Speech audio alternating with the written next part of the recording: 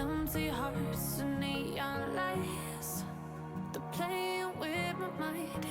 Gotta get out of here tonight.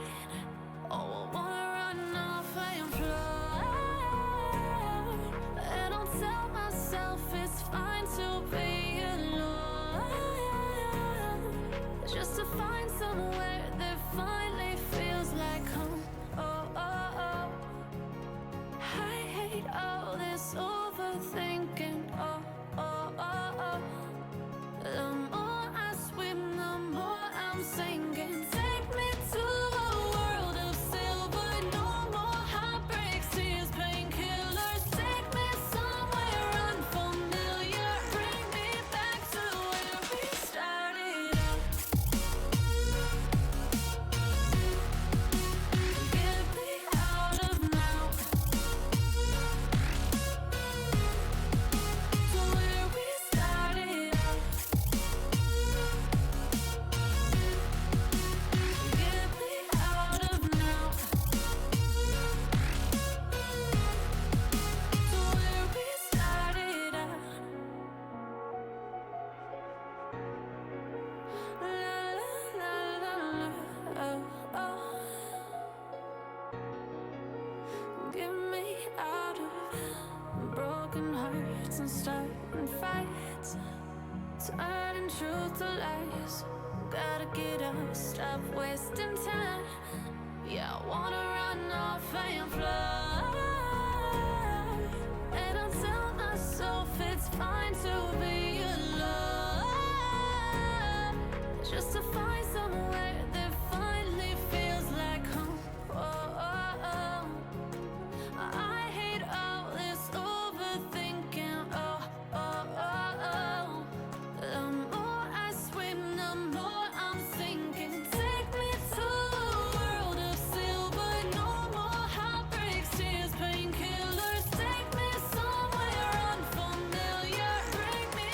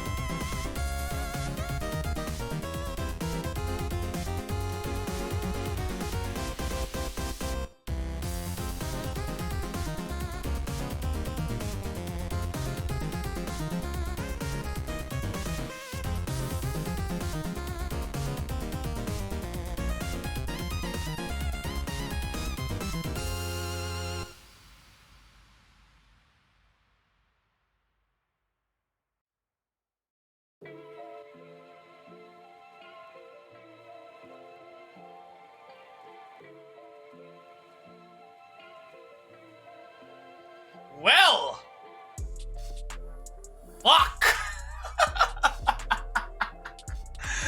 Hello and good evening to everybody in chat. How are y'all doing tonight? Hope y'all have been having a good weekend so far. Hopefully. Oh boy. Well, indeed, right. Good to see you, man. How are you doing?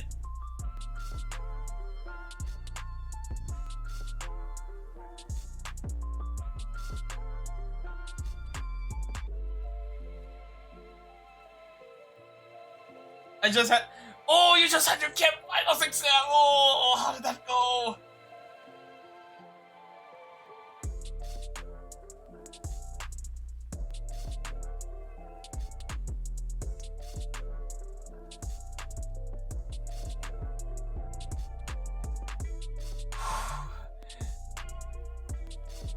Oh.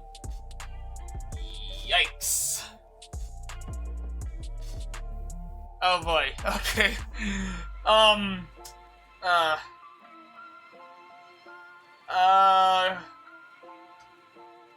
Good luck na lang sa'yo.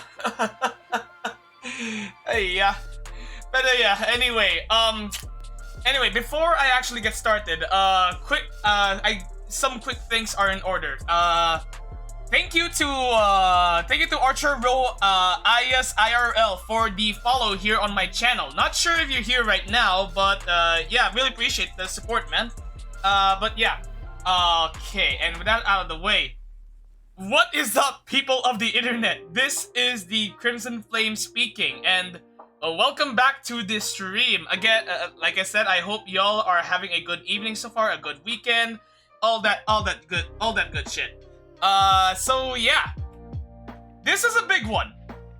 For today, I will be getting a start on Chapter 4, Act 5 of Genshin Impact. And oh man, I have been trying my best these past few days to avoid all the big ass spoilers for this one quest, like I'm fucking Spider-Man. Oh man.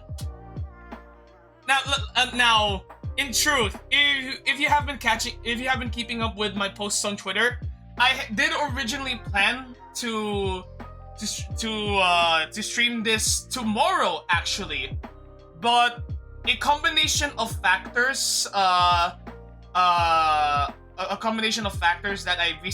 I had to take into account recently, have made me kind of shift gears a bit. And so here's what I'm gonna do. I've decided to actually get a start on Chapter 4 Act 5 today. So that way, if it just so happens that I'll have to cut it short at any point tonight, then I can just I'll probably be able to continue it the following evening. Part of why I decided to go for this course of action is because, as I've recently learned, Chapter 4 Act 5 is really fucking long. Like, stupidly long. So yeah, consider this as me just taking a bit of a precaution, like a bit of a gamble on my end, I guess. Which is oddly appropriate since, from what little I do know based on the trailers, whatever Farina has planned on dealing with the prophecy, as far as I'm concerned, seems to be one whole ass gamble. And I can't wait to see how it plays out. Of course, it doesn't need to be said, spoilers are everywhere. So if you're here in the chat and you've decided to tune into my stream, this will be my final warning. Either you can just mute the stream or something, lurk, whatever, just anything you can do to keep yourselves from getting spoiled, unless that's not gonna be a problem for you, in which case, go right ahead. But yeah, anyway, before I actually get started, I gotta ask real quick, Rai and anyone else in chat, if you can hear me. How is the audio? Can you hear me just fine? Can you hear the music just fine? Actually, you know what? Since I am asking this, I should probably switch back to the in-game audio.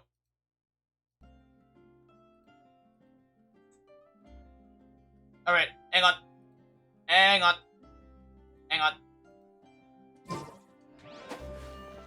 Alright, there you go. Wait, hold on. Streamlabs is still running just fine, right? Okay, yes, it is. Oh boy. Can we play Banger next time?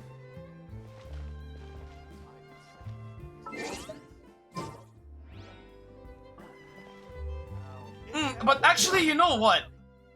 I do have some resin to burn, real quick.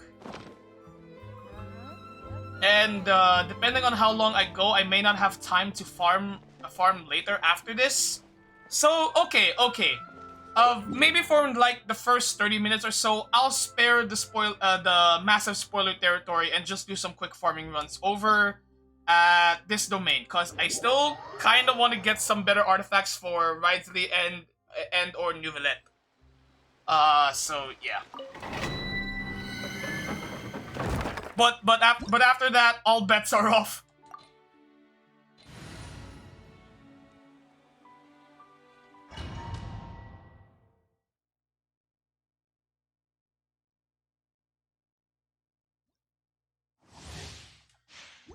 But yeah, anyway, for everyone who decided to tune into my stream, thank you for doing so. I really appreciate the support, and feel free to stick around for as long as you like.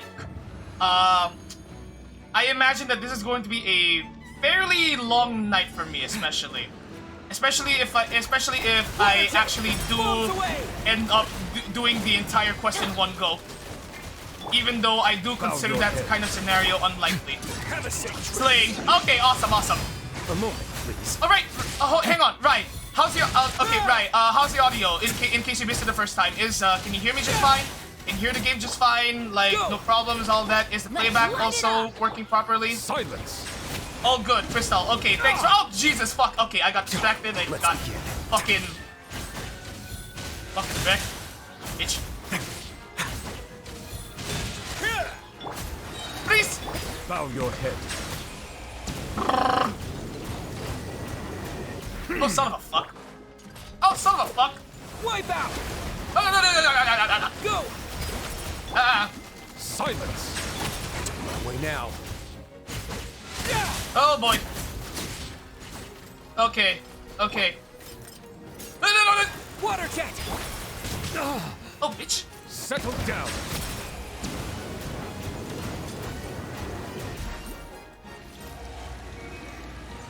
Oh, fucking. Everybody stand back! Let's begin. Okay.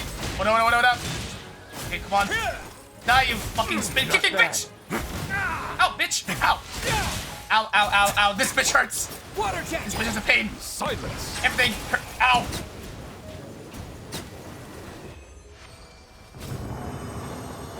Ugh. I'm gonna do 5 whole rounds on this domain, so which is why I estimated around 30 minutes over here, especially if I get distracted.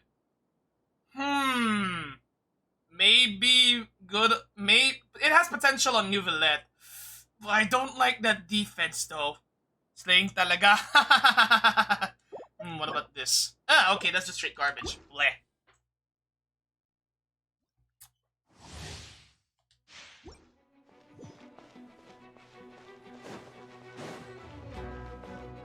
You know, speaking of farming for artifacts and all that stuff, I was actually doing some relic farming runs in Star Rail earlier today, I actually ended up going back to the domain where you get the relics for the quantum set. And when I was looking through my Sealess artifacts, and oh my god, I had completely forgotten just how utterly dog shit the boots that I had on her really was. Like, yeah, it had some crit damage, and by some I mean only like 11%, which honestly Bow your head. isn't a whole lot for me. But the rest of the substats I had on those boots were all flat stats. Like I said, absolute garbage. Like complete dog water. Water jet. Silence. Yeah. Okay, Stay cool. Face your guilt. Away now. oh Jesus. And I think I've already I think I've already gone on record saying how farming or maybe I haven't. I completely forget. But I think I've already gone on record saying that relic farming in Star Rail is honestly much worse when compared to farming artifacts in Genshin. And it mostly has to do with the fact that you can't pull any off-piece shenanigans in Star Rail, unlike in Genshin. It also doesn't help that there are also a lot of other stats that can be that are also added to the stat pool for relics, which also doesn't help. Like because apart from crit damage and attack, and which are the most common substats that you would worry about in both games, in Star Rail you also have to worry about speed and depending on which characters they're being built on, like also affect hit rate, maybe like also affect hit rate and all of that, and then there's also the matter of effective res, which I would personally say is mid overall. Like there's just a lot more stats to be concerned about in Star Rail than in Genshin, simply because of the fact that Star Rail is a turn-based RPG, unlike Genshin. Okay, dog water artifacts. Okay, maybe this one might have some potential for Farina, but oh right, yeah. Speaking of Farina, since this is the first time I'm streaming Genshin since 4.2 came out. In case you're wondering, no, I'm not rolling for her. Not yet. I'm staying strong for Navia. I'm saving everything I have for Navia. And then, oh god. And then there's also the matter of considering whether I should pull for her BIS or not. And not to mention what other characters may also be in the 4.3 banners, as well as their BISs, which, oh god, girl gives you fucking nuclear bomb. I'm going for Navia too. Oh god, yeah. But let's leave it at that for now. I do not allow too much discussion. I do not allow discussion of rumors, I'll say. Like extensive discussion of rumors on my stream. Nah. A Geo main. You're G. Right, yeah. Right, yeah. You know what? I'm not gonna lie, Rai. I actually completely forgot about that. Thank you for reminding me. Oh lordy. Okay. Anyway, Wipe out. okay, pop that, and then pop this, and then it's that. Everybody stand! Have a safe trip. That's why when I see Geo, I go crazy. Ah! Yeah. I remember now I recall that you really like Ito. Like, you're a big fan of him. So, to say the least. Away now. Yes, cause I main him. Ah, right. Yes, you do. Go. Set. No. Okay, fuck y'all. Bombs away.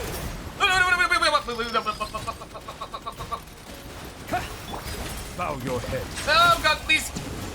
Ah! Still pretty happy that the engineering drawing grades is 84.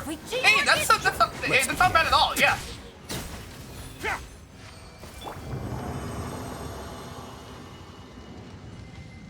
Honestly, that is not a bad grade at all. I can tell you now. That's perfectly fine. One less subject to worry about. Nice. Meanwhile, okay, I'm not gonna go into too much detail, pero no, not gonna lie, especially after after last Thursday, I'm honestly a little more worried about how my group and I are gonna do for capstone. Not gonna lie. Maybe, I don't know. Fucking hell, man. Irregular status is waving at me. Wait. Hold on, wait, are you talking about your irregular status or... Wait, I'm guessing you mean like irregular student.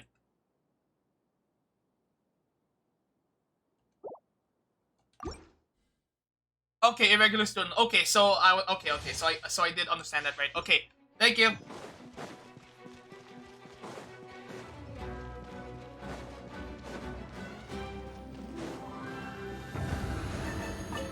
Alright. Okay, just keep that, pop that, and then do the same with you. Settle down.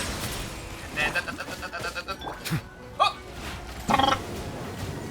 Then fire off the big fuck you Hydra laser. Sorry, medyo madaldal ako. Get it's fine, don't worry about it. Everybody Okay, pop Bennett's burst, and then that, and then big punch. Okay, and then go to tower. Ah, fuck you. Oh my god. Bow your head. Oh Jesus! Oh god. Okay. Oh. Oh hop. Oh. Ah! Oh, motherfucker. Silence. Be sanctified. Ah!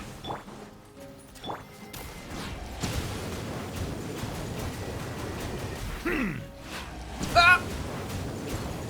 Bitch! Bow your head. Ah, fuck you! Big fuck you, laser! I haven't really played Genshin. Newbie is Catalyst. Yes, Nuvalet is a Catalyst user. Yes. This is actually what I'm currently using on him. It's actually a really good free-to-play option, if you ask me. Yeah. Cause his charged attack, which is his main source of DPS, scales off of HP. But yeah. He's HP dependent, especially mainly with his charge attack, which is where his which is where most of his damage comes from. Yeah.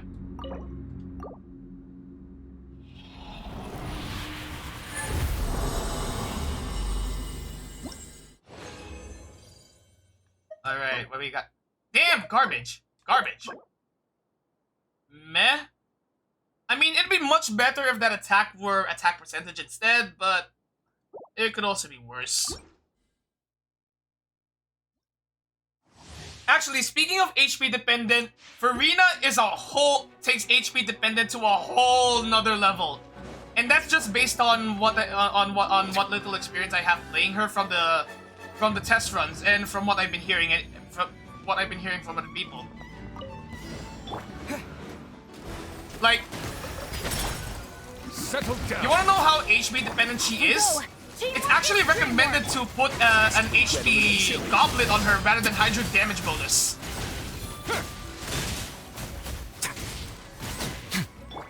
Bow your head. Yeah.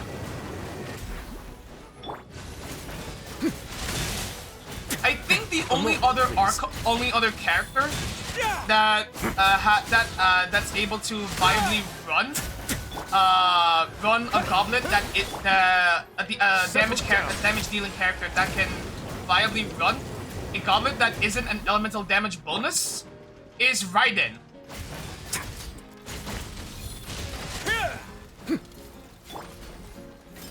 Water jet. Oh Jesus! Oh, fuck off! Oh, gee! Wow! Let the mighty be humble. I'm guaranteed not, so I don't want to accidentally get her not Navia. Ah! Well, good. Well, enough. Oh, God. I mean, I'm on 50-50. I'm on 50-50 myself, since I did use my guarantee on Ridley. But, yeah. I would rather wait for Navia still rather than risking the 50-50 for Farina for the time being. Yeah.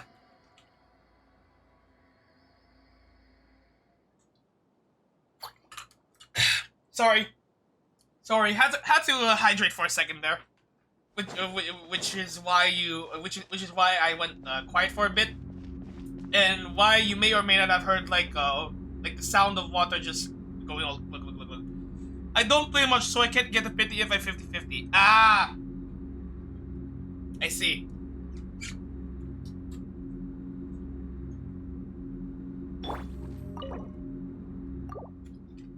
Oh, sorry.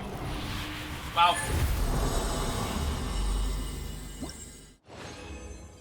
Okay, what we got here? Really? Wow. Okay. This domain run has not been a good one for me. Oh god. And Celero just sent me a message in our group chat because I did mention there that I would be starting the Archon Quest tonight. So yeah. Speaking of which, now that I'm done with my farming shit, I believe it is time. So, to start this off, we are heading back to the Fortress of Meripede. Enjoy.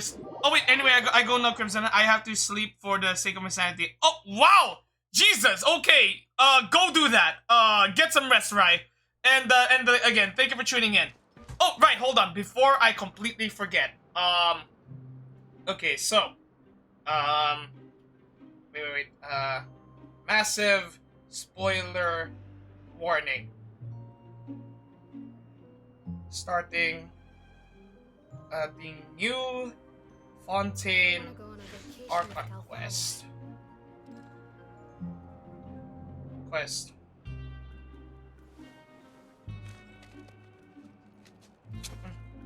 Any spoilers?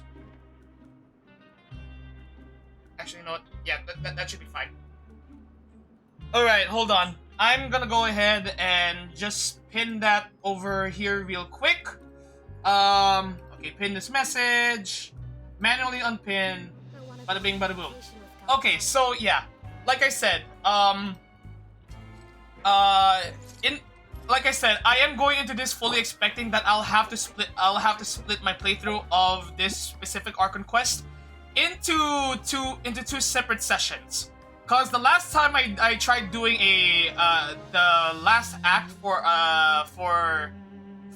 the main story of a Nation's Archon Quest, I took a whole 6 hours. So I kind of want to try to avoid doing that again, especially given my own personal schedules and priorities. So yeah. But if I am able to do this in one go, then that's fine. Either way, like getting started on this tonight is basically my way of saying better safe than sorry, because genuinely, after tomorrow, I'm genuinely not sure if I'll. After tomorrow, I will be immensely busy, both regarding my portfolio course and with Capstone, especially since deadlines for Capstone are approaching very quickly. Which is why I'm worried.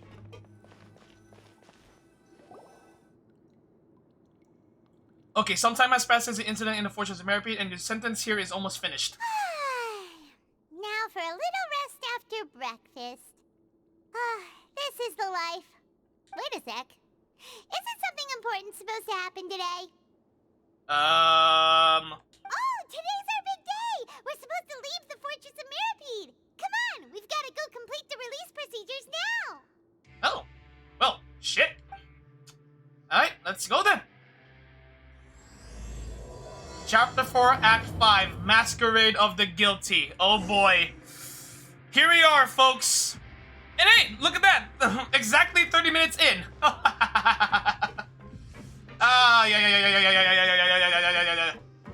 But yeah, anyway, again, to everyone currently hanging out here in the stream chat, again, thank you for sticking around. But yeah, like I said, massive spoiler warning. So yeah, if you don't want to be spoiled, like, just, it might be best for you to lurk and or mute the stream or something like that. I don't know. Either way, yeah. Oh boy. Oh Jesus! Wow. I'm just gonna go ahead and activate lift.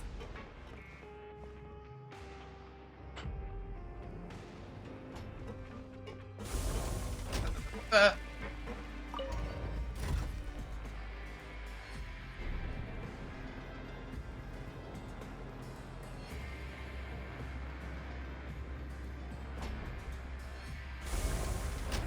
boy.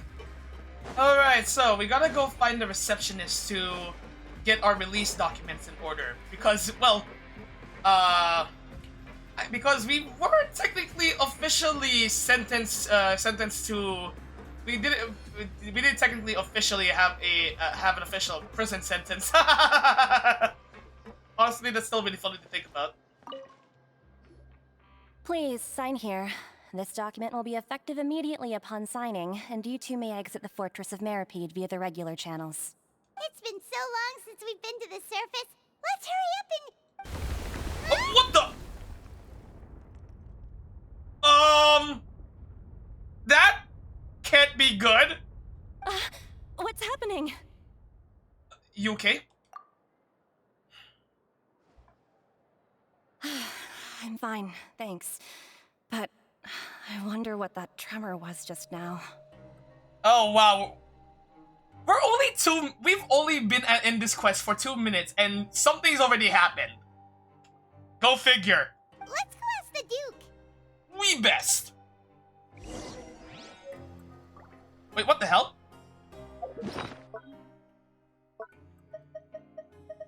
Wait, what is this?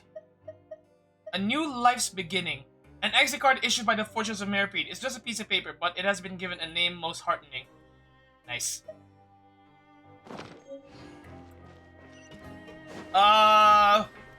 Risley!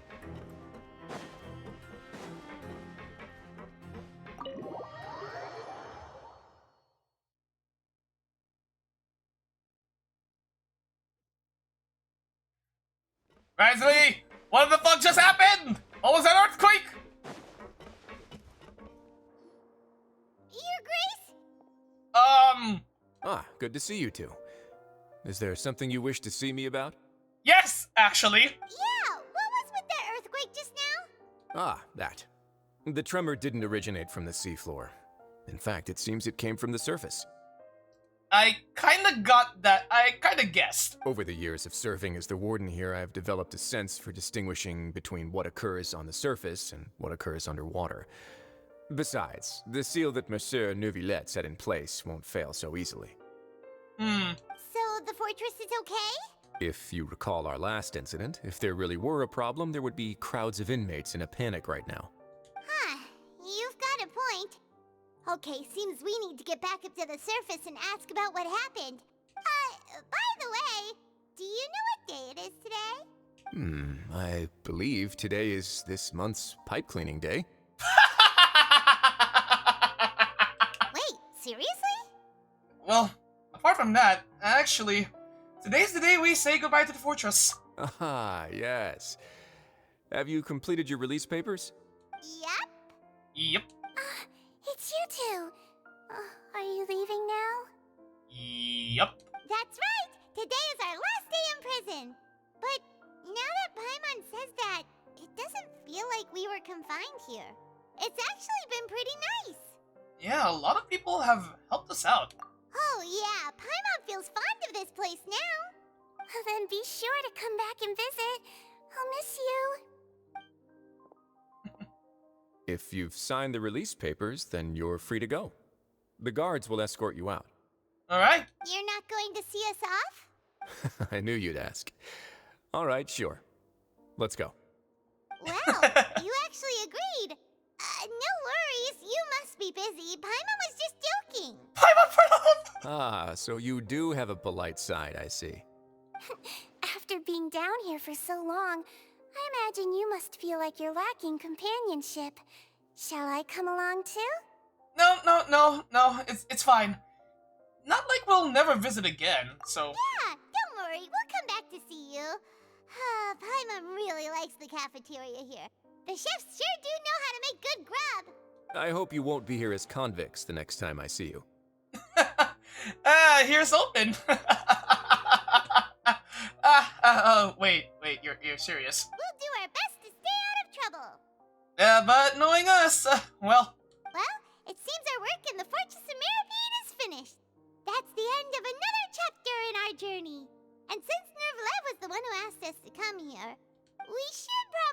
report to him now. Next up, the Palais Mermonia. Let's do that. You're going to see Monsieur Nervilette? Please pass on our kind regards. I'm sure just your regards will do, no? I believe it would be the polite thing to do. You're right. I've heard the Palais has been terribly busy these days. Tell him that I hope he hasn't been overwhelmed by the recent string of troubles. Will do. Oh.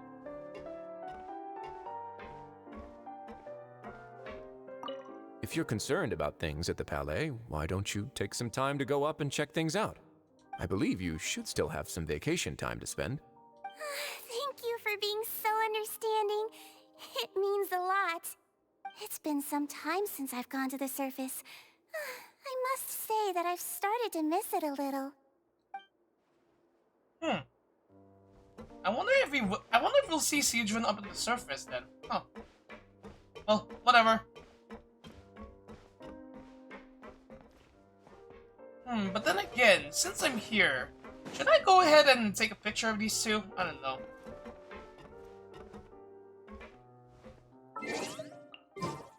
Yeah, you know what? Maybe I should.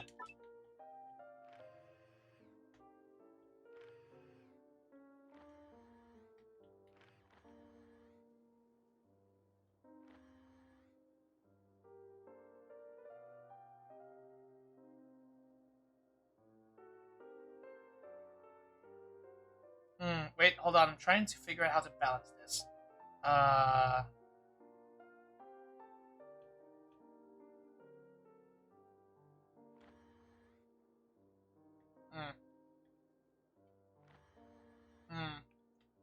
Wait, hang on.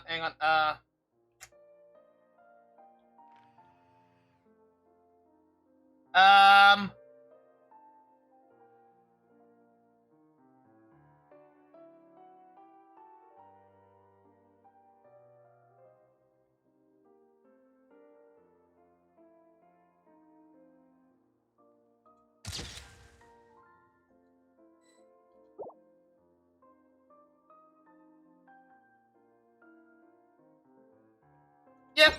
Okay, that'll do. Whatever.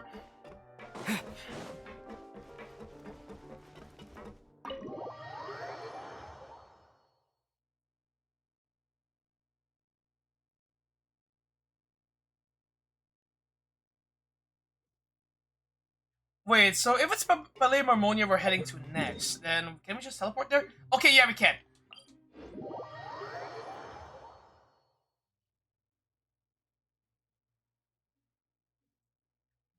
Alright, here we are. Never let.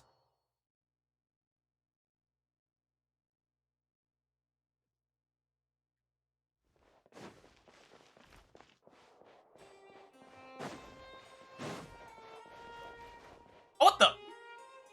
The Palais Mermonia sure is buzzing with activity today. Yeah.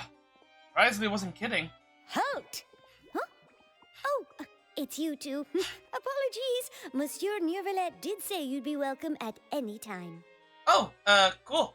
Thanks. Excuse me. Would you mind helping me take a look at this report? I'll be right there.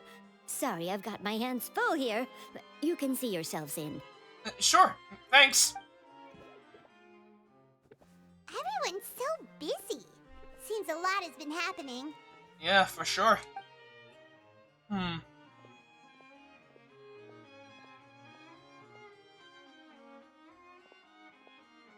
Yvette? Hello. You've come at the right time, but you'll have to wait for just a moment, as there are some urgent matters I must tend to first. Oh? In the meantime, please, have a seat. If you'd like to have something to drink, let the Melusine outside know. That's alright, we just ate. Very well, then. Let's take a break over there while we wait for him to finish his work. Yeah. And so the hours pass. Or, not really, I don't know.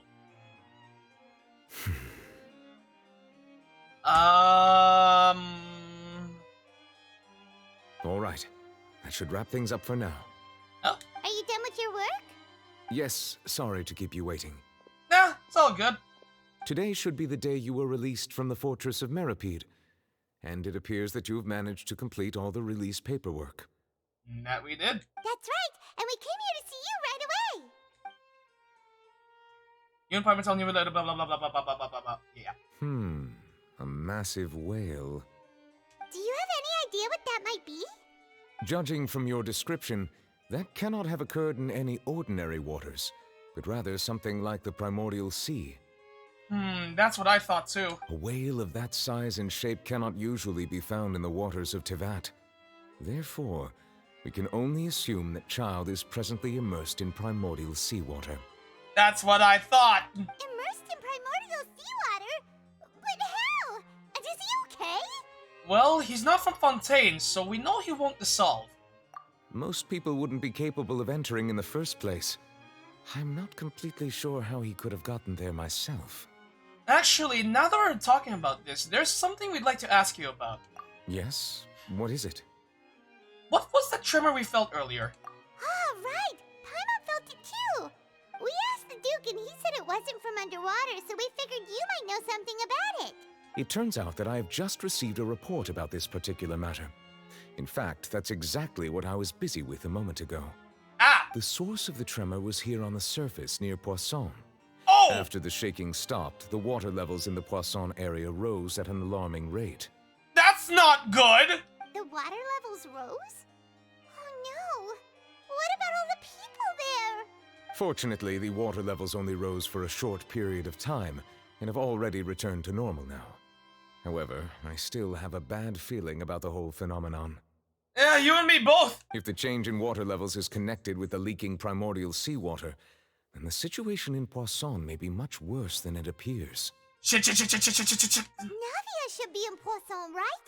We need to go check on her! Yeah, the Spirit de Resilience headquarters is there. I would also like to go there as soon as possible, but I'm afraid I can't leave just yet. We must immediately formulate disaster prevention plans for the surrounding coastal areas to avoid potential catastrophes. Alright, yeah, you go do that. I'll have to ask you two to go to Poisson first. I'll meet you there to check on the situation once I finish things here. Yeah, sounds like a plan. There's no time to lose! Let's get going! Right, Please be careful. sure. Oh boy. The two of you have my thanks. If you need any help, just let me know. Sure, will do. Okay, now that that's out of the way, let's go! Ah! Okay.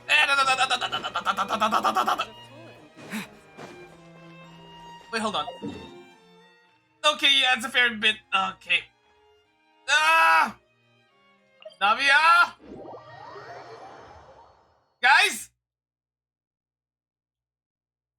Oh god, please be okay, please be okay, please be okay, please be okay, please be okay, please be okay.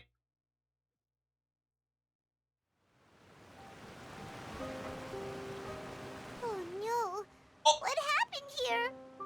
Oh dear. Oh no, I don't like this.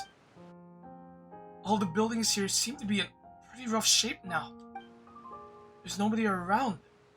Wait, no, were they all dissolved? Shit, no, let's not assume the worst yet. Damn it.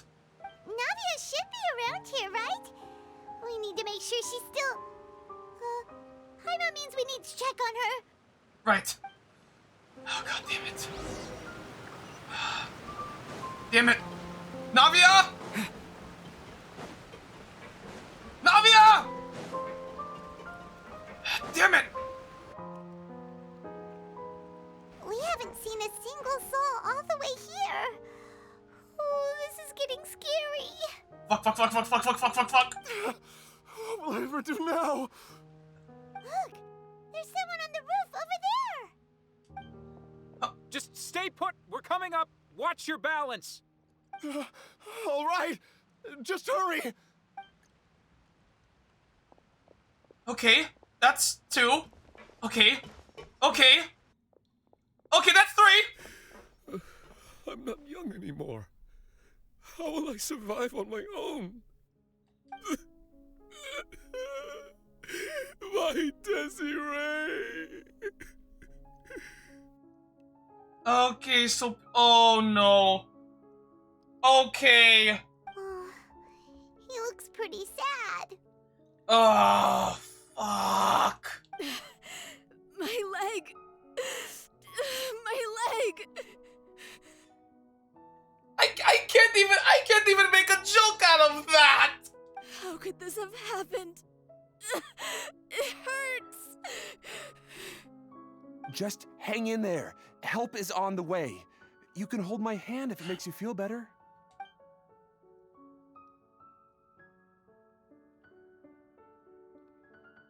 Shit. Oh god. Okay, so clearly people have died. Or something terrible happened to them. I don't know, fuck. But not everyone. Oh god. God, damn, okay, focus. Navia! Oh, it's Navia. She's over there. Oh god. Oh god. Hey, Navia, are you okay? Oh no. Oh no, she does not look happy. You're here. Navia? We heard there was a situation in Poisson, so we came as quickly as we could. Yes. As you can see, the water level suddenly rose. It caused quite the disturbance, in fact.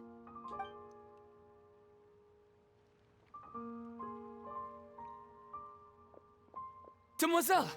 There was a wounded resident next to a building southeast of here. We've already transported him to safety, but we've run out of medical supplies. He's wounded? How badly?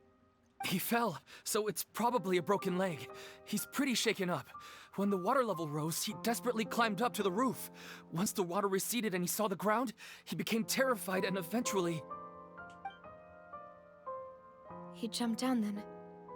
Find the leader of Squad 1 and tell him to take the wounded resident to see a doctor. He should know where to go. Understood. I'll take over his search and rescue mission in the meantime. All right. You'll be in charge. I'm sorry. Where were we? The situation in Poisson? Ah, right. Allow me to explain. Sure. A little earlier, we suddenly heard a loud noise. At first, everyone thought that something might have exploded in the waterways. But before we knew it, water started pouring out from everywhere.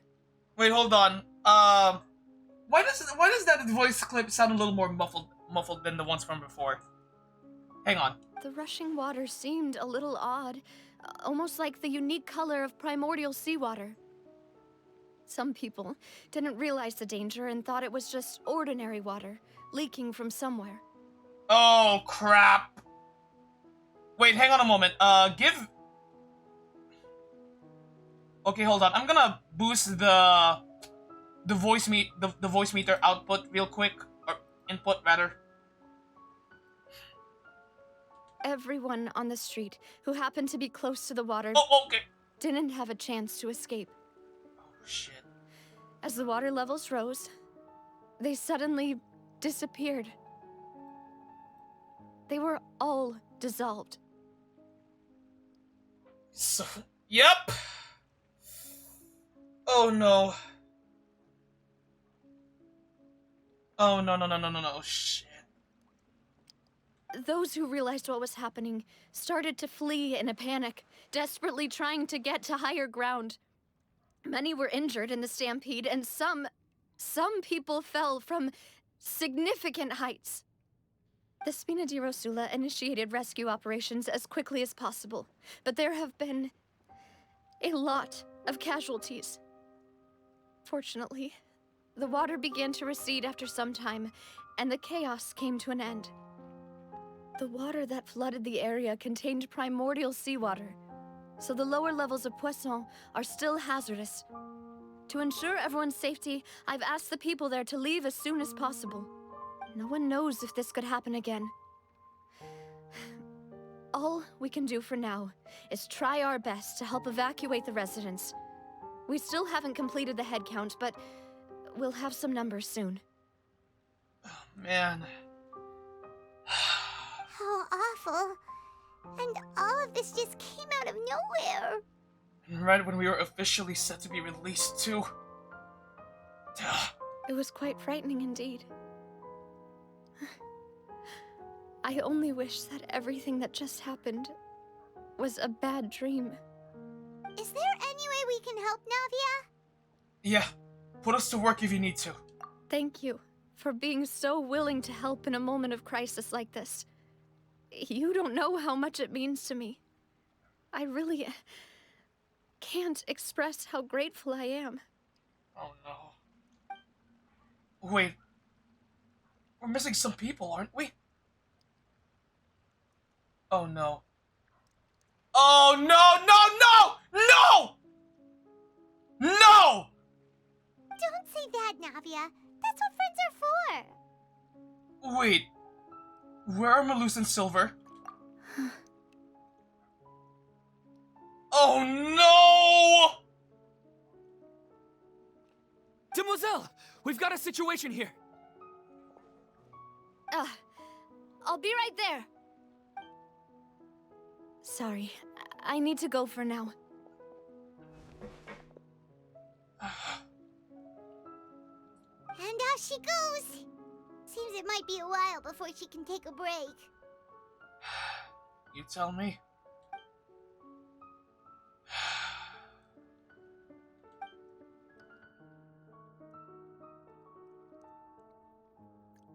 Okay, the wounded are being tended to, and we finished a preliminary head count. More support has just arrived, so I suppose I finally have a moment to focus on my own matters. Of course, we should remain ready for anything, and continue doing our best to rescue others. I'll be sure to have everyone at the Spina di Rosula ready to render assistance. Traveler, Paimon, would you two accompany me to my father's grave for a moment? Okay. Huh? Right now? Yeah. I understand. Thank you. God. Okay, let's take a look at what the achievement says. Witness the Poisson disaster. Oh god. God, we're only half an hour in, and shit's already going down. Jesus, and I thought we'd be able to have a moment to breathe for a moment.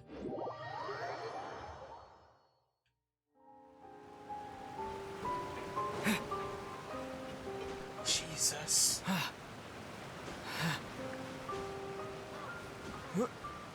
Oh god.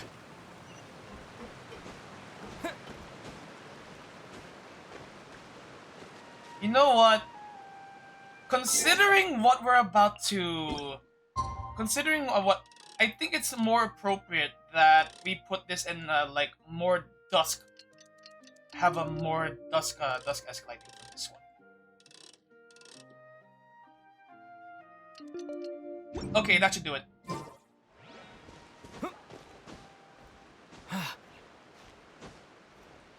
Come on. Okay.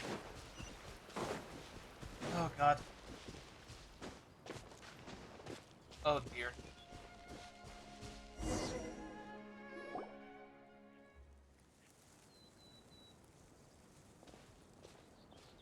Not a lot of people here, huh?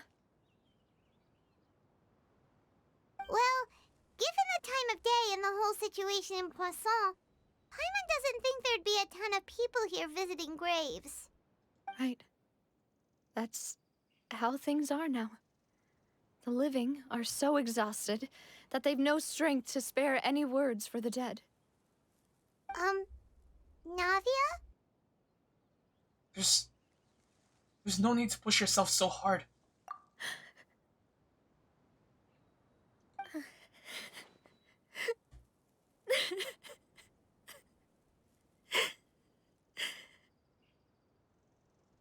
Navia, what's wrong?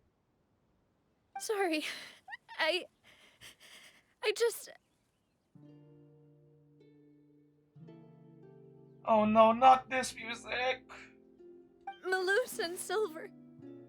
They won't ever come back here again. Fuck. Oh no.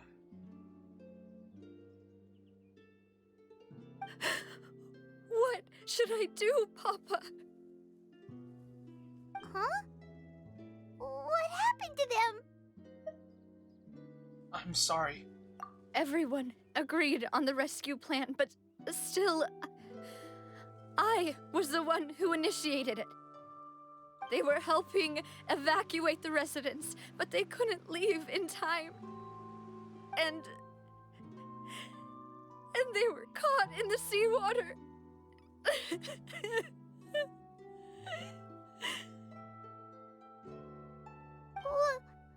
What should we do? I've known them for so long. And I know they weren't afraid. But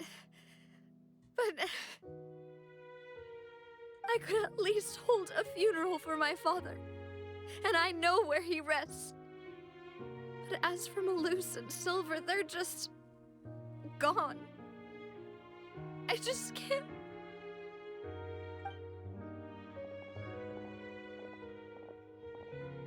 Everything looks so clean after it rains. Even the gravestones. I didn't expect that you'd enjoy a glass of red wine in front of Master Callus's grave. I can understand. Besides, the scenery here isn't half bad. See, it's not just me. I always want to bring something when I visit Papa. Perhaps we might even have a picnic. He wouldn't be angry, would he? We were gonna have a picnic! How could Master ever be upset with you, demoiselle? Yet the cemetery is the home of those who have passed, is it not? Everyone ends up here sooner or later, no matter who you are. Buying yourself a plot in advance, are you? No need yet. But when I do, I hope you'll let me be buried beside Master Callus, demoiselle. Hey, stop joking around. I'm quite serious. That way, it'll save us both the trip to see each other whenever you visit your father's grave. That makes sense. In that case, could I be buried on his other side? After all, besides you, demoiselle, the two of us could certainly be considered Master's closest companions, no? Personally, I believe we fill those shoes just fine. Why are you bringing this up all of a sudden? Seriously.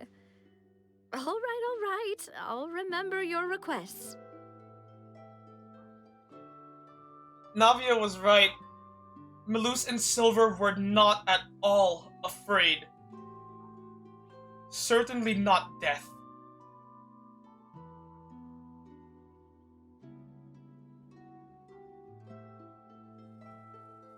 Sorry. I just needed a moment of silence for those two. But I'd really prefer not to talk about this stuff. And what do you mean by saving me a trip? I'd make the journey even if I had to visit you two somewhere else. I'd promised to let them rest in peace here. But here I am breaking that promise. I'm sorry for letting you see me in a mess like this. I don't usually cry, really. Paimon doesn't know how to help you feel better. But, well, she understands how you feel. I had always thought I could make my wishes come true. But now that I think about it, that never solely relied on me. Many things can only be accomplished with someone else's help. Malus and Silver have helped me so much. But by contrast, I could do nothing for them. I'm so sorry. You can spend as much time as you need here, Navia. We'll stay with you. Yeah. We're here for you. Thank you. Right now, you don't know how much that means. By the way, you can have a look at this. It's a list of victims from the incident that took place here. Obena, Khan, Burnett, Giverny, Francine, Karina, Daisy Ray, Joinville, Julianne, Esson, as well as Malus and Silver. So, everyone else is safe. But still... It's okay. I know what you're thinking. And you're right. We lost Malus and Silver. But we were able to save more than we anticipated. The overall outcome indicates that the cost was worth it. The way I see it, no one's sacrifice is truly necessary. Right! Don't think that way, Navia. One person might be saved at the expense of another, sure, but that isn't something we should ever consider a trade. Malus and Silver were not the price for saving anyone. They're heroes. You're right. Thank you, Paimon. What you said just now was pretty amazing, actually. I'll remember your words. Agreed. Oh, really? Damn straight. Seems you've become more eloquent in the time since we last met. What the? The knave? What are you doing here? Is everything going well on your side? Yes, my people are carrying out the mission according to your request. All the residents of Poisson have been evacuated, and we're preparing to relocate them to higher ground. As for these supplies, we have everything taken care of. There is no need to worry. Thank you very much. Wait, do you two know each other? We just met recently. Right, Miss Navia? Usually, I would call this a coincidental encounter. But that doesn't quite fit this time. Besides, it never even crossed my mind that a Fatui Harbinger would come looking for me. Thanks to the knave, Spina di Rosula received generous support from the Fatui, which allowed us to complete the rescue and evacuation work so quickly. Mutual aid is essential to fostering positive developments. We were already in the area, in any case, so it was nothing. That said, I must say that you're a lot sharper than you let on. I'm sure you understand what I mean. Hang on, I'm gonna take a screenshot of that. I apologize for all the ways in which I tested you previously. We've never worked with a Fatui before, and it's extremely important for us to know who we're working with. My subordinates have reported that Fatui soldiers have been observing water levels and taking head counts in various locations. I hear that they've also prepared a large amount of emergency supplies. I'm quite surprised. Really now? This is nothing to brag about, nor do I intend to. It is simply the way of powerful organizations to act forcefully, whether they are doing good or ill. You've witnessed that firsthand, in any case. As I've told this traveler before, I know of the prophecy, and I intend to prevent the impending disaster. You did say as much. Lending your organization a hand was a natural first step in accomplishing that. As such, do not be troubled by this token of our sincerity. Perhaps one day, you'll also be able to help me in the same way. Without your help, there would have been many more casualties. I won't forget your kindness. Furthermore, I sincerely regret what happened to Malus and Silver. I only wish that my people could have arrived a little earlier to prevent this from happening. Don't say that. You and your subordinates did everything you could. As Paimon said, Malus and Silver didn't choose to sacrifice themselves for any specific person. And they weren't the price paid for other salvation. They chose to become heroes themselves. I've never liked hearing people put it that way. It's like trying to relieve pain by saying some noble-sounding words. But right now, there's nothing more suitable. They really did become heroes. You're right. I'm sorry for your loss, Miss Navia. Water is life to Fontaine's people, and it also spells disaster. It's no wonder that people always say that prophecies represent fate. Fortunately, I've never been one for such opinions. So, you're one who will try to change fate then? Of course. That is why I'm going to Hotel Bouffe de Thé. I still have some things to take care of, and the children need my attention. By the way, Traveler, Paimon, one more thing. What is it? Alright, then we'll just... Huh? This isn't right. Paimon thought you would ask us to walk with you for a moment so you could tell us something in private. That is a clever and useful conversation technique, which I do like to use when necessary. But there's no need today. It would not hurt to have Miss Navia listening in. Alright. Traveler, I'm sure you remember that I said we could work together when we had the chance. You did? You and I both know that there may be issues with the Primordial Sea. Previously, it was the Fortress of Meripede's sluice gate, and this time it was the water levels in Poisson. These are both signals.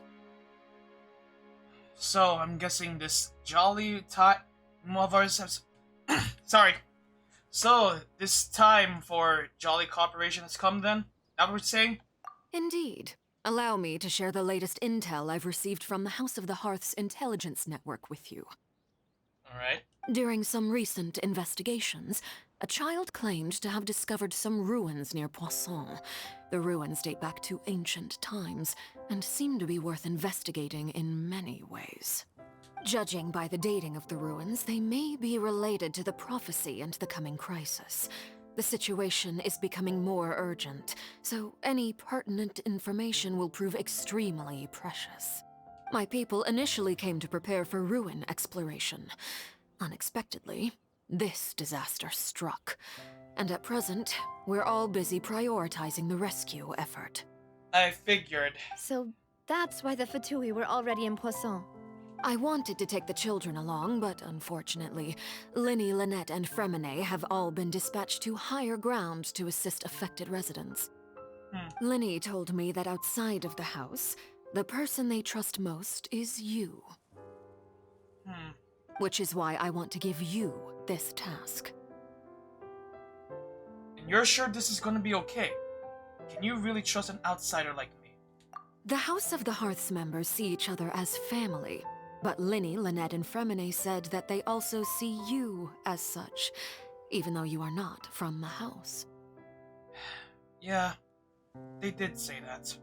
I'm sure you already understand how earnest they consider their friendship with you to be. Yeah. Oh, that somehow makes Paimon feel kinda happy. The intel I just shared about the ruins could fetch a high price. But since the children consider you family, it's only natural that I freely share it with you. Okay. Got it! So all we gotta do is go to some ruins, right? We can handle that. Excuse me, but may I tag along? You wish to join, Miss Navia? But are you sure you're up to exploring some ruins? You need to rest. Well, I'm sad, yes.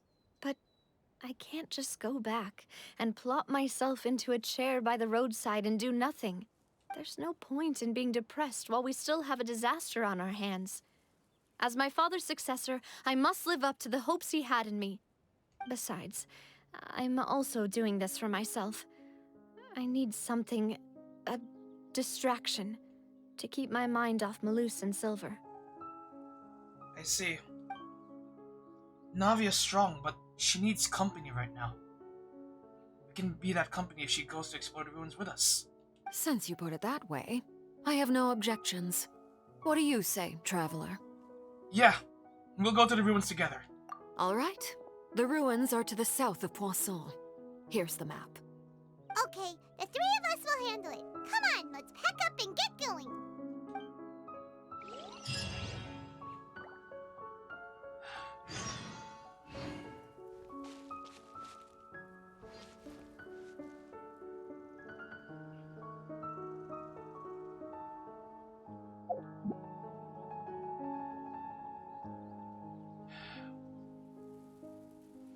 We'll be sure to look after her, Callus.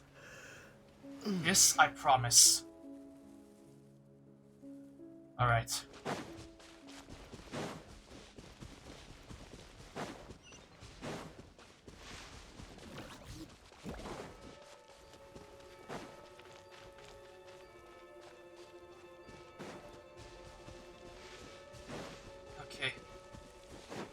Oh boy, how far are the ruins? Okay, yeah, there's no... Okay. I mean, I could teleport there, but you know, nah. But, and besides, I probably could use the walk because holy shit, that whole thing is a lot to take in. Like, damn. And we're only half an hour into the quest. Yeah, I'm already having a very strong feeling that I'm not gonna be able to finish this in one night. Like, unless I really push myself to go to stream past stream all the way to like 2 a.m. or something, which is not something which is not necessarily something I want to do. But if I just so happen to become that invested and that willing to push through, then oh god, oh Jesus fuck. Okay, well, but yeah, man. So, are these the ruins the knave was talking about? Whoa, talk about old. They seem to be pretty ancient, all right. Let's go in and have a look. Just be careful. Of course. Alright.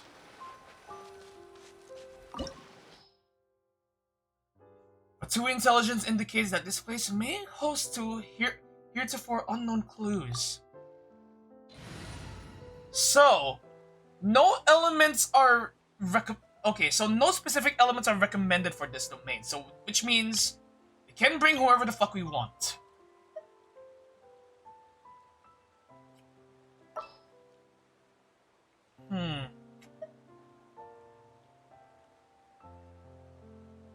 One thing's for sure, I'm definitely keeping the Traveler in for immersion purposes. But now the question, which means the real question is, who between Neuvillette and Wriothesley do I bring?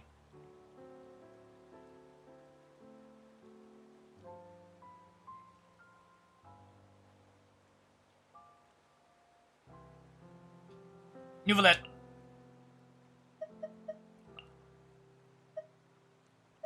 Oh wait, no, you know what? No, I'll bring Wriothesley instead. And then Mika, followed by... Wait, no, Bennett. Why did I say Mika? The fuck?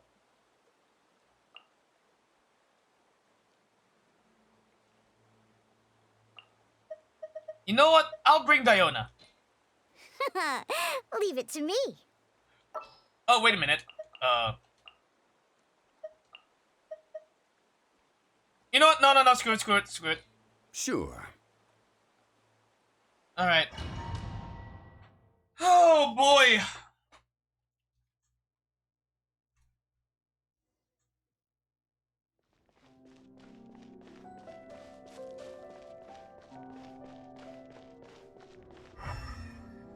Oh, man.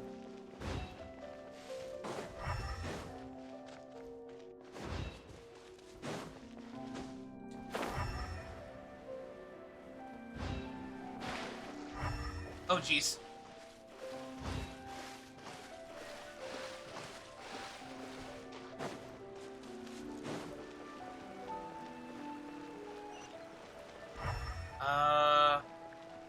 Any treasure chests I might be missing? No? Oh wow, I can't even walk there? Bruh.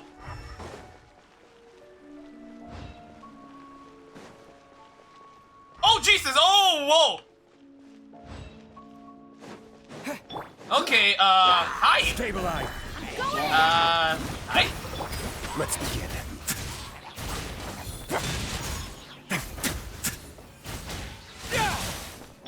Let's light it up! Dada Kundala. Hilly Charles, huh? Wonder what that means.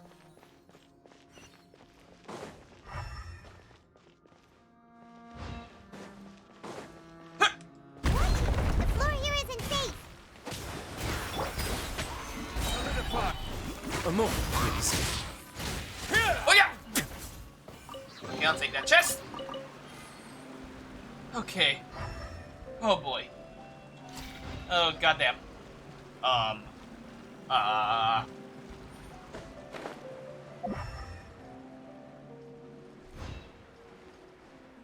Wait.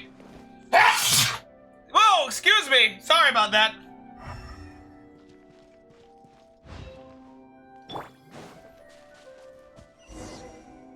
Where are we? This place has also been contaminated by primordial seawater. Looks like it. Yeah. And a lot of it, too. A Fontanian would most likely dissolve the moment they fell in. You might want to step back, Navia. Right! You can't go down if there's primordial seawater. It's too dangerous, and it won't be any help for you to just stay here. Paimon. Don't get Paimon wrong. We're not saying you're useless. It's just that... No, you're right. I can't do anything in this situation. I'll leave this to you. Not gonna lie. From the looks of things here, there probably might be no way back.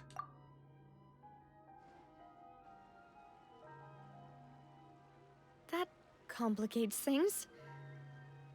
Maybe the only way left is forward. In that case, do you want to wait for us here? The water levels here are unstable, and there's a chance the water will rise. So staying here wouldn't be safe either. I'll go together with you. Perhaps we'll find the exit just up ahead. Not like we have any other option. All right. Come with us for now then, but please be careful. Man. God. Oh no, it's a dead end! Let's try climbing over from the side. Okay. No, don't dive in the water! Don't dive in the water!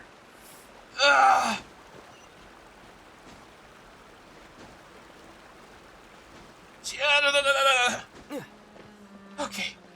Okay. Oh, Jesus, fuck.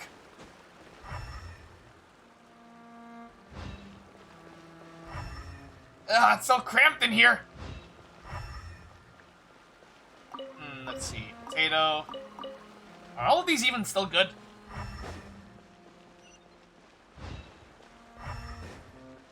Oh, hey, a door. Okay. Oh boy. Oh boy, what's this? Jeez. Oh god. I don't like the way that those those pieces of bridge are glowing white. I don't like the look of that. Oh god! Something tells me you might have to move. Wait, there's something wrong with this bridge.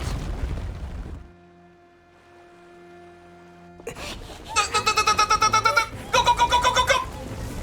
Fuck, fuck, fuck, fuck, fuck, fuck, fuck, fuck, fuck, fuck, fuck, fuck! No! Navia! Navia!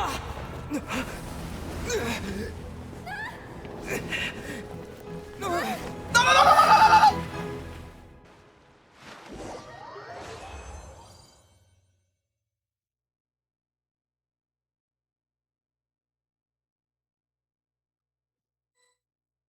Please be okay, please be okay, please be okay, please.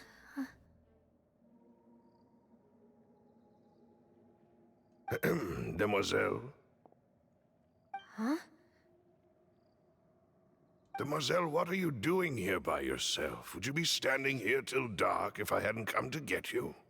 Maybe she just wants some time to herself, Malus. Oh, was I sleeping? Yes, it would appear so. I must be tired. That's quite possible. However, you were the one that suggested we go out for a walk. Oh, right. I nearly forgot. What the hell is going on? What is this? It must have slipped my mind when I dozed off. I haven't had a nap today yet. Have I? This is a familiar feeling, yet something's a little strange. Is something the matter, Demoiselle? Oh, no. No, I'm fine. I was just trying to recall why we came out for a walk. Do you remember Mr. Giverny? He'd requested our help before with foreign merchants who had a debt dispute with him, and we'd resolved the matter not long ago. What the fuck is this? We were headed to see how things were going with him at the moment. Ah, right. Yes. I remember now. Oh, Miss Navia. Ah, Mr. Malus. And Mr. Silver, too. It's good to see all of you. How have you been? I've been great. Thanks to your help, those bothersome merchants finally realized that I wasn't the one they were looking for. Why, I wasn't even the guarantor for that person. They were knocking at my door day and night. Even my neighbor, Obina, was getting fed up with them.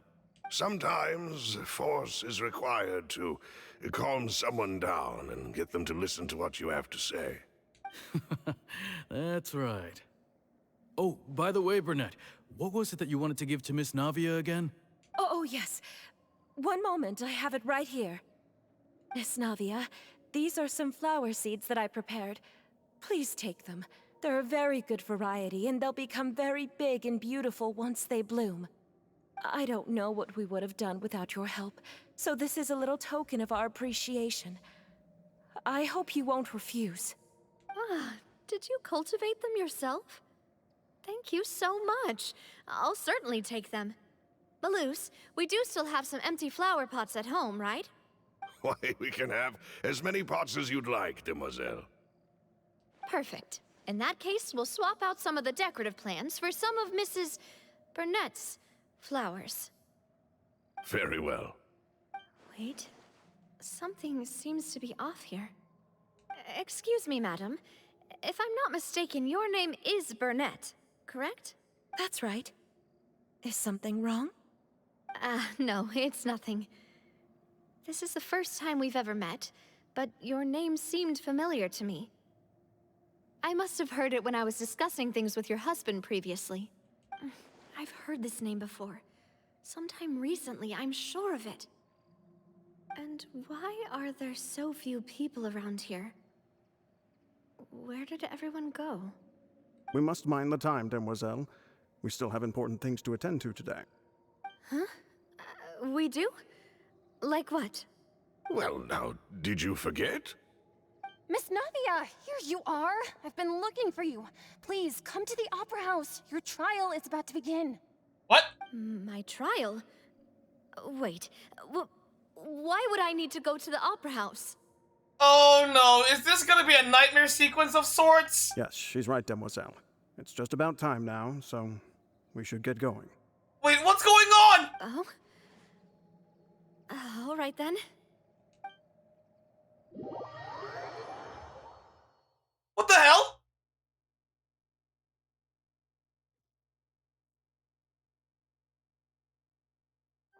Look, it's Navia. She's here.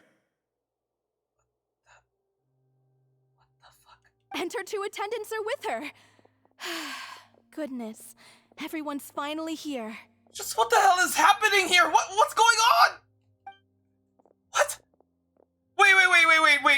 Wait. Sure are a lot of people here to see the trial. And they all seem to be oddly excited about something. I even know some of these people. Okay, so I did notice one thing. Apart from Malus and Silver, most of the people that have names, if not all of them, those are the very same names that were on the list of people who died during the Poisson disaster. So yeah, this has to be some kind of nightmare sequence or something. I don't know. Karina, Desiree, Yep. Joyville, Jolien, Essen.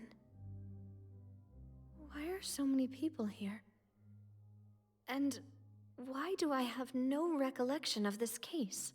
And as for the judge... huh? Where's Monsieur Neuvillette? Please sit in the defendant's seat. Don't worry, Silver and I shall accompany you. All right.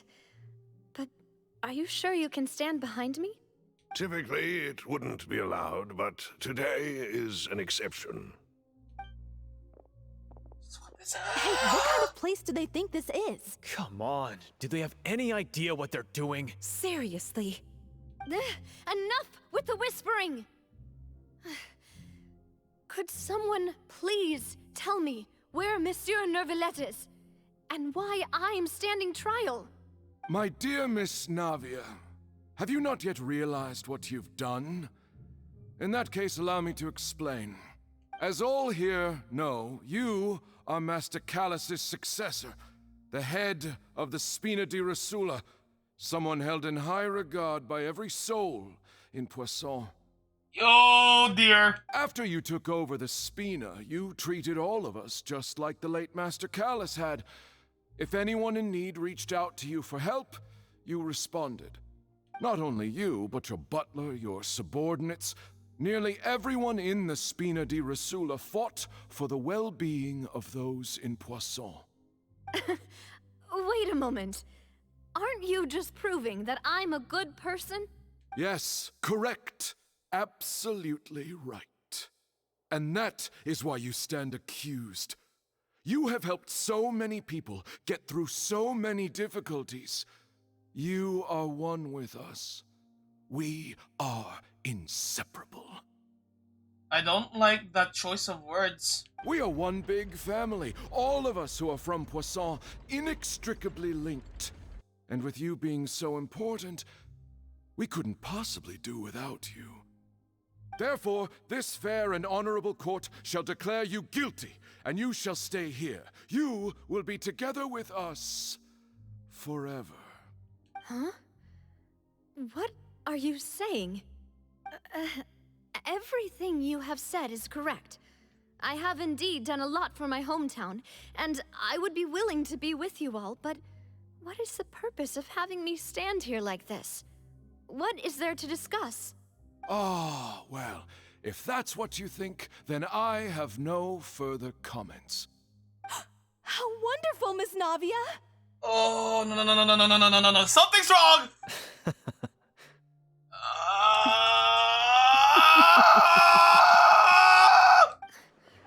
I know all these people.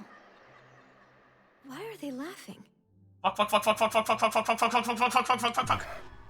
I seem to remember now. Yes, I get it. This trial is... Silver? Wait just a moment. This isn't right! Malus? What was that, Mr. Malus? Our conclusion is very clear and unanimous. Let the court judge her now. She's guilty! Stay here, Navia! You're one of us! Demoiselle, don't admit guilt. This trial means to keep you here forever. I wish to exercise my right to defend Our Lady. Mr. Joinville, you only know of Navia's goodness, but nothing of her utterly independent mind. She was born a free and independent spirit. She has never been tied down by anything. Indeed, even the death of Master Callus couldn't stop her. Her actions cannot serve as proof that she identifies herself as part of any group. She merely acted as an individual, extending her hand to help others. Please do not mistake her actions as being otherwise. Really? As an individual, you say? Don't forget, we are all Fontanians here. This is the nation of justice, the nation of Hydro. Even if Miss Navia only voluntarily rendered her assistance, that doesn't change the fact that her beautiful soul must return to everyone. Water accepts all, blends with all. It will surely accept her kindness. Everything is measured here in the nation of Hydro, and in the end, everyone shall meld together. Thus, when a unanimous opinion emerges, that opinion represents justice. Now I speak for everyone. Our opinion is consistent. Navia should stay. We and Navia are one. And you would call this justice? Preposterous. You are merely jealous that Demoiselle still has a chance to exist as an individual. Have you forgotten how much you all once longed to become individuals, to become independent? Do you mean to defy our justice? Oh, Jesus, fuck! If your justice is flawed, then why should we acknowledge it? As you said, we can also have our own justice. Silver and I shall defend Demoiselle.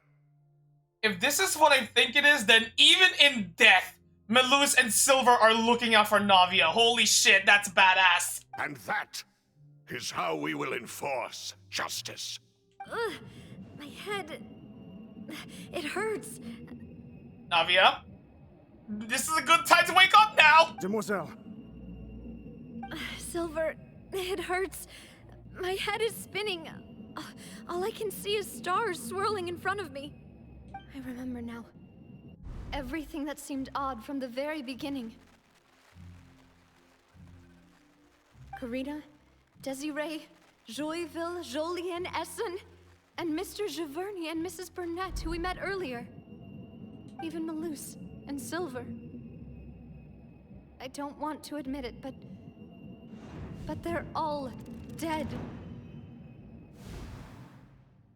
Don't be afraid, and don't admit guilt. We will protect you to the very end. Absurd! Who are you to say that she cannot be judged? We are the majority, and in the nation of trials, the majority is absolute justice. We are the will of all. Oh boy. Don't let them escape! We shall keep Navia here with us! Fuck. Mr. Melus and Mr. Silver, must you be so stubborn? Okay, what was that? How could the two of you possibly hope to stand against the collective? Do not resist. This judgment is fair and just. What the fuck? Navia belongs to us. After all that happened, she should not be left alone in Poisson. Oh shit! What are you saying? No more excuses. Fuck! He says we're jealous. Jealous? How could she Oh, possibly shit! be an independent individual? What's with these people? Who's jealous of her? She belongs fuck. Miss Navia, she... Silence! That's...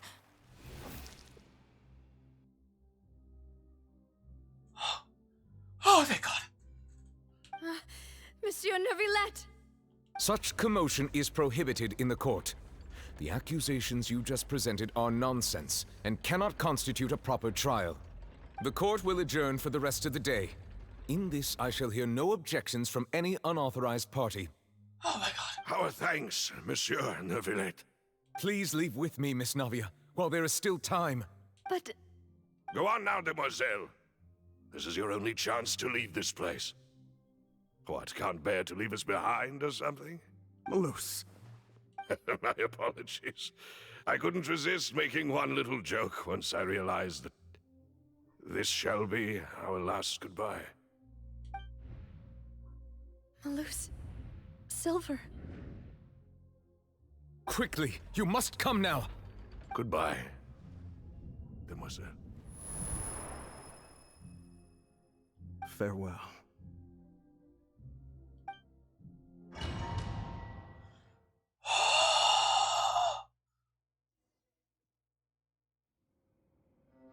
No, wait! Just a second!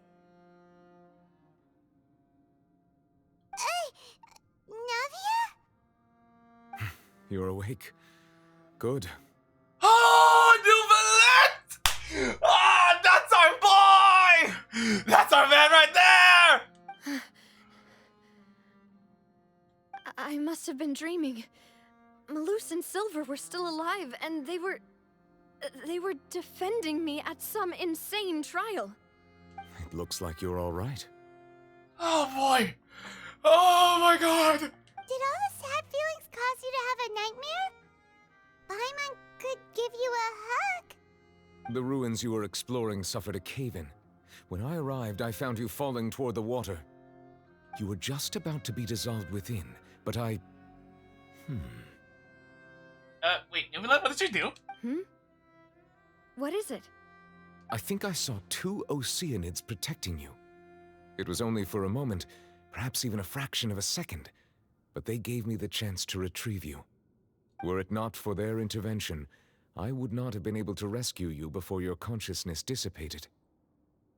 Okay, so Navia actually did fall into the water, but for a split second, according to Nouvellette, she hadn't dissolved. Oh my fucking God. So it really was what. So it pretty much was what I thought it was. Holy shit! Melou, Silver, you two are fucking badasses! Wait, did you say Oceanids? You mean like what happened with Vache?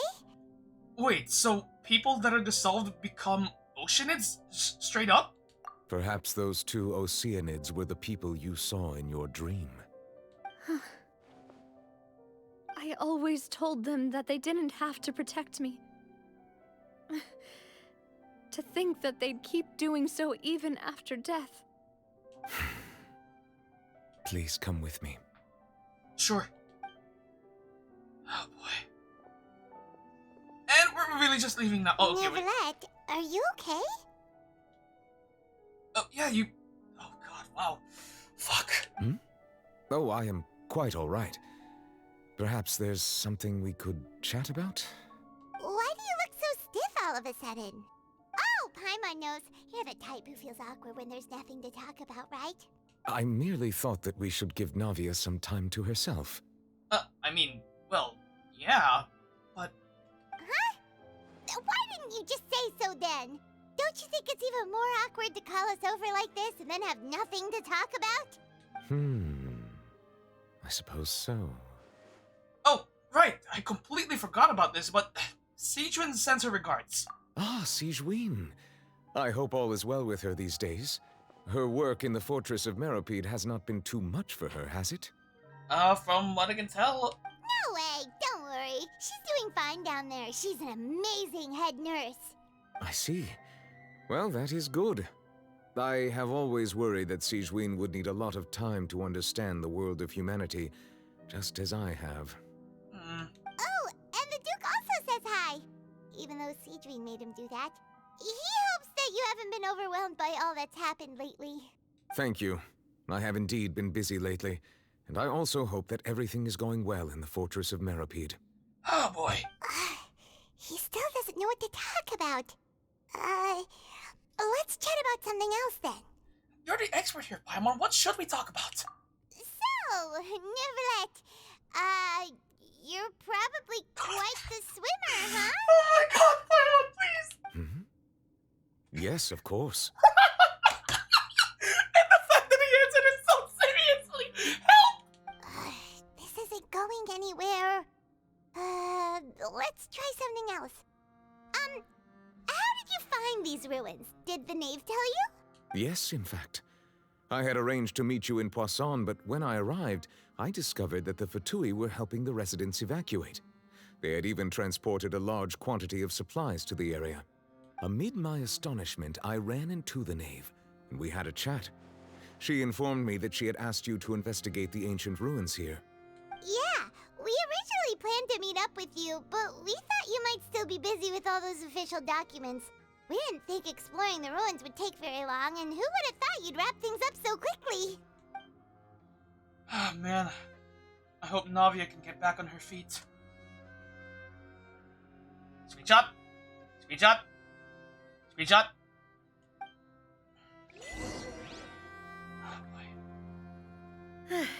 I'm sorry to have kept you all waiting like that. I'm feeling much better now. I guess we should get going again. Will you come with us, Monsieur Neuvillette? Yes, if you wouldn't mind my company. All right! Another one joins the party! Let's get going then!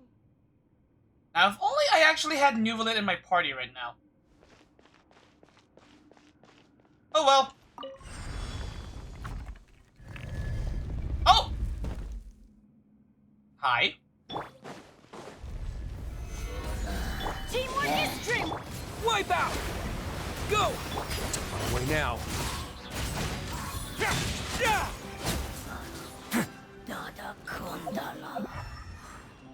Okay.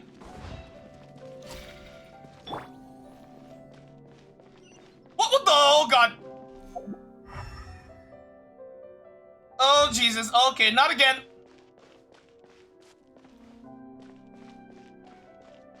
Run! Oh no, another unstable Oh god. path. No. Watch your step. Go, go, go, go, go, go, go, go, go, go. Jesus. Okay, whoa. Oh, that's scary.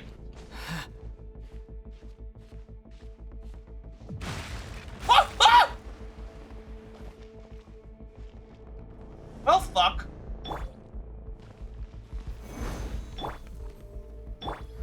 It's a real good thing I have Zhongli here. Oh god, oh god. Fuck. Oh, well, shit.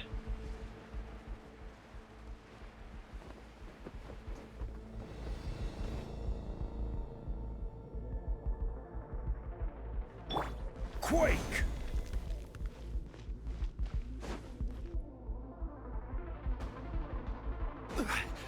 Run!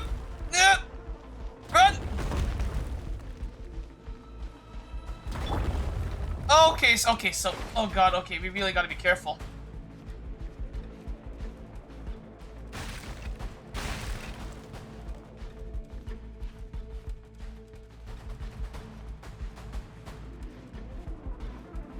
Okay.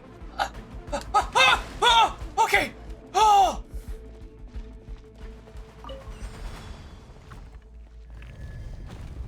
Oh, hello. Oh, Jesus. There are rocks falling over here! Don't worry, I got my own rock. Let's begin. No. Okay. Oh, man.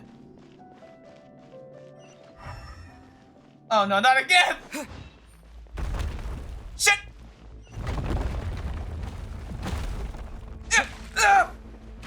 Shit. Well, I mistimed that jump.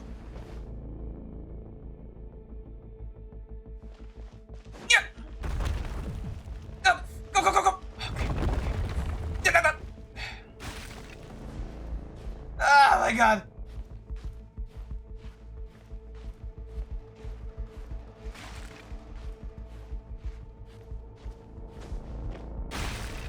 Seems we're almost at the top. Oh god! Oh Jesus! Jesus, that was scary. Not gonna lie.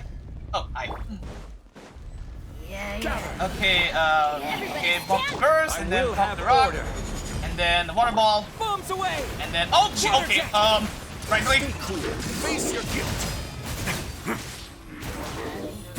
What up? Please die. Go. This is order. And bada bing bada boom. Oh, how are you not dead? Stabilize. A moment, please. Okay. Jesus. Ah.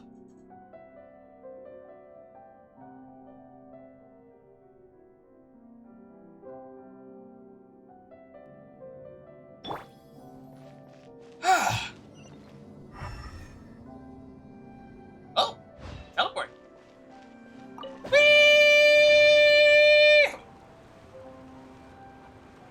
Okay, so we've been here for nearly 2 hours now. Okay, goddamn. Wow. Oh boy.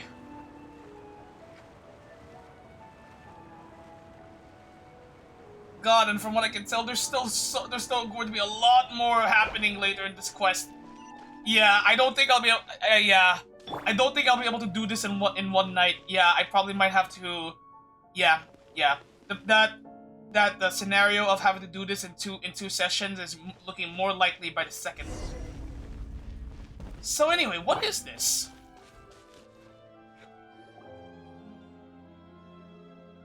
Looks like we've reached the end. This is the place. There should not be any other hidden spaces in the vicinity. The path sure had some twists and turns, but it turns out that this place isn't actually that big. Hey, there seems to be something on the wall.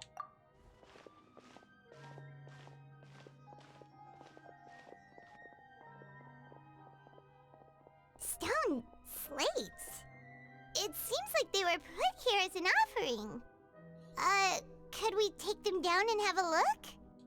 Perhaps we should just leave them be for now. Nicolette? There are 4 locations in total, but only 3 stone slates. The slate that should be in the first empty spot is missing. Excuse me, fuck! The surrounding walls also show signs of damage. There's something written below. Let Paimon see. Reason dictates that this nation be destroyed. I shall record the history of its future here in its past. What? Say what? It feels like someone left these slates and these words here for a purpose. But does he mean that Fontaine should be destroyed? That would fit the circumstances dictated by the prophecy, yes. Indeed, the slate's contents correspond to it. Take the second slate, for example. What's it say? There's a person kneeling here. She seems so dedicated. And there's a whole bunch of other people behind her doing the same. She's facing this... what is this? Some kind of island in the sky? An island in the sky. Sorry.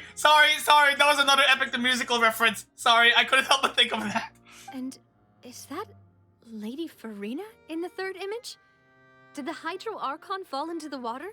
What the? And is that a ring of people around her? Paimon doesn't quite get it. Are they all in the water? The fourth image. Oh! I know this one. This exactly matches the content of the prophecy. Oh! The people will all be dissolved into the waters, and only the Hydro Archon will remain, weeping on her throne. Yeah, that does seem to add up.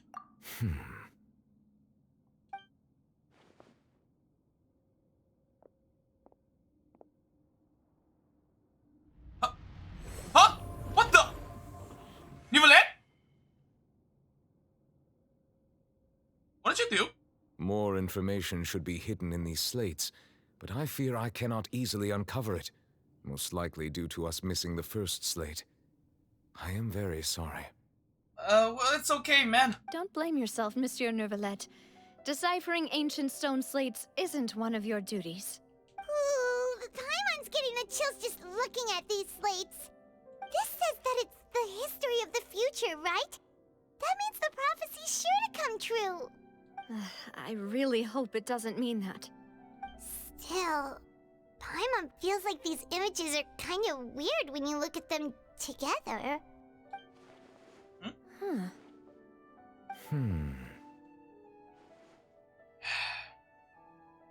The issue is the order of the third and fourth images, right?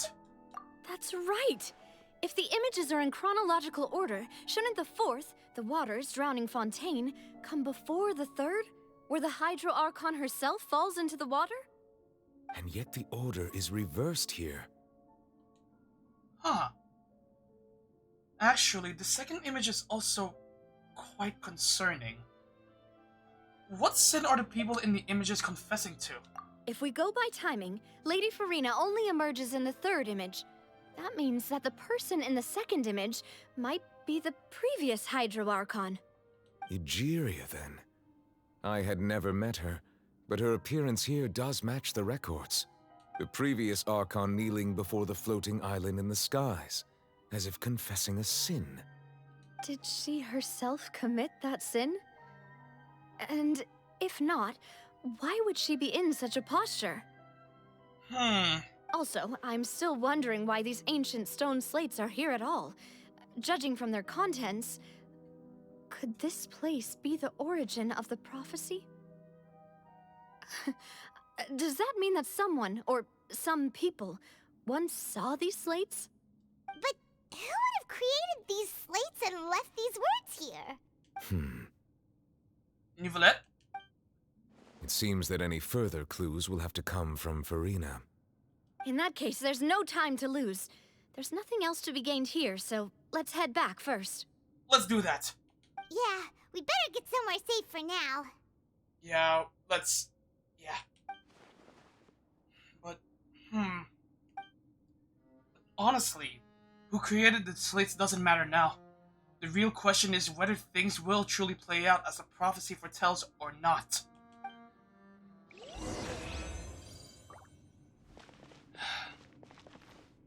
Farina, you have a lot of explaining to do. Well, anyway, now that we're done with this little domain challenge, how's everyone in chat doing so far? Y'all still good? And if you are, and you're still here, thank you for sticking around. I really appreciate it. even if you have the stream muted on your end, because spoilers.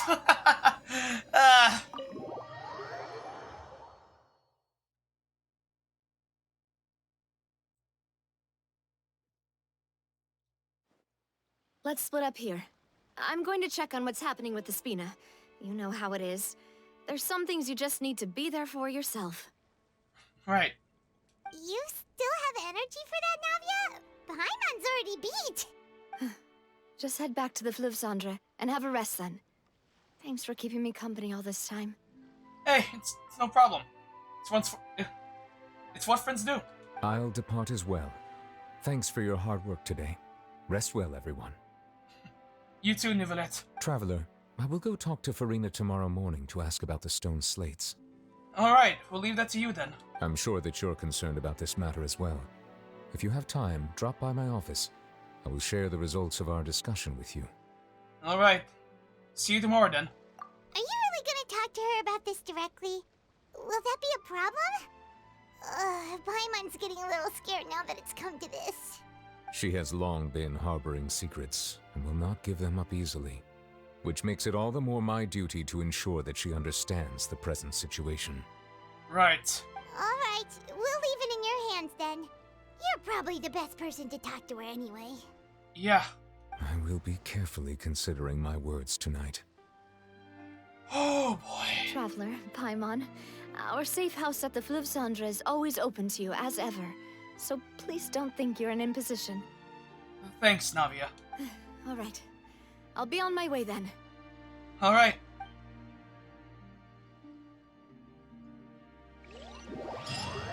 Navia and Nuvalet both depart. You and Paimon head to the Spina di Risula base at Fluvsandra.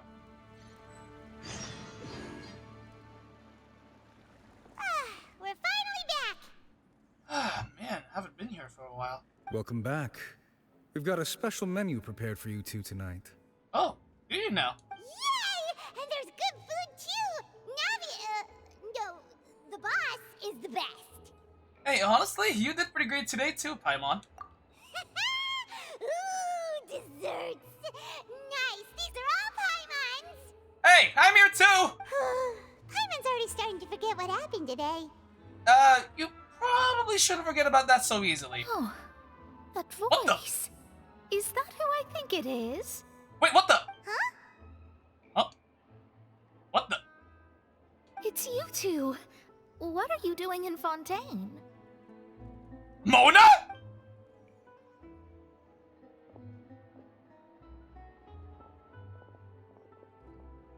Mona? What are you doing here? Did this... Wait, don't tell me. Did the stars not tell you that we might meet here? Seriously, nobody just uses a scry glass whenever they've got time to just see who they'll meet on the road. Fair enough. Still, we didn't expect to see you here. Wait, you're not a Fontanian, are you, Mona? Well, I have some business to attend to here, so I booked a hotel in the city. I was just out for a stroll when I bumped into you. Quite unexpectedly, if I might add. Why did you think I was from Fontaine, though? Is that because Magistus doesn't sound much like a Mondstadt surname? Yeah, let's go with that. Well, I used to have my own surname, which was, well, some other thing. Either way, the old hag told me when she took me as her disciple that the first step to being a great astrologist's pupil was to change that name. Oh. I see. There was nothing for it, really. She really is amazing at astrology, so I changed my name to what it is now according to her wishes. To my surprise, however, Magistus is not the name of some ancient house or clan. Wait, it isn't? It isn't? Nope. Although it is used by us in place of surnames, it generally just means great. Huh. So you really did mean it literally when you said that Mona Magistus meant the great astrologist Mona. Or, Wow! Imagine including a boast in your name. Wait, are you gonna have to put that into your genealogy as well?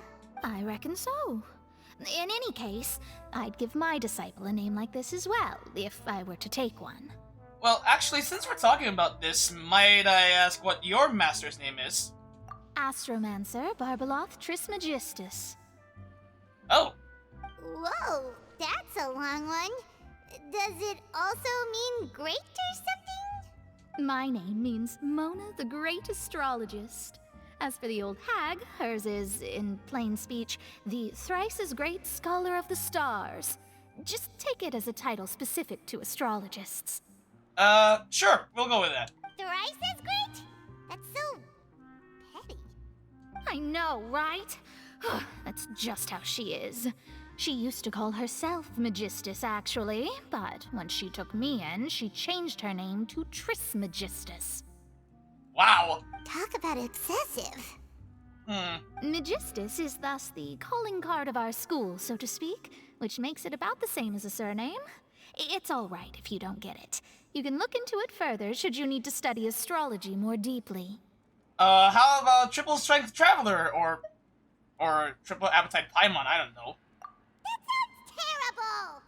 But anyway, you're not Fontanian, are you, Mona? You're from Mondstadt, right? Well, I was born in Mondstadt, yes. My parents migrated to Dornman Port, and I traveled with the old hag for a while, after which I settled down in Mondstadt City. Okay, so Mona is Mondstadt born. Okay, we have official confirmation of that now. Okay. Oh, that's a good thing then. At least we know you won't be dissolved by Fontaine's waters. Speaking of that, I'm sure you're aware that a bunch of things have happened here in Fontaine, right? I know you're not a local, but I'd avoid getting too close to any water that looks strange all the same. There's something ominous about it. Well, the water, I mean. Yeah, we don't need you telling that. But anyway, would you happen to have come to Fontaine because of the prophecy, Mona? That was the main reason, yes. Just a while back, the Steambird invited me to take part in a panel and speak about the circulation of the prophecy as an astrologist. Makes sense. The invitation was sent quite early on. I don't think anyone expected Fontaine to be in this much trouble. Yeah, you'd be right. What do you make of that prophecy, Mona? Just tell us what you think as an astrologist. Your word would go a long way to make things more certain and less scary. I don't know about less scary, but... What I can tell you is that I'm an astrologist, and that this prophecy concerns the fate of Fontaine, even that of all Tevat. Ascertaining this is akin to reading the fortune of the whole world. Okay, so basically what you're saying is, if things do play out as stated, Tevat is screwed, isn't it? I'm afraid that this is not something that just anyone can do. If I could do it, you would no longer call me an astrologist, but a visionary. But on the flip side, the prophecy is so huge and powerful that it must surely come from a powerful visionary. Its contents involve the fate of the world. Disregarding it would be a mistake. A visionary? Sounds really powerful and all, but does such a person really exist? Of course. The old hag could do it, and I'd bet there are others amongst those Hexenzirkel colleagues of hers who could do something similar. I need to ascertain the accuracy of this prophecy. Could you help me get in touch with your master by any chance? Huh? Are you sure? Yes. All right, I'll help you. It isn't often that I see you with such a serious look on your face. I'll tell you once I hear back from her. Alright. Thanks, Mona. Thanks, Mona. You're amazing as always. Oh, well, this is something only I can do after all. So yes, your praises are quite welcome. Of course you'd say that, but no, seriously, we really do appreciate the help, Mona. I'm so glad I don't hate you anymore. That's the greatest of astrologists for you. Of all the people we know, you know the star's the best. And not the interstellar traveler. Come on, Paimon, I'm right here. Indeed. That's the spirit. Come on, Mona. Oh, sorry. I came to see what all the commotion was about. If there's anything you need, do not hesitate to inform the Spina di Rosula. Oh, whoops. Guess we were getting a little too carried away there. Well, I'll go tend to my own business now. If I receive any news, I'll be sure to come find you two again. Alright. And there she goes, quick as rushing water. And here we are with the Spina guy giving us suspicious looks. Well, we were making a ruckus. Right, but we were able to recruit Mona's help, didn't we? Our Fontanian friends will thank us someday. Yeah. Although that's assuming that we even live long enough to see that day.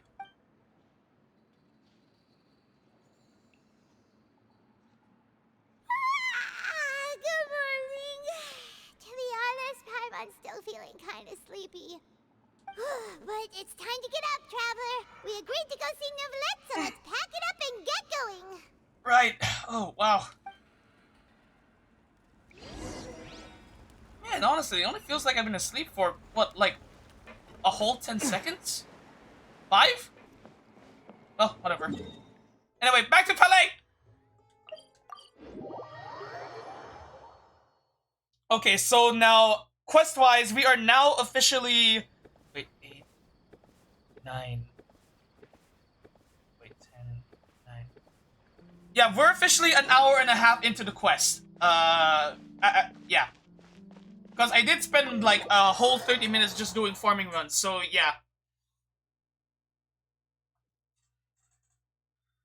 But yeah, depending on how I'm feeling, as we go, if I'm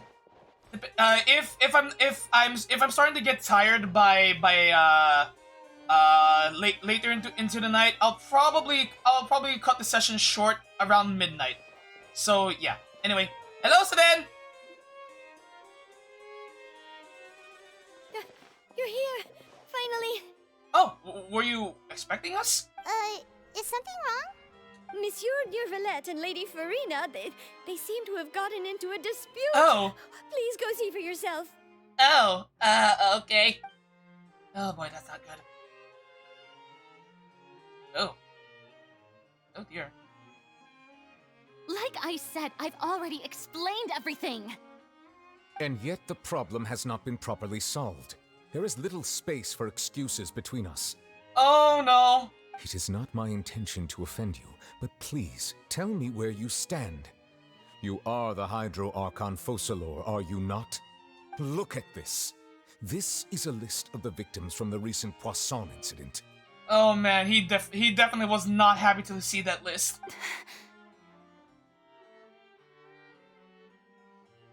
You mean they're all... Oh boy, Shell. We did not arrive in time to avert this disaster, and I will not have it happen again. Oh, yep, Neuvillette's mad! I will say this once more. You must tell me everything you know. Yesterday, I found 3 stone slates in some ancient ruins near Poisson. Do you know anything about those? Seriously? You're questioning me like this is a court case now. I don't know anything about that. But you found them in some ancient ruins, you say? That's correct, which is why I came to ask you some questions. There should have been 4 slates, but one of them was missing. The other 3 feature different images that seem to correlate to the prophecy. The prophecy? The second of these slates depicts the previous Hydro Archon Egeria kneeling before a floating island in the sky, as if confessing something. Do you know nothing of this either? I don't. I've never seen such slates. I'll ask you again. Do you really have no information regarding the previous Archon? Farina, for the love of God, if you have any answers, just tell your dad! My deciphering of the slates indicates that the Hydro Archon Egeria once had to confess to, or apologize for, a certain sin. If anyone would know about it, it should be you. Farina, please! All gods don't have the same secrets, you know. She was herself and I'm me. Is it really so strange that I know nothing? I understand your concerns, but I'm sorry. I just don't have anything to tell you.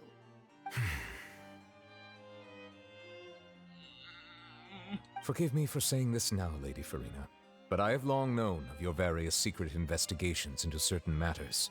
There are several indications that you have been investigating the prophecy on the sly.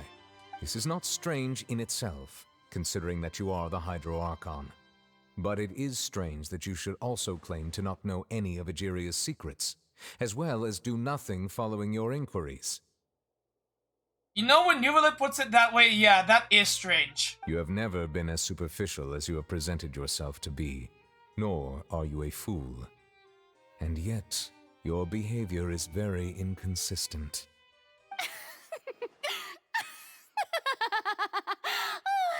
So you've been watching me all this time, have you?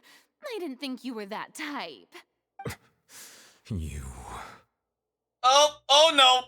Farina, you might want to backpedal! Well, since you know about my secret investigations, then you should know I'm actually working to take care of it. Yeah, okay, yes, we did learn about that at the end of Act 4, but what exactly are you doing, Farina? There's no point questioning or suspecting me. You're the Eudix, but you're still my subordinate. You should be following my lead. Farina, for the love of God. Just trust in me. You're Archon, and do as I say. Never mind whether you can truly convince yourself to or not. It'll all turn out fine. Yeah, judging by that look on your face, yeah, no, I feel like you're lying to yourself. That's all I have to say. We do not discuss this matter again. Oh, the opera's about to start. Toodles! And there's... what the... Huh. Did Farina not notice us standing by the door? Wonder what's up with her. She was smiling. She didn't seem in the mood to care if we were listening in or not. One thing's for sure. She's hiding something. I assume you've been outside for a while now? Yeah... Oh! You noticed! Seems Farina didn't even realize we were here. She was in a great panic, though I cannot discern the reason. Our discussion reached impasses time and again, a state of affairs that we cannot allow to continue. Still, I do not understand. Dialogue is the basis for understanding, so why did she keep refusing to engage? I'm afraid questions alone might not suffice. Not anymore. We need to make her understand how dire the situation actually is. Everyone in her inner circle has noticed that she is hiding some secret. The issue is her attitude. I fear that she will not reveal anything unless absolutely forced to. We may have to create a situation in which she will have no choice but to speak. Yeah, I was honestly thinking something along those lines, but, well, I didn't want to be the one to say it straight up because, well... Oh? Like what? Normally, people will only reveal the truth when standing trial. Perhaps we must have the Hydro Archon experience just such a scenario. Oh! Wait, so we're gonna straight up press charges against her? But Farina's seen so many trials, and she's really good at dodging questions. How do we make sure that she won't just slip away at the first chance she gets? We will need to consider this thoroughly, join forces with various parties, and then do what we can. If at all possible, I would prefer to recuse myself from this affair, but we must prevent the prophecy from coming to pass. Right. This may be cruel to her, but all Fontaine is in crisis. The information a god possesses is too precious, and so we must take a chance on this. If we're gonna do this, we're gonna need help. But who will lend us their aid to do such a thing? Oh, I think I know who to call. A few days later, on a boat somewhere in Quiet Poisson.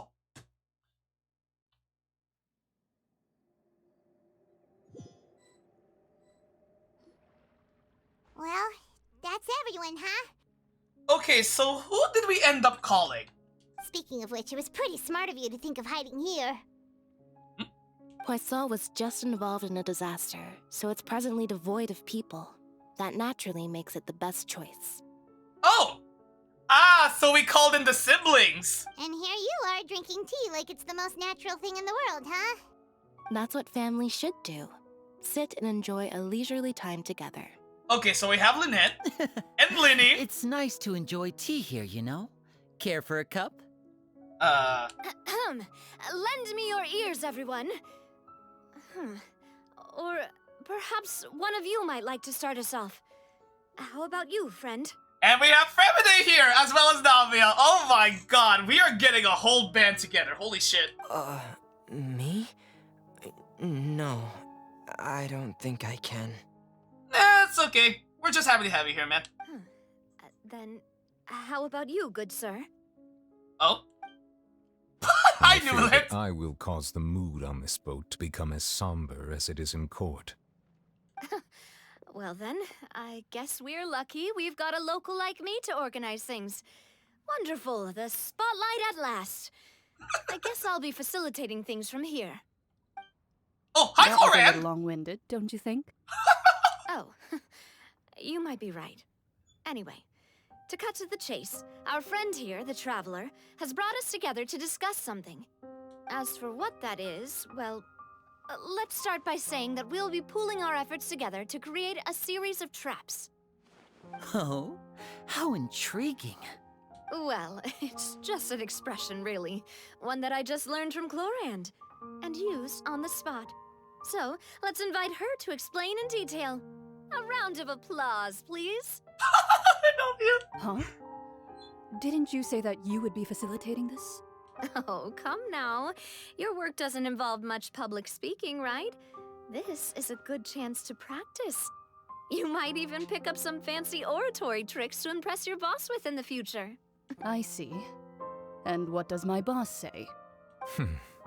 He is glad that you consider him your boss. Do go on.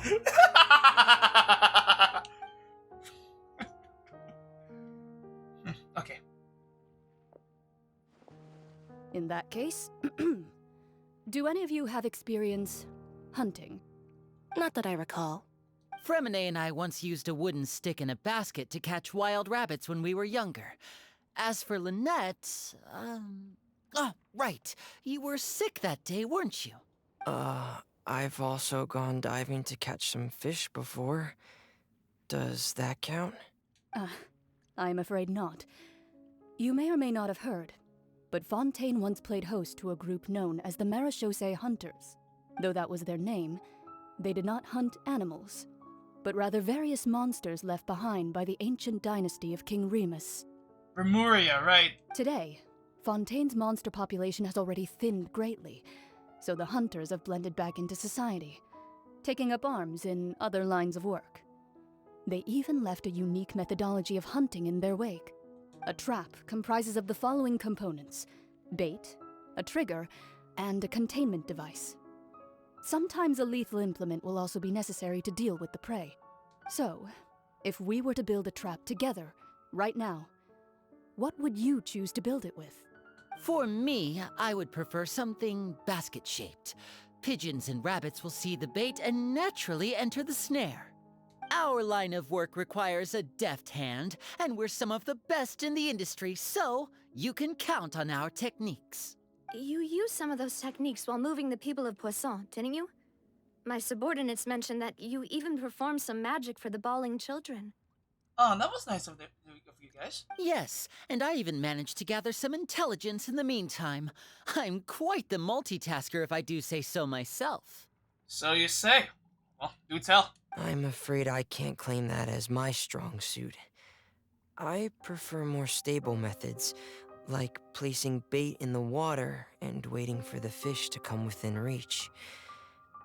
That's the kind of method I would count on. Calm and steady. Exactly the kind of person who would catch loads of fish. I mean, if it works, it works. And I can be their assistant. Right. With discretion, I'm sure. I'd probably use some sort of mechanical animal. Papa once bought me some small clockwork squirrels, mice, and such. When placed in the forest, they can attract others of their kind. I remember that you liked those too, didn't you? I did. And that would be a good way to go about it. If they're realistic enough, animals of the same kind will follow them all the way to the trap. What about you, Monsieur Neuvillette? I fear I do not have any related experience. Right, you're not quite good at peopling. That makes sense. You usually solve problems directly, without the use of any such tricks. But I do have one more question for you, monsieur. If we were to create a trap now, how would you design it? I would like for it to be effective, but bring no harm to the prey. A more gentle trap would be ideal. Kind, as always. However, our intention doesn't necessarily change the containment device and the type of implement we need. If we wanted to kill the prey in one strike, we would need a powerful implement. However, that also goes for prey that must be captured and safely contained. Wait, why's that? Only a hunter who's a true expert at subduing their prey can snare it without harming it. The line that divides life and death is often exceedingly thin. So, are we going hunting together? Of a sort. Huh. We hadn't thought of seeing ourselves as hunters. It kinda works, but maybe it's still not the best metaphor. If our means of capturing and dealing with our prey is to put them on trial, then the hunting metaphor is actually quite accurate. But we shall require much more courage than any hunter to judge a god, a being whose seat is an exalted throne. That's right. Oh, so that's what's going on. Sounds very interesting. Cloran's hunting metaphor was just that. A metaphor. You will not call this a hunt because that's not what you should do at present. Nor has the relationship between you and Farina reached such a dire stage. What you need is simply the secrets she's keeping. Attempting to take her secrets is an act of sacrilegious disrespect. But it must be done to prevent Fontaine from sinking into the waters, as foretold in the prophecy. There is neither hunter nor prey, but there must be a trap. That is all you'll need.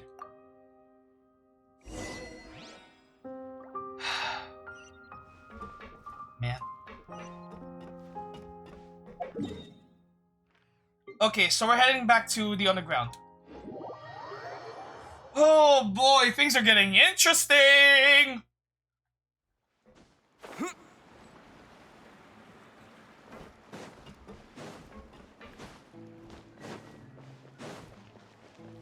Up.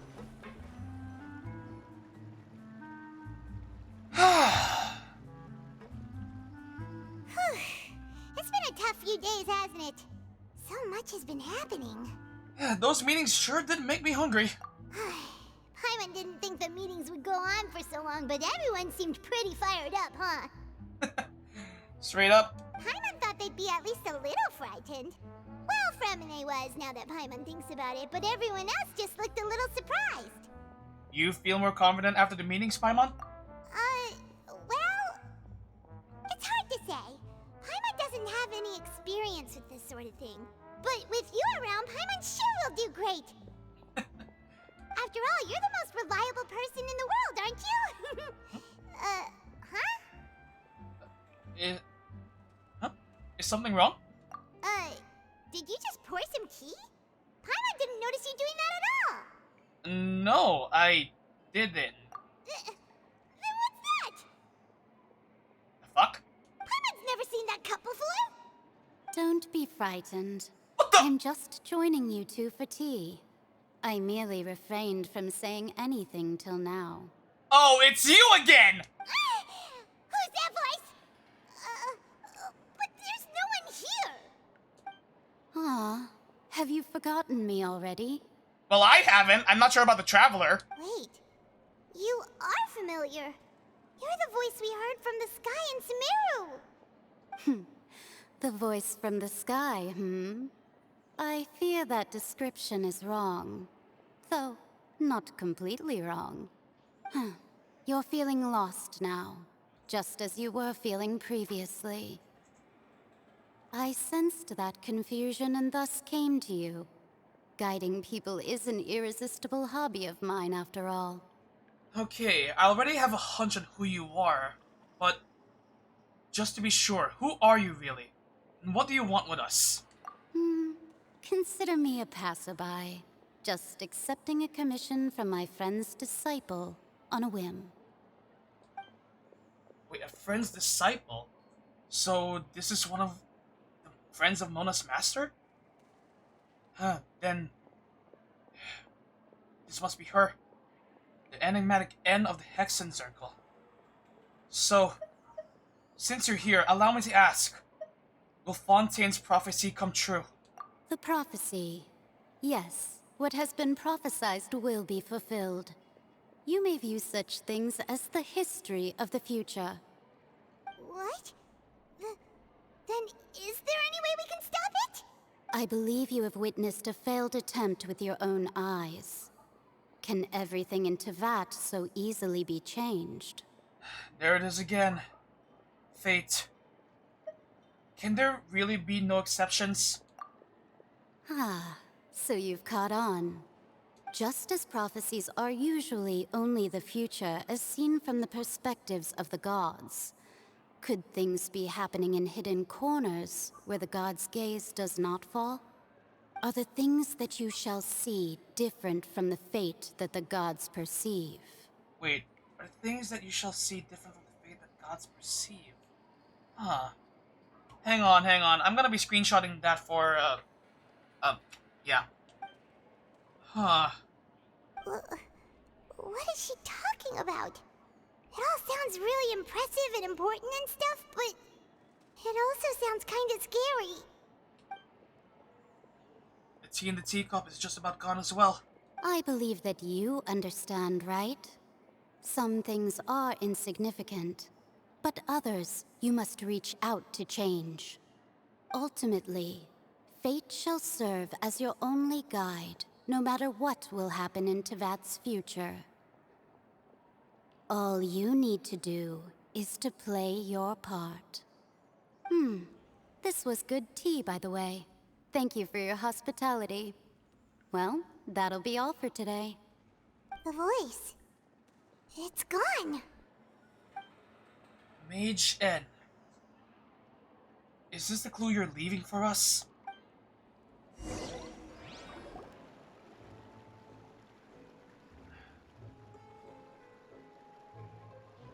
What?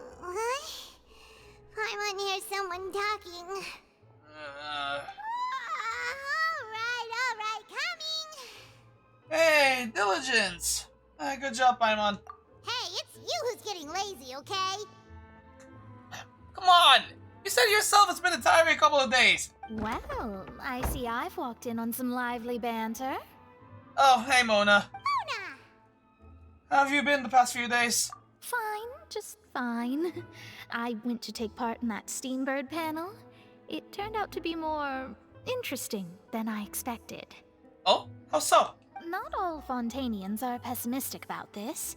One journalist mentioned that sitting around and waiting for the end to come would be wrong, and that they should make their own rescue preparations. I agreed, so we had a brief chat with her. Did she have pink hair by any chance?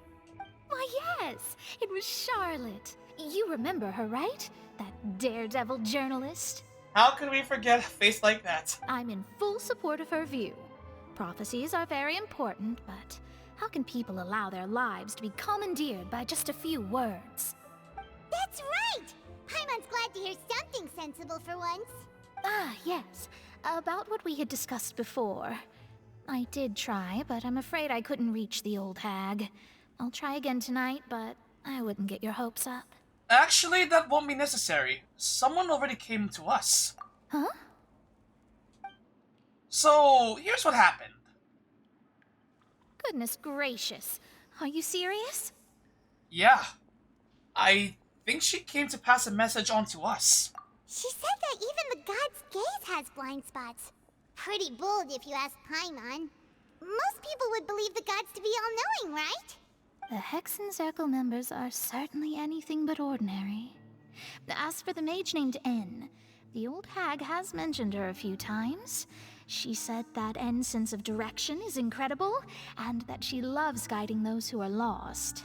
Well, she actually did say that, so... But I've never met her, and if she were still alive, she'd be... Well, suffice it to say that the hag's at least a few hundred now, and N's been around for longer than that. Damn! Whoa, the Hexen Circle sounds like a scary group. But they must really stay in shape to live so long. Their abilities alone are pretty terrifying. If she came to see you personally, then the problem you're facing must truly be of great importance. It really is, yeah. Well, it's not like Paimon could understand anything she said. Yes, she was quite cryptic, but I suspect she means that there is still a way to turn things around. She didn't say when or what that would be, though, so perhaps it is something that you cannot know right now. Maybe. Maybe. True. Her words were meant as a helpful hint, but when exactly will we realize their value and meaning? Was that the best answer that my question could have gotten? Traveler, Paimon, are you two alright? Oh, we're fine. We're just a little down right now. It kind of feels like the end is coming, you know? I see. I feel that same sense of desperation, too. I guess you could consider me someone who has often witnessed fate. So far as I have seen, it cannot be swayed. But even so, I still hope for, and believe in, miracles. Astrology is eternal and rational, but fate may not be. It is cruel, but it can also be beautiful. Perhaps that's what En was trying to tell you. Not to lose heart, and to believe that what you are seeing playing out before you is not yet set in stone. I did originally think of steering clear of all this, but I couldn't. Even if this is all futile, I still wish to help everyone. If we don't struggle to the last, then how can we face the end when it comes? You know, I already did start thinking about this much earlier in the quest, but damn. All of this feels oddly relevant. I'm not gonna explain why. Simply because I trust you guys know what the heck I'm talking about. Huh. You do have a point. There I go, talking about astrological principles again. Sorry about that. The moment I start talking about work-related stuff. I need to get going. Don't worry about it, Mona. And seriously, thank you. It was worth trying to comfort you, even if only a little. I believe that you'll help those who are struggling in the same way I did.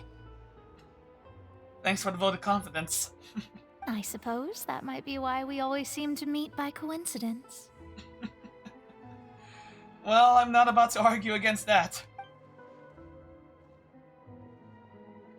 Paimon feels kind of moved by what Mona said, but also kind of sad too. Hey, Traveler, Paimon suddenly feels like going outside for a walk. Let's go. Yeah, let's. Anyway, hold on. I'm gonna see. Okay, Streamlabs is still running just fine. Okay, also, wow. Oh boy. But yeah, nah, seriously, guys, I really do hope you guys are enjoying yourselves, even if you've muted the stream because spoilers. Because I totally get it though, man. Oh boy, this is a lot to take in. Let's walk around the city, shall we? There's a few spots we always like to walk by. Yeah, hold on, give me a moment. Okay, so we're visiting the newsstand. I guess we're teleporting over here then. Oh, wow, it's already night. Jeez.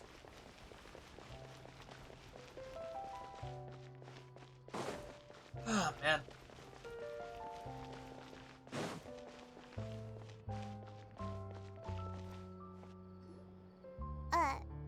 Huh? Our names are written in this newspaper. What's going on? I mean, maybe we've just reached that level of fame? Let Paimon see! Huh, what's it say? The underwater stronghold, the Fortress of Meripede, has continued in its noble autonomy, but that does not mean that others cannot interact with it. My recent attempts to enter the fortress bore little fruit. Huh. Guess Charlotte still hasn't given up on that. Whoops. Thus, did an Outlander friend become the focus of this report, a blonde adventurer with their white fairy legends trailing in their wake. It is said that this mysterious traveler once visited the underwater fortress. So while the fortress's interior remains a mystery behind closed doors, do not fear, for the tales of the traveler contain surprises in spades. Journalist Charlotte's biggest scoop yet. The Traveler's Trail, World Walker. Huh. Huh. Charlotte took so many awesome photos of us and we never even noticed her. Huh. She hasn't been able to get a hold of anything at the fortress, so since we're easier to find, she's using us as the subject matter instead? Well, that sure seems to be the case. Ugh, seriously? Well, fine. Those headlines and photos do look cool, so Paimon will forgive her this time.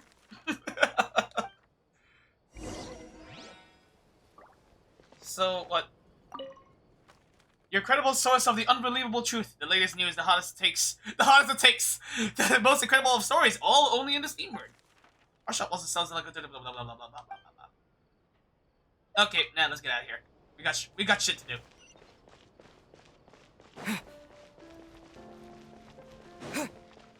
Ah, man.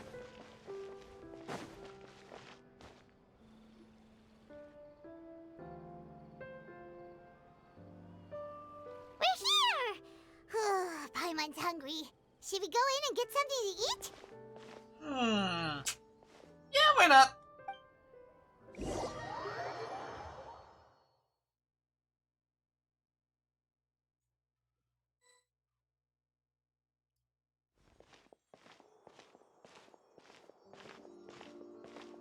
Huh.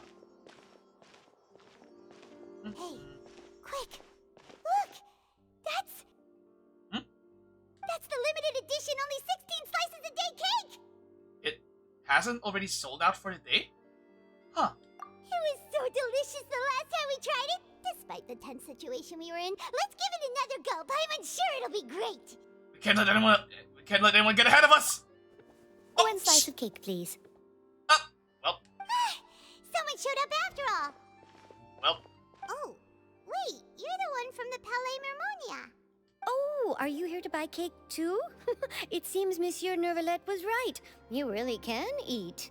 Wait, did he really say something like that? That's right. Even he has his own preferences when it comes to food. As for me, I love the cake and coffee here. Let me guess. Nivelet prefers water? Do you come here often? Usually every day. Every day? It's part of my daily schedule, apart from work. I shall have my cake and coffee. Then what if someone told you one day that this place would be closing soon, and you wouldn't get to eat cake here anymore? What would you think? But why would it close? Well, Paimon doesn't know either, but maybe the waters will rise tomorrow. You know, like in the prophecy. Oh, the prophecy.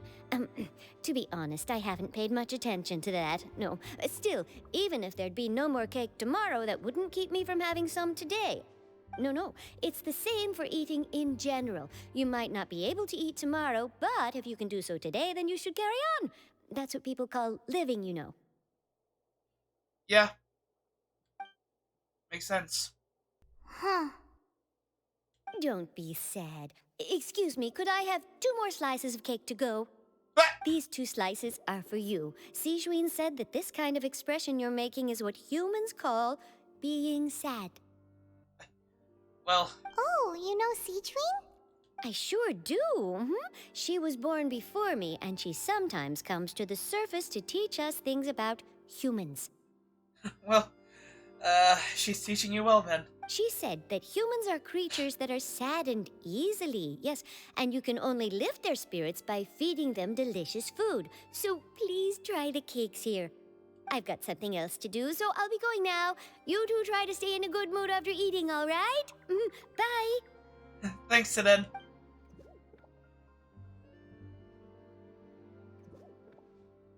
And there she goes. All right, let's dig in. Paimon's sure this cake will be delicious.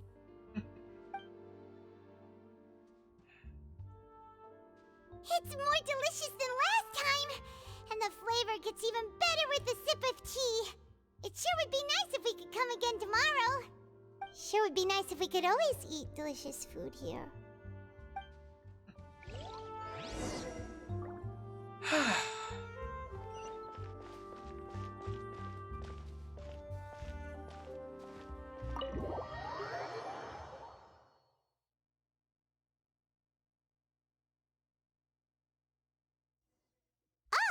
We're near the Steambird office. Let's go look for Charlotte and have a chat. Oh, right. We should probably do that. Anyway, Charlotte! Wow! If it isn't the Traveler and Paimon! Oh, have you seen the article I wrote about you? Yes, we have. Ha! You've got some nerve! You just used us to make some quick mora! Could we negotiate a profit split? Oh, you needn't worry about that. I heard that you were in Poisson some time back, so I sent you a letter to discuss just that. It appears you didn't receive it, though. Yeah. It's all right, though. I've set aside the amount intended for you. I've even set the table with some food. Oh. Really? Oh, you're the best! You're almost a little too easy to win over, Paimon. If I were a journalist with ulterior motives, you'd be in trouble now, you know. Oh, Paimon knows you're not like that. Still, what brings you here all of a sudden? Were you looking for me? We were, actually. When Mona mentioned you, we thought of coming to see you at work. I see. It seems you've already bumped into Mona here in Fontaine. Yes, we have. So she mentioned me? What did she say? She said that you're a real daredevil of a journalist. Nice. In which case, can this daredevil journalist dare to request an exclusive interview with the legendary Traveler and Paimon? Huh? So your article in the paper today doesn't count? Oh, of course it doesn't. That was more like live photography. What I'd like to do is dive deeper and ask you to talk about the things you've seen and experienced. Wait, so you seriously want to interview me? Yeah, are we even qualified enough? Why not? If I say you're worth an interview, then you're worth it. But not right now, of course. I'll need a few days to prepare. Oh. Oh, in that case, we'll just chat when you have the time then? Oh, so that's a yes? Ooh, splendid! I'll tell the editor-in-chief immediately. I'll have to apply for lighting, a venue, some props, and... Whew, so much to get done now. Talk to you later. Alright, take care, Charlotte. Wait, Charlotte, Paimon's still got a question for you. And what's that?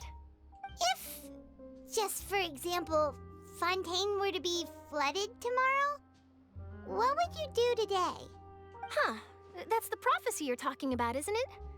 I mean, I do hear about it often, but I've never once thought that the day could be tomorrow. If you're seriously asking, then I might try and think of a way to leave Fontaine. Oh, but I'm still a journalist first and foremost. That means I have a duty to be reporting from the scene. And secondly, I wouldn't forsake my homeland that easily. From what I've seen, most people don't know what they'd do should the worst come to pass.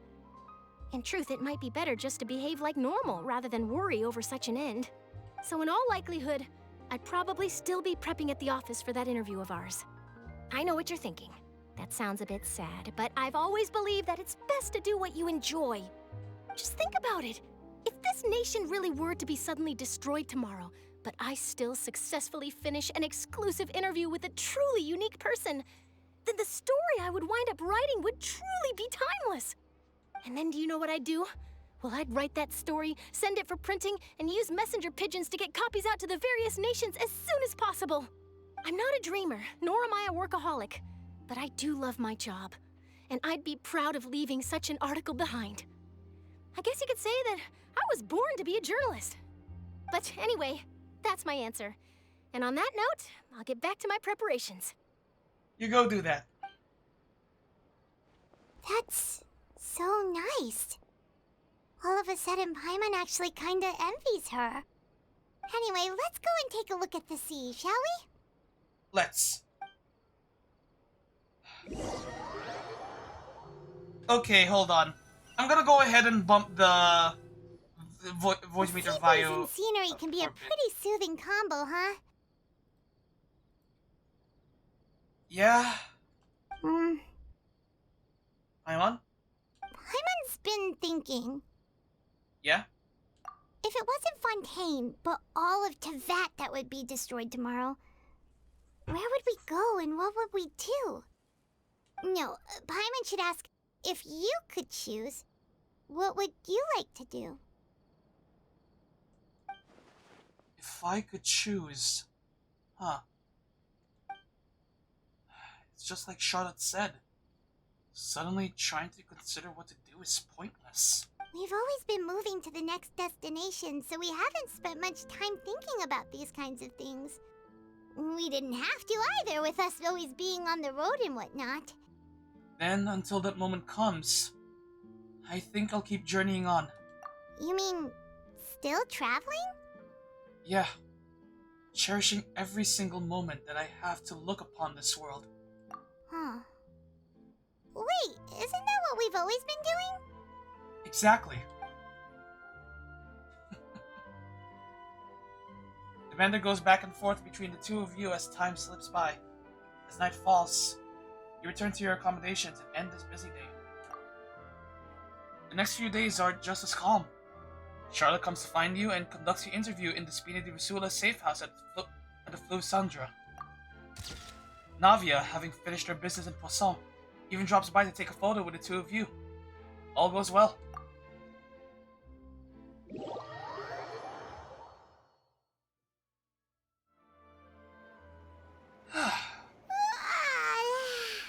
Feels like you'll grow mold if you stay here long enough.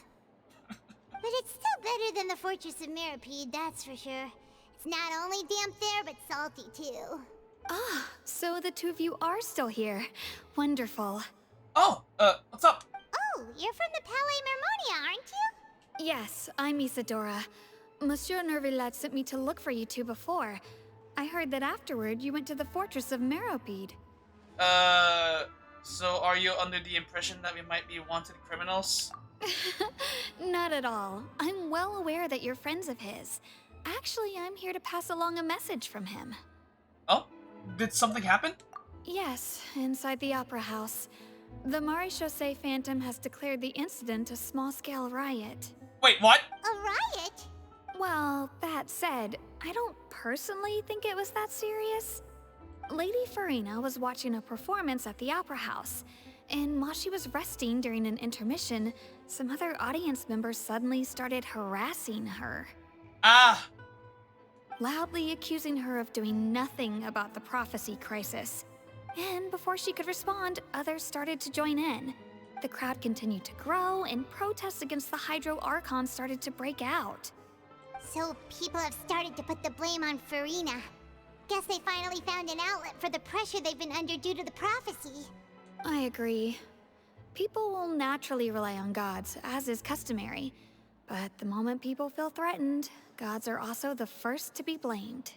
So what happened after that? Is Farina okay?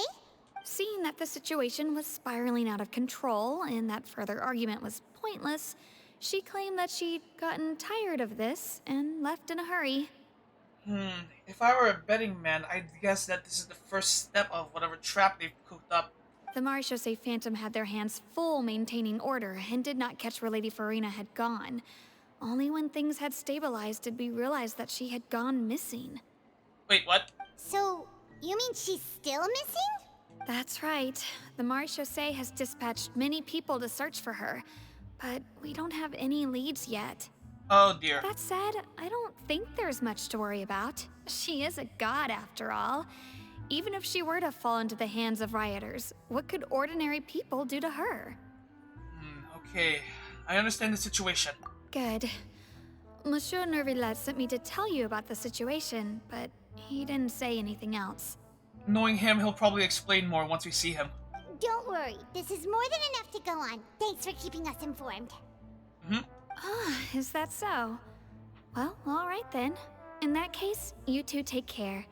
I'll be heading back to the Palais now. Alright. Okay. Well, sounds like we should hurry over to Poisson then. You sure caught on quickly. If we know Farina, she won't try to fix things in this situation.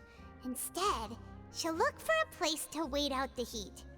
And, as we also know, she may be loud and dramatic, but she doesn't have a heart of stone. No, she does not. When Nervillet was talking to her in the Palais Mermonia, and she heard about Poisson, she couldn't hide her sadness and remorse. It would be hard for her to ignore being accused by the public today. Yep. Paimon thinks Farina's probably taken the opportunity to slip away to Poisson and try to relieve the sense of guilt that she's feeling. Huh. Well, what do you think? Paimon knows the answer, of course, but Paimon can do the analysis to back it up, too. Cool, huh? I see becoming a detective's done you some good. In that case, there's not a moment to lose. Poisson, here we come! Let's go! Alright. Farina, you and I are gonna have a chat.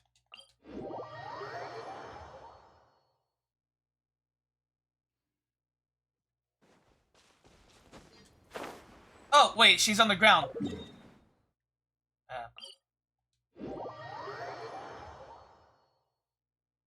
This place looks deserted. Guess all the survivors must have evacuated already. All that's left here are signs of devastation. Could Farina really be here? Let's try to find her as soon as possible. Let's. And there she is. Oi! Farina!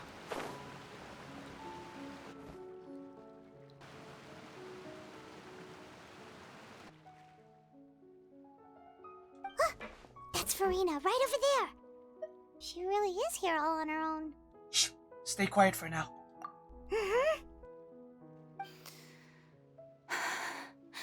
Should I just give up? This is all meaningless. What was meant to happen did happen after all. Everyone's dead. I'm sorry. I am so sorry. Give up, Farina. There's no point in holding out. I'm sorry. But what can I even do other than to repeat meaningless apologies over and over? Farina. Who's that? Don't worry, Farina. It's just us. So it is you, blonde traveler from another land. Why, I almost thought you were someone from that mob of my ignorant subjects, come to kneel and beg for my forgiveness. Farina, you were crying just now, weren't you? The tear stains on your face are obvious. What do you mean, tear stains? Oh, I remember. The show at the Opera House earlier this morning was so moving. I'm still trying to process it.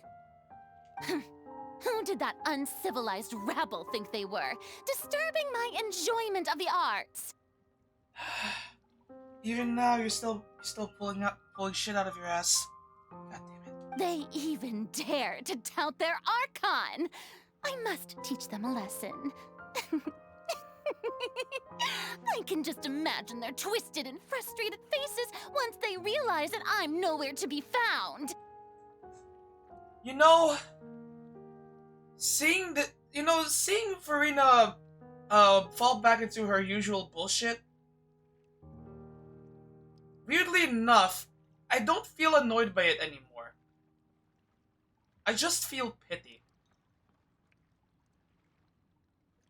But anyway, I'll leave it at that for now.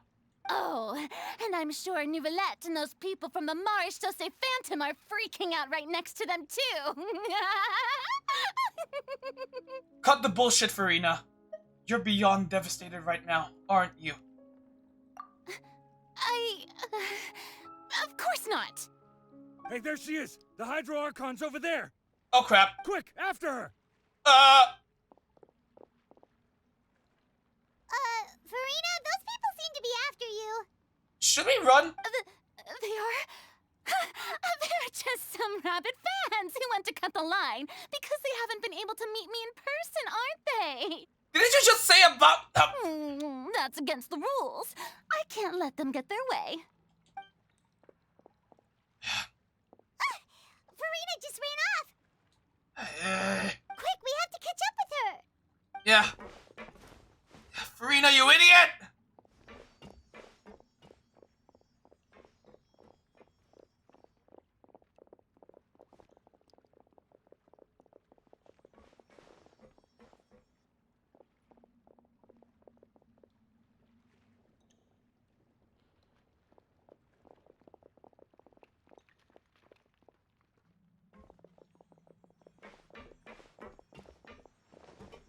can't be the place, right? Hey, Farina! There's a good hiding spot over here. Quick, come to Paimon before the rest of them catch up to you. What is this place? Hurry, they're almost here. Fine. I suppose haste is warranted. Lead the way. Wait, hold on. Is this a trap? Please tell me this is a trap. Please tell me. Come on. Come on. Give me the big brain play.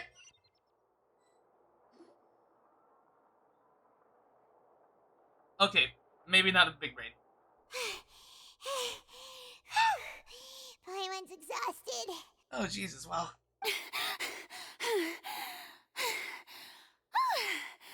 I'm so tired. I totally thought they had caught me. No, I mean, I merely gave in to the sheer enthusiasm they displayed. This place isn't what I'd call soundproof. You might want to lower your voice and stay hidden. You're right. Yep, that's a good girl. Oh, what the? Shit! What's happening? The ground's shaking. Is it an earthquake? Another disaster just struck, I suspect. Yeah, a quake of this kind preceded the flooding in Poisson, didn't it? Yeah. It can't be. It's happening again. Well, there's no need to worry too much about that. Neverlette's made some emergency plans, so the evacuation should go a lot smoother this time. Well, that's the ideal scenario, but... Yeah, I hope you're right. But the people of Poisson, they've already... Has Farina finally reached her limit? Now she's talking about her actual feelings. She's starting to look far less stiff. It's true. I've been investigating the prophecy for hundreds of years. I once had informants all over Tevat, searching for clues and feeding information back to me. I've tried all kinds of ways, too, to hold back the sea. Anything to keep the coastline from advancing. But all my efforts proved to be futile in the end. Really, the truth has been clear to me for a very long time. We cannot make an enemy of the divine. No matter what we do, the will of the heavenly principles will have its way, and the prophecy shall be fulfilled. So that's what Dane meant. Okay, putting that aside. But even then, you still haven't given up, right? Give up. I do love the sound of that phrase. It would mean finally coming to terms with fate, but also for me to finally be free. But that also means all hope would disappear. Indeed. I've thought about giving up so many times, especially after we almost lost Poisson. Fate is really unreasonable, isn't it?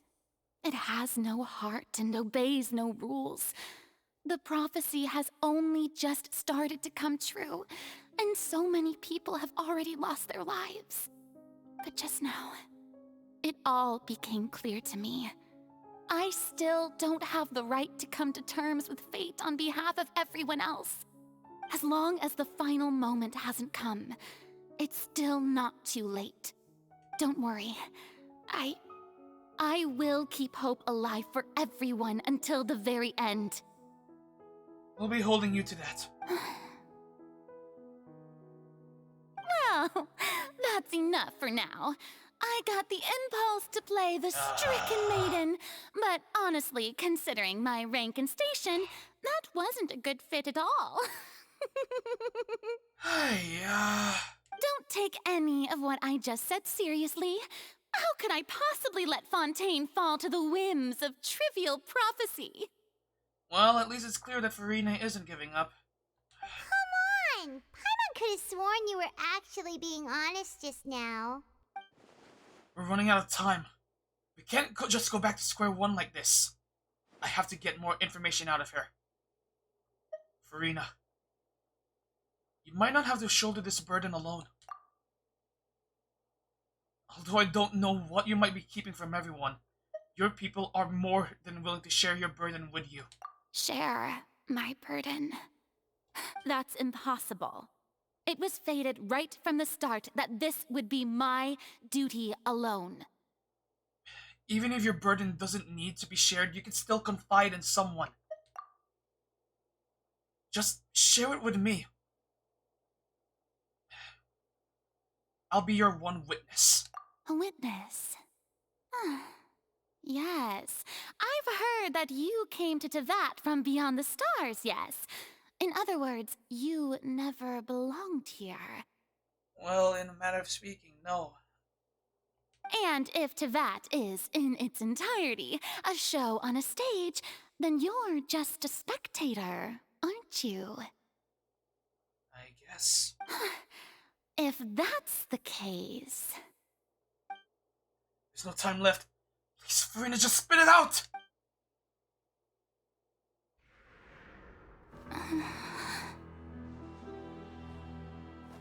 Come on.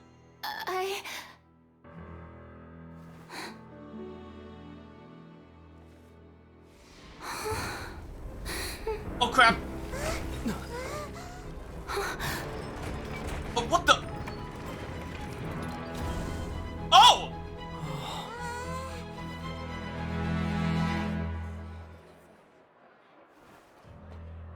Oh! So I was right!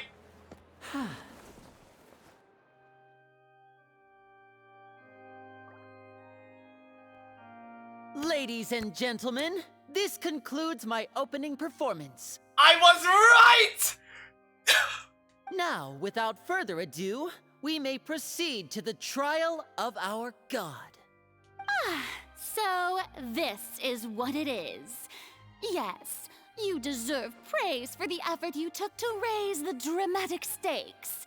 Do not forget, however, that I am Focalor, the god of justice, the embodiment of justice itself. Does it not strike you as even the least bit absurd to bring the very concept of justice to trial? May I interpret these words as your refusal to stand trial? In that case, you will have the opportunity to defend your honor through a duel. Oh! Oh my god! You would draw your blade against a god? She would. I see. It seems like you have made up your mind.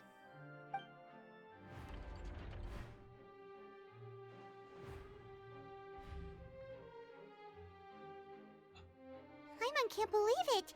She just surrendered. What the heck is going on? Did I just see an Archon surrender to a human? Wow, how utterly humiliating. Lady Farina, what is the meaning of this? It would seem that there has been a misunderstanding. To be clear, the raising of both hands is not always an indication of surrender. Looking for excuses again, huh? I raised my hands just now to indicate my acceptance of the trial. No duel shall be necessary. I will admit that I've been running away for a long time. I'm sorry, everyone. I was unable to protect the people of Poisson. It is my duty to stand trial for my crimes. You are not the only ones to be disappointed in me. I, too, am exceedingly disappointed in myself. But now, it is time for the Hydro Archon to show you her courage and resolve. I, Farina, will use this trial to show the world the true meaning of justice! This time, I will protect you. Protect who? Or do you mean the people? Applaud and rejoice. One of the most outrageous and fantastical arcs known to the opera epiclese is now unfolding before your eyes. Mark my words, this shall be one of the most exhilarating and brilliant shows ever to grace the stage of Fontaine. The trial of the Hydro Archon, Focalor, will now begin! Oh, shit! Shut up! Now we're making history. Shut up! Your lives are on the line!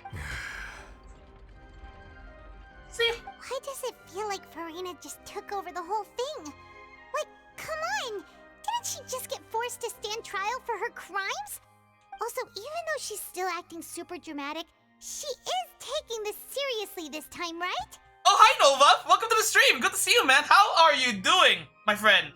I take it if you're here, I take it you're either already done with Act 5 or you don't mind spoilers.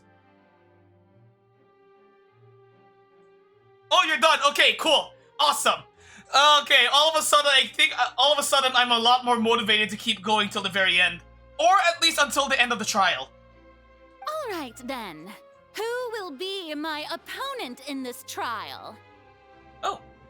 Really loved it. Yeah, I've been hearing many people say good things about this quest, and so far I have been loving it. The court asks the prosecutor to please take the stand. Thank you, Your Honor. Is that so?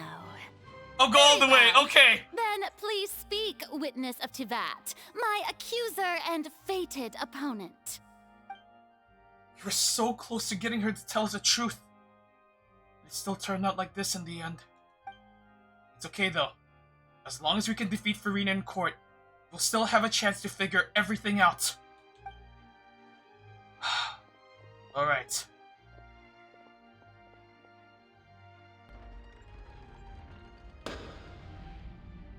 Also, please allow me to ask, as a final question before the trial begins.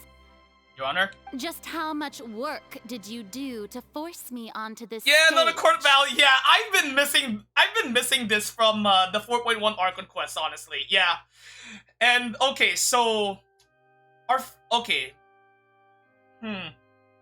So the first person on trial was Linny. The second one was Child, followed by Marcel.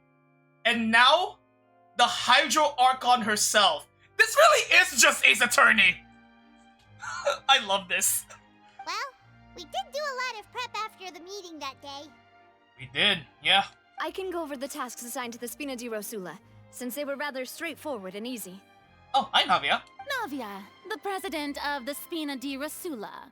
Most of the people who participated in the disturbance this morning were my subordinates.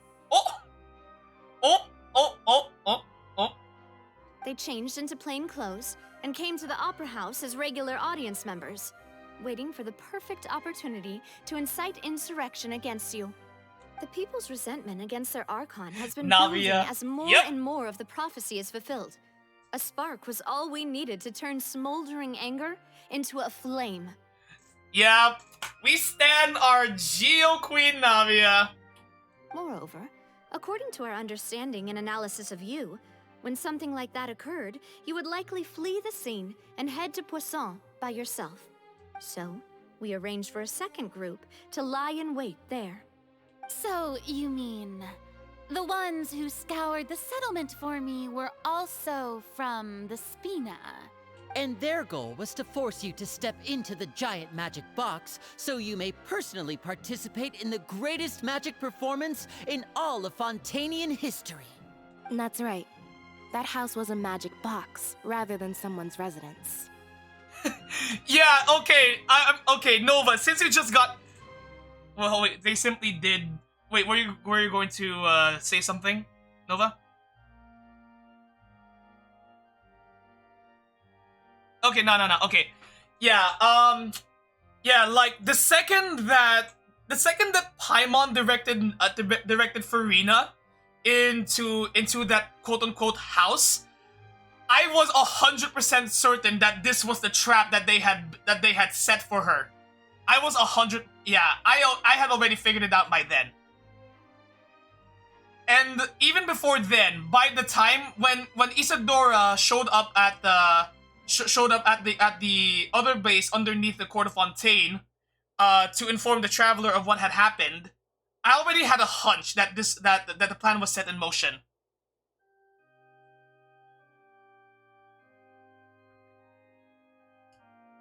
As the super ultimate version of the setup that I used when I first performed at the Opera Epiclese, the volume of the box was increased by a whole order of magnitude, and the distance it traversed was the entire gap between Poisson and Aranias.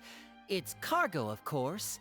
Ah, okay, so that's how they pulled it off. Okay, now it makes a lot more sense. Was an Archon instead of a human. My thanks, Farina. Without your help, we could never have pulled off such an extraordinary performance.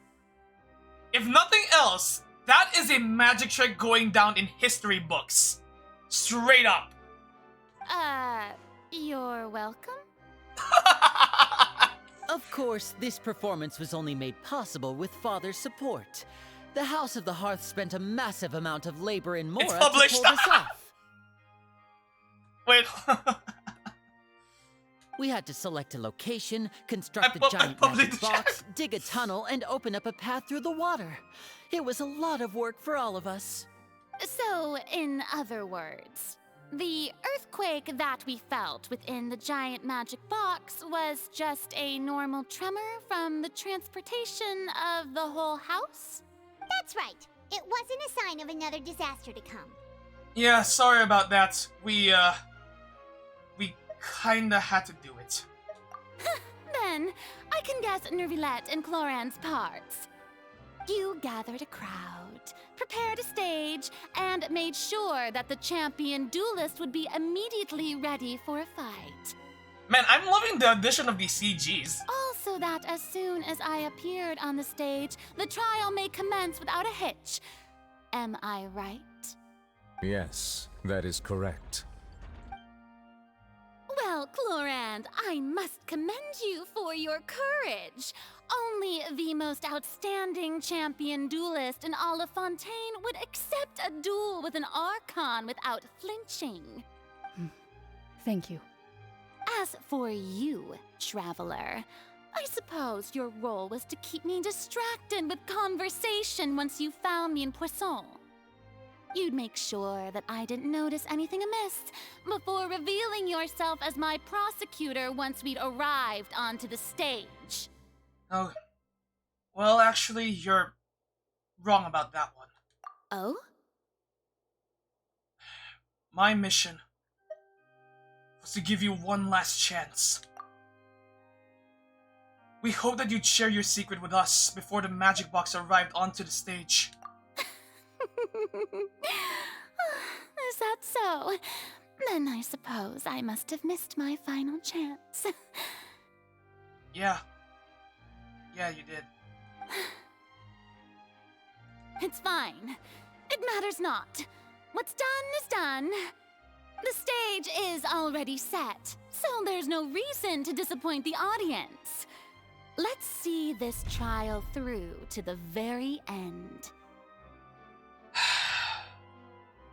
Man.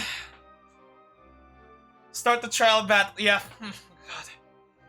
Yeah, okay, hold on. Before we continue though, since you just arrived, I will say,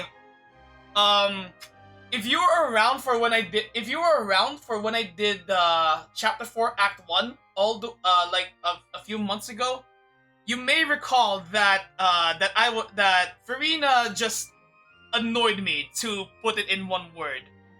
Like her her penchant for bullshit and all of that. But now that we've made it all the way here, like whenever Farina, knowing what we know now, whenever Farina falls back into her bullshit, I just feel pity. Anyway, let's do this. Yeah. The only thing we can do now is to judge the Hydro Archon. Still, I can't help but be bothered by that conversation earlier. What did Farina want to say to me right before we arrived on stage? Sir Prosecutor, please allow me to pass this along. Oh? This is a document that Miss Charlotte applied for and received permission to share with you during the trial.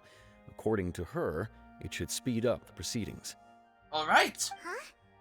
Charlotte wanted to give us something? Oh, so she's here too! Hey, Charlotte! Hey! Oh, let Paimon see. Isn't this the exclusive interview that she did with us before? So she's already Love finished Charlotte. it, Yeah, huh? honestly though. Yeah, okay. When initially coming up with my personal list of favorite characters from Fontaine, Charlotte was originally pretty low on the list, but only because I love the rest of the cast so much. But now that we're here and with the appearances she's made, both in this quest and especially in Nouvelette's story quest, I might have to reconsider. God damn. But honestly, all in all, the Fontaine cast is honestly just really fucking solid. Love them. Wait, then that means this document is a perfect timeline of everything that's happened ever since we stepped foot in Fontaine. So in other words, we can refer to this anthology of evidence every time we want to use something Yes. from our journey as evidence for an argument. Yes, yeah. It also helps that Charlotte's honestly really cute. Like, literally the only real problem I have with her is that, and even then, it might be just a bit of a nitpick from me, is that, design-wise, she's a little too similar to Yanfei. That's really my only gripe with Charlotte. That's it. It's a super practical gift, if anything. Never thought it'd be used this way. Let's quickly confirm the information in it. Just think of it as a refresher, alright? Alright, so let's do this. You defeated the Hydro Archon in the very first duels you took part in at the Opera House. That's one for the history books, all right. I didn't think that you'd wind up getting to the bottom of the case I'd been following all this time. I guess you could also see this as a happy coincidence. This is the first time Monsieur Neuvillette had a difference of opinion with the Oratrice. Even the Hydro Archon can't figure it out. A Fatui Harbinger. She's an extraordinary person. Her instinct must mean something. Wait, actually, hold on. I'll quickly read through these descriptions real quick. Became Linny's attorney. Murder case unfolded. Blah blah blah blah. A murder case unfolded in the midst of Linny and Lynette's first performance at the Grand Opera House. Though they were cleared of the accusations leveled against them, their identities as agents of the House of the Hearth were revealed. It turns out that Fontainians can be dissolved by water from the Primordial Sea. Over the years, Vache kidnapped and dissolved many young girls for his experiments to try and find a way to bring back his wife, who had been dissolved. Though Neuvillette had believed Child to be innocent, the Auditrice judged him as guilty in the end, and even Farina didn't know why. During the diplomatic meeting with the Knave, she revealed that she had already probed Farina on her own, and believes it is possible that not only is Farina not really the Archon, but that she is actually afflicted with some sort of curse. The fortress of Meripede was almost destroyed in a single day. That I didn't witness that scene personally will always be a source of professional regret, I think.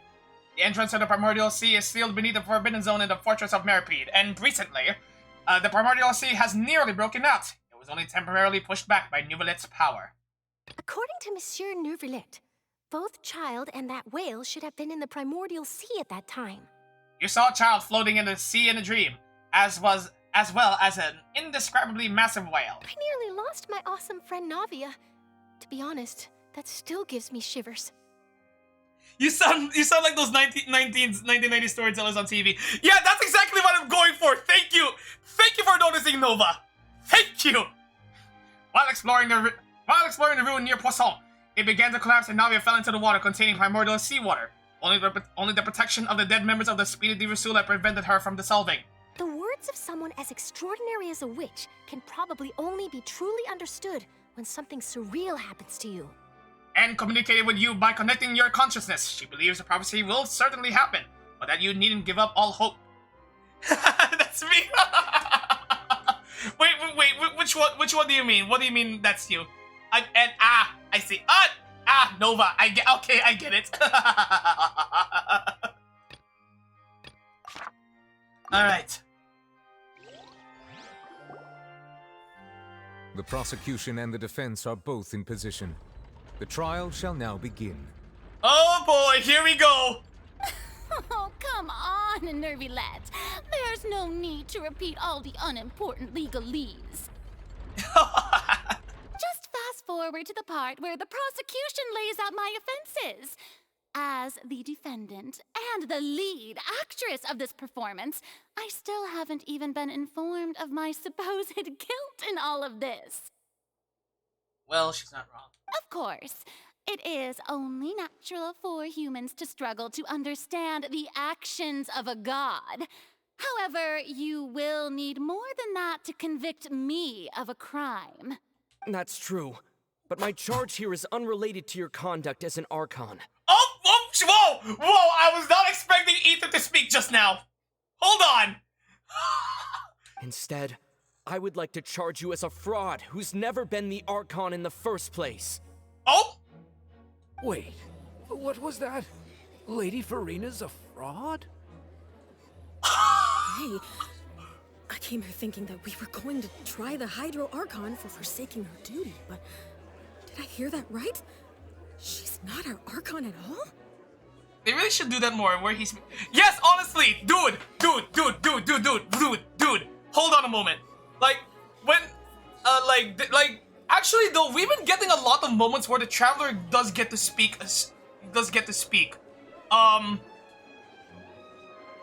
Sinasayang nila bosses niya. No, seriously, but in fairness, they have been trying to do a better job of that ever since Fontaine came out. Like, Act 2, in Act 2 of the Archon Quest, Ether and Lumine by proxy did get one line at the very end. And then with Nouvelette's story quest, we also did get like 2 lines of dialogue from the Traveler near the very end. And now here we are in Act 5. We had that entire thing, and then there was that moment where when Navia was falling down, he actually yelled out Navia's name, which was honestly really cool. We've been getting a lot of Traveler speak. Like really, if you think about it, we've been getting a lot of Traveler speaking in Fontaine alone.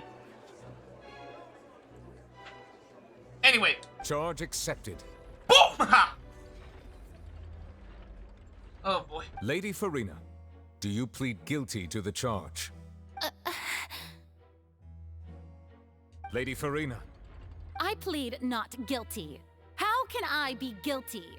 There is no way that I, Focalor, otherwise known as Farina de Fontaine, a member of the Seven and the Regina of all waters, kindreds, peoples, and laws of Fontaine, could be anything other than your true Archon. You know okay, so her full name really is Farina de Fontaine. When I first heard that full name, first heard her full name fully uttered in her character demo, I was like, you know what? Yeah, makes sense. but then when I brought it up with a friend of mine, shortly after, the both of us were just thinking like, okay, yeah, sure. So what about the other Archons then? So, and then we went on like, so what? What would Venti's last name be? Would it be what? Venti Mondstadt? And then Zhongli, what? Zhongli Lie? Well, A would be the exception because we already know her full name is Raiden A. So it wouldn't be Inazuma A or something like that. But whatever. Anyway, sorry. Tangent. Let's go. Yeah.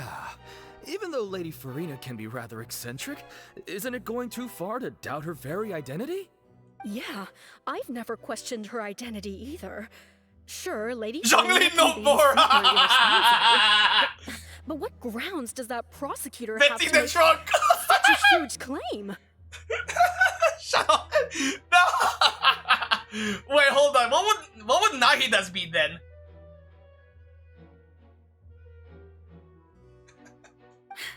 I have cause to believe that common sense will prevail in this case.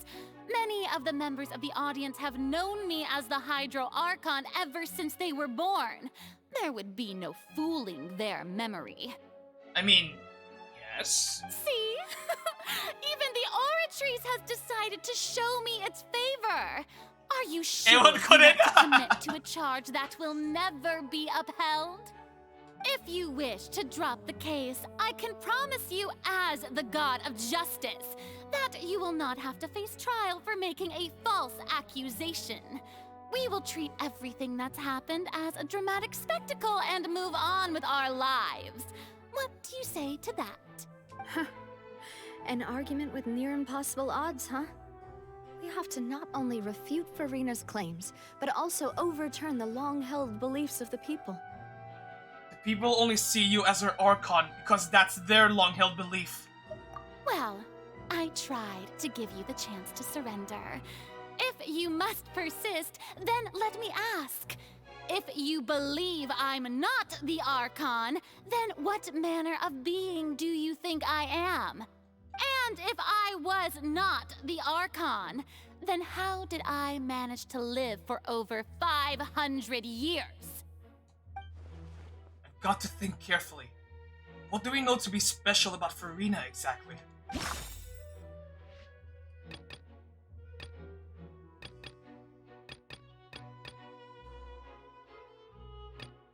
Irrelevant. Okay, so... Yes!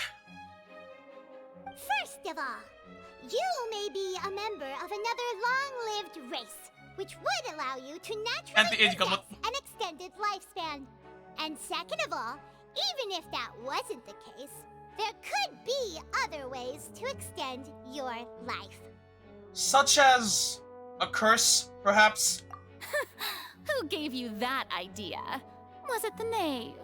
You'd sink so low as to use a harbinger's words against me. Right now, it doesn't matter who gave us the information. What matters is the veracity of the claim. A curse? I once thought it possible that the aura of an Archon might naturally resemble a type of curse. But in light of this claim, perhaps what I sensed was not your divinity, but a curse after all. You sensed it too, huh, Neverlet? So, Farina, instead of an Archon,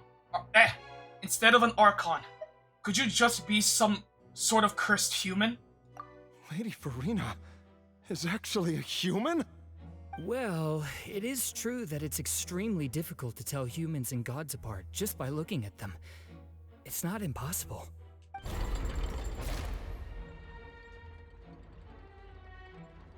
Well, don't start celebrating too early now.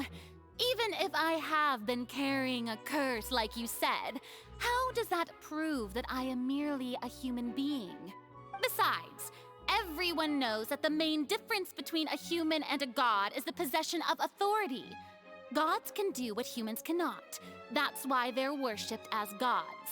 For centuries, manifestations of my authority have served the nation of Fontaine. One need only to turn their eyes towards the Oratrice Mécanique d'Analyse Cardinal in this very opera house, or consider the endemnitium that is used in every aspect of life. Farina doesn't say the name nearly as well as Neuvillette does. That is all I'll say. Wait, that one trial proved the opposite. Farina actually has no control over the Oratrice at all.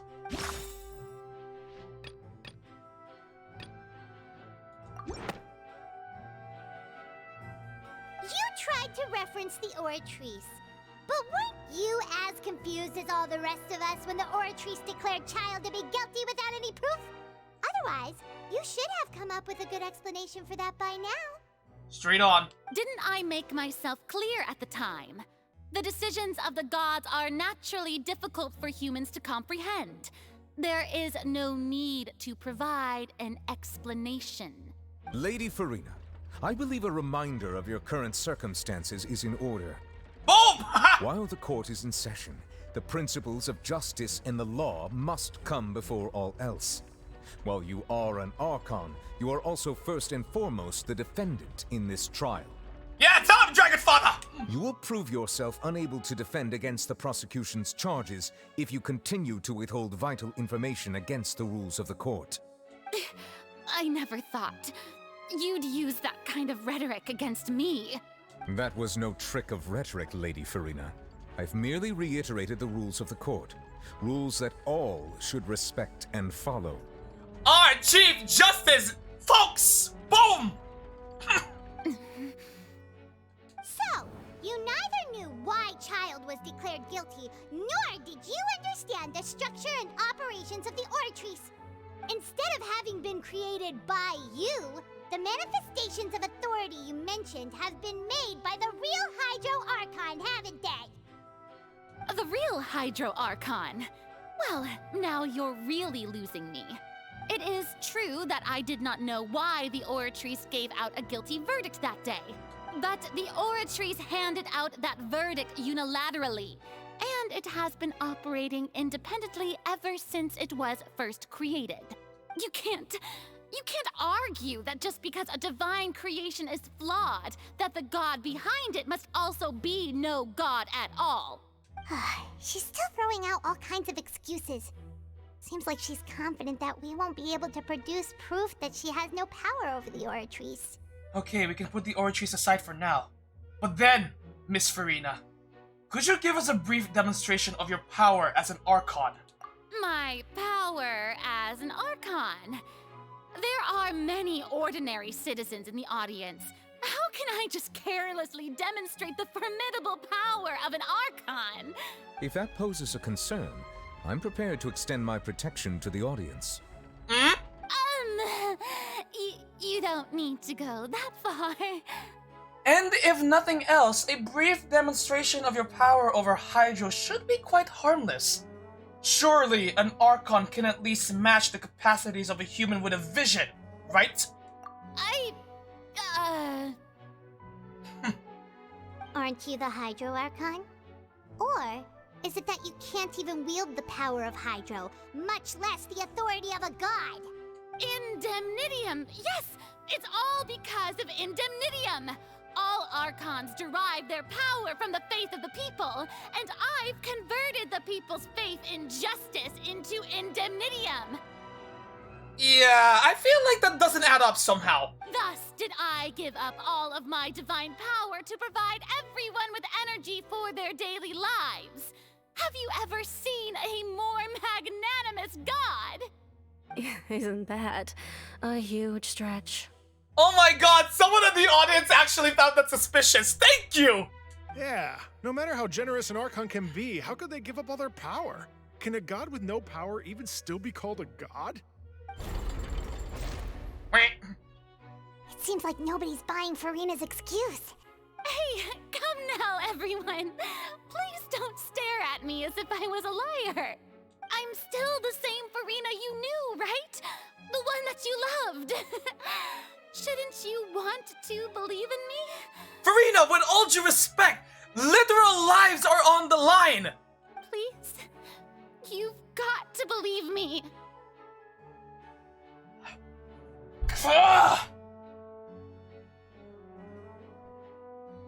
If what the prosecutor said is true, she really has committed a grave offense. Did she deceive all of us? And all of our parents and grandparents too? And all of our ancestors? Ever since they were born? Enough. That's enough. Tell me then, if I'm not the real Hydro Archon, then who is? If you have no evidence of another Hydro Archon's existence, nor can you find anyone who can back up their claim to be such, then what grounds have you to say that I'm not actually the real deal? Wow, she came up with yet another argument. How can we refute her now? Seems like she really doesn't want to give up. If we can't prove that she isn't the Archon, we can try to prove that she is just human. And if she's only human...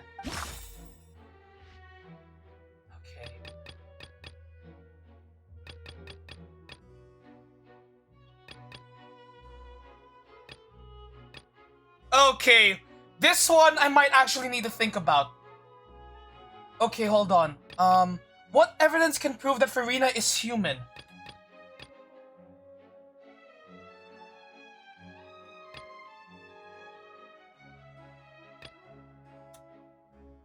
I'm thinking it might be this one, but that might be going a little too far.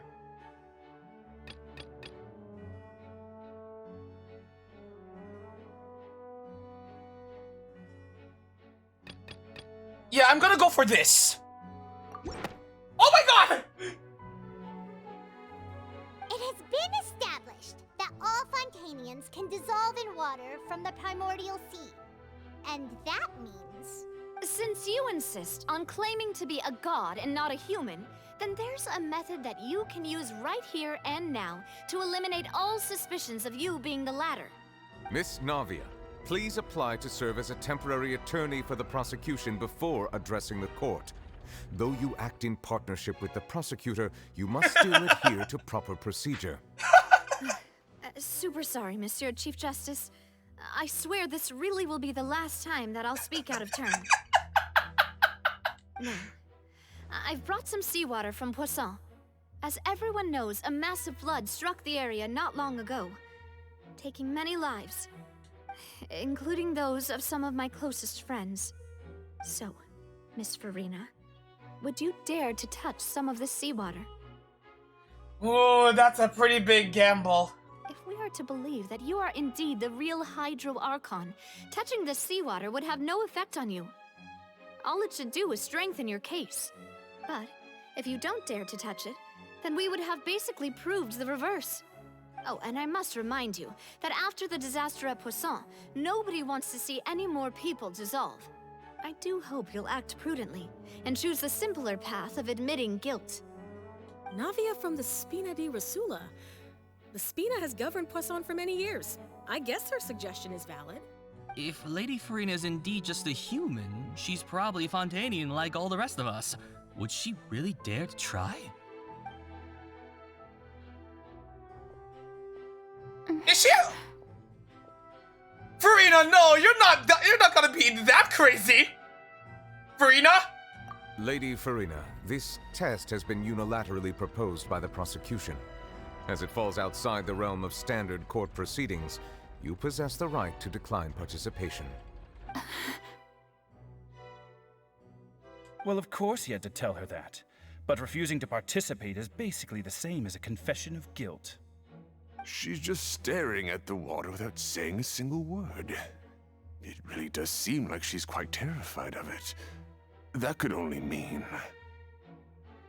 So, wait, oh my god, so that really does mean Farina is human. I'm not gonna lie, guys. That thought never crossed my mind.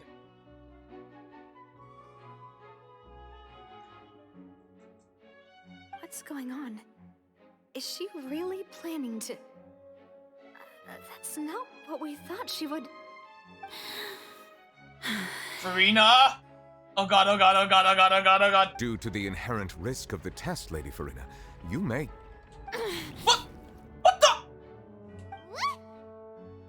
Hey! She actually...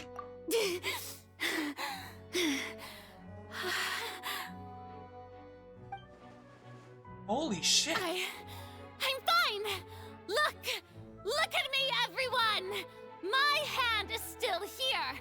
I haven't been dissolved! Will you believe me now? I really am your Archon! I'm nothing like a normal human who would fall apart as soon as they touch this water! Really? Was this not the most obvious thing in the world? But the fact that she hesitated, that she had doubt before she did it. Yeah, that's telling. Miss Siegewin? If you're present, Miss Siegewin, please come forward and attend to the defendant.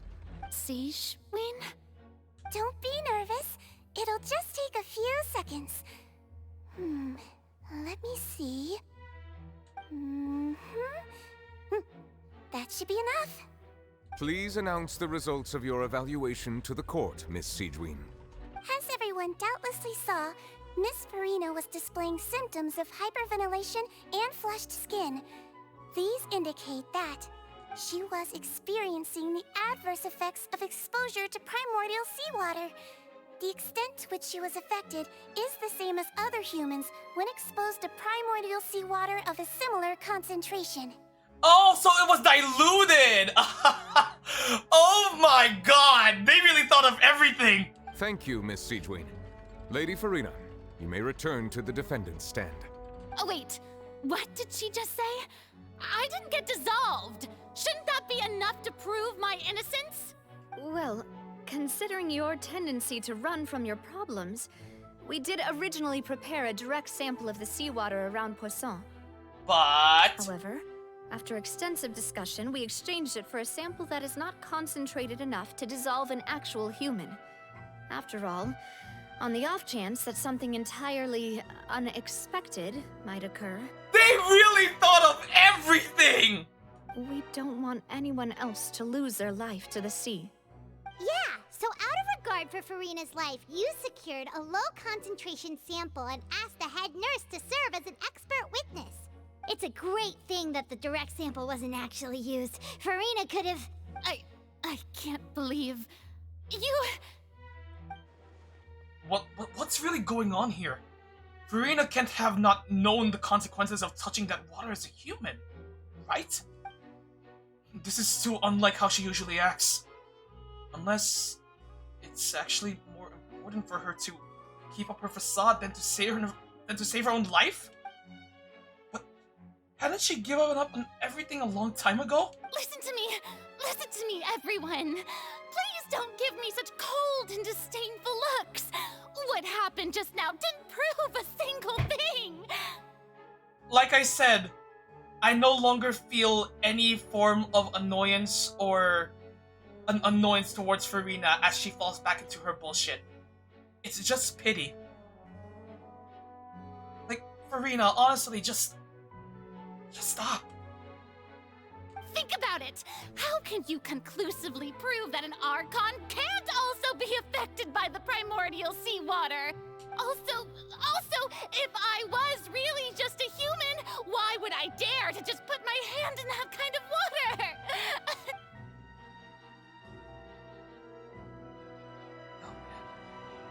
Please, everyone, anyone, just listen to me. I swear, I really am your Archon. Okay, now I'm just starting to feel bad.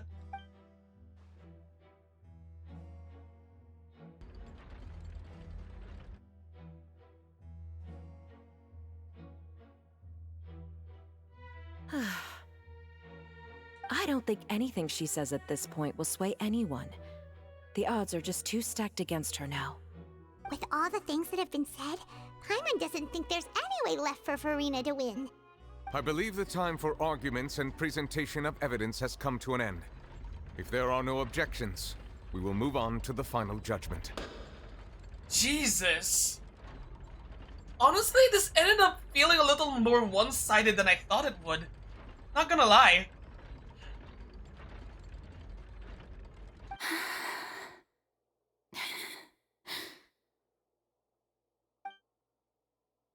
I don't think anything she says at this point will sway her. She's too stacked against her now.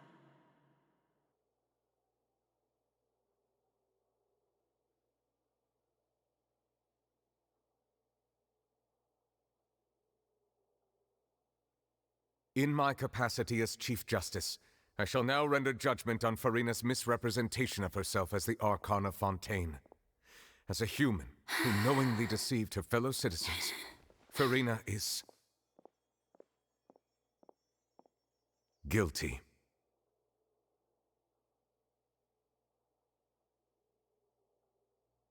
I need a second.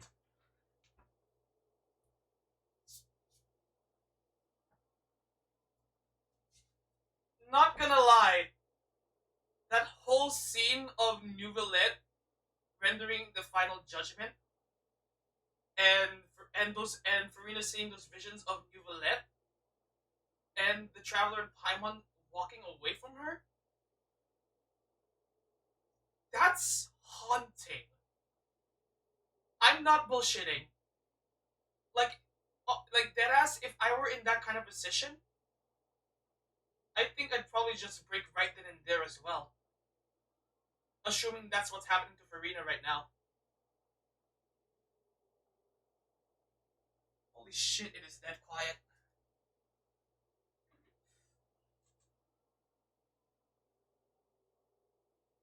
I absolutely do not blame you for feeling that way, Nova.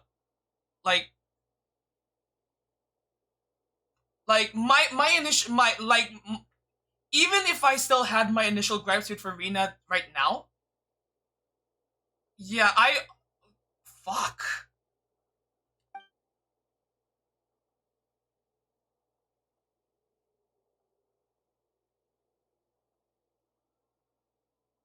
Throne.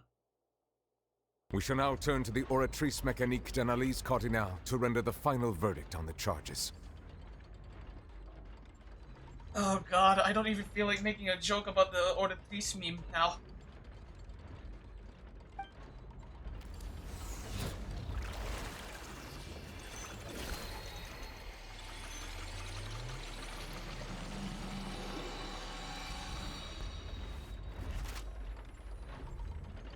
According to the judgment of the Oratrice Mécanique d'Analyse Cardinale, Farina is...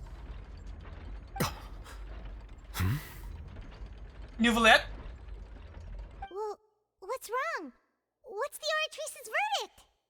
Wait, no, don't tell me the Oratrice just declared Farina innocent!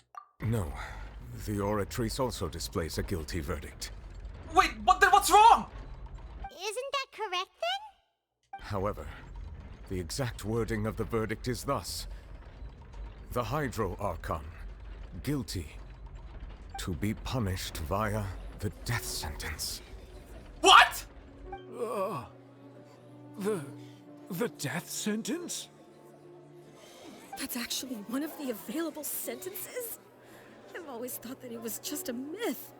The one and only time the death sentence has been handed out at the court, and it's been given to the very person we've worshipped as the god of justice? What an unexpected twist. Farina's been sentenced to death by the Oratrice? We just wanted to use the trial to show her the seriousness of things so she'd tell us the truth. How did things escalate this quickly? This outcome is indeed quite strange. According to Fontaine's current definitions of justice, as well as its recommendations for criminal sentences, is this sentence really appropriate for the crimes that have been committed? Yeah! Even Vache wasn't sentenced to death by the Oratrice. You know, the real evil mastermind behind the serial disappearances case. Even stranger, instead of Farina, the Oratrice rendered judgment on the Hydro Archon. Indeed. Not only is Farina's sentence overly excessive, the very point of our trial today was also to prove that Farina has never been the Hydro Archon in the first place. But now, the Oratrice seems to have deliberately invoked the title of the Hydro Archon. What does this mean?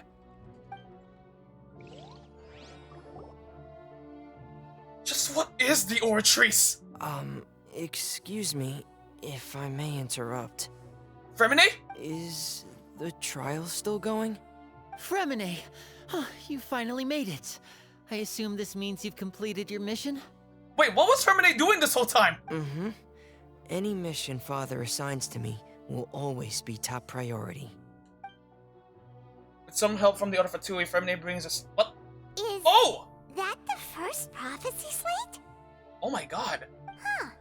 So the knave privately arranged for Fremine to try and find the missing slate. I looked everywhere and finally found it at the bottom of the sea.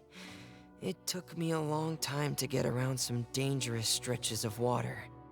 Well, honestly, effort well spent. But has the trial already concluded? Then doesn't that mean I've come too late? Oh no. Father will be disappointed in me. Wait, no! No, the mystery hasn't been solved yet. It's still not too late for you to shine. Thank you for your hard work, Mr. Fremine. Please allow me to review the record left on the slate. Traveler, I believe that you have already seen the other existing slates, and would like you to come here and confirm their contents. Alright, be right down. Holy shit. So what do you see? What is it? This looks like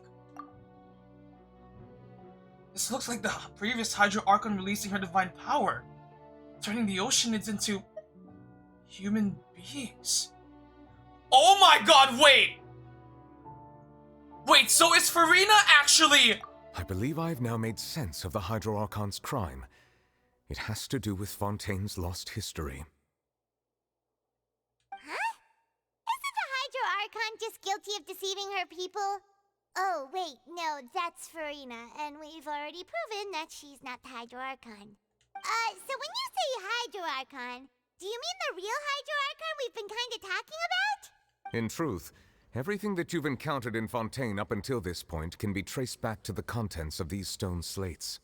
However, I'm uncertain as to how much sense they currently make to you. An association between the contents of the slates and events in real life. Okay, let's try to recall the contents of the other 3 stone slates. Paimon will do her best to help you remember. Alright.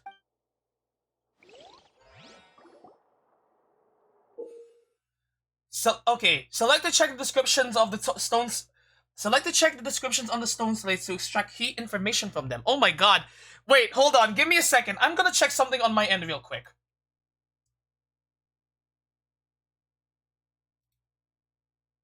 Also, wow, it is deathly quiet. What the shit?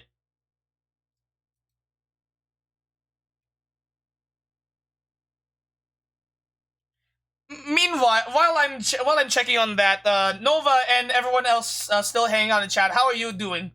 Y'all still good? Cause it is 11:47, almost midnight. But yeah, oh man. Jeez, this is a lot to take in. Yes, see, oh right, okay, that is good to hear. Oh my lord. Also, my Discord is not opening for some reason. Okay. Hang on.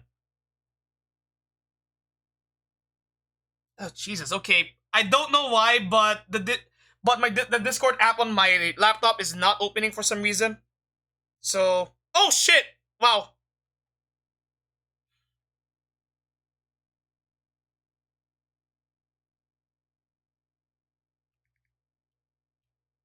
Okay, so so.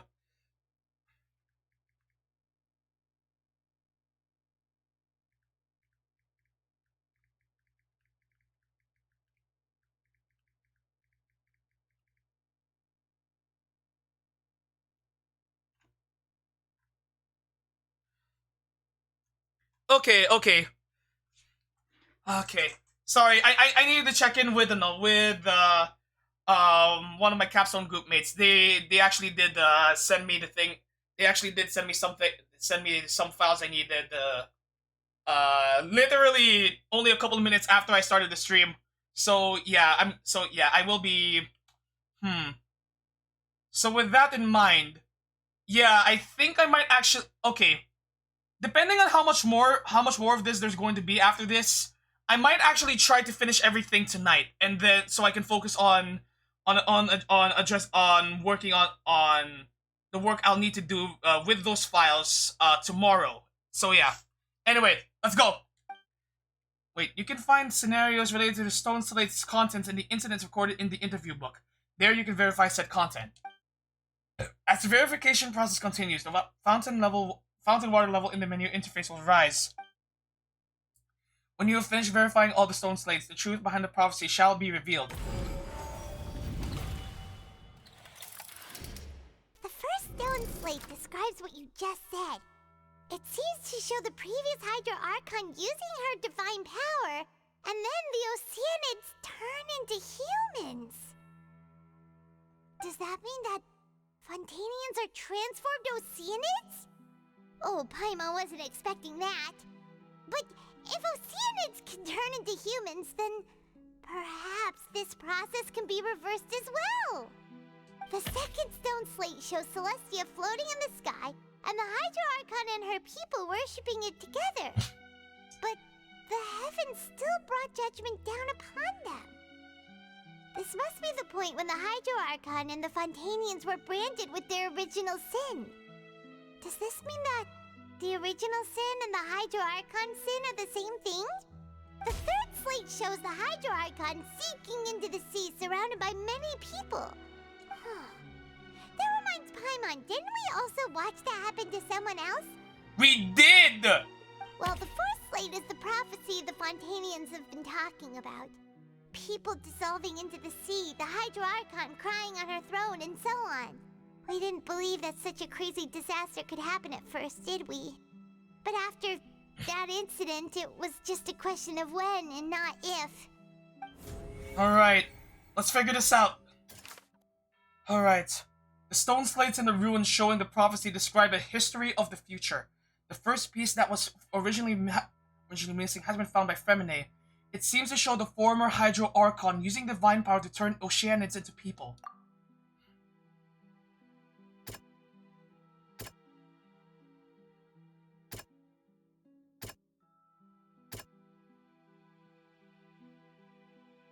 Okay, we'll go back to that one later. Okay. The stone slates in the ruins showing the prophecy. Okay. Celestia floating in the sky, and Hydro Archon and the pure people worshipping it together.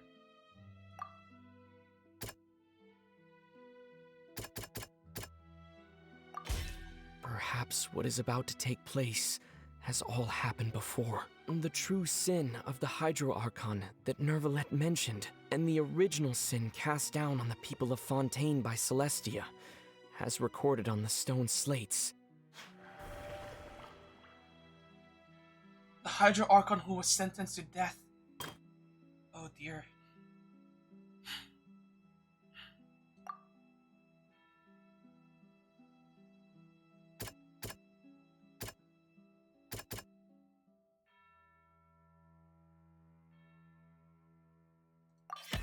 It's not as simple as falling into the sea. When Navia fell into the sea, her consciousness was subjected to judgment. The stone slates show the people gathered around the Hydro Archon in the sea. Could that be alluding to the same thing? Maybe.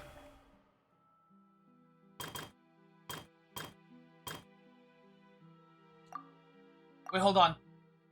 Wait, it shows a scene that is basically identical to the describe.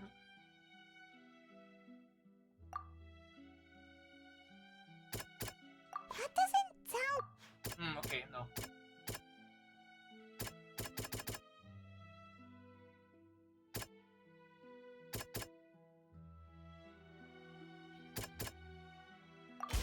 Oh my god! The prophecy from the stone slates found its way into society, but not many people believed it at first. The fortress of Meropide was nearly flooded with primordial seawater, which we know can cause Fontainians to dissolve.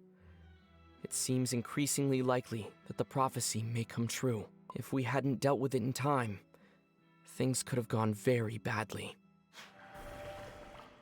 Alright, the first one.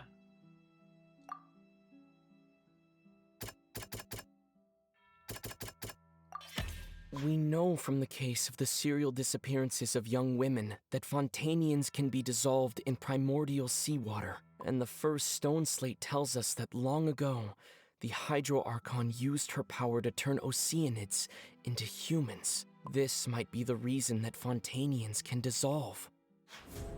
Oh shit! They'll dissolve into the primordial sea but won't cease to exist.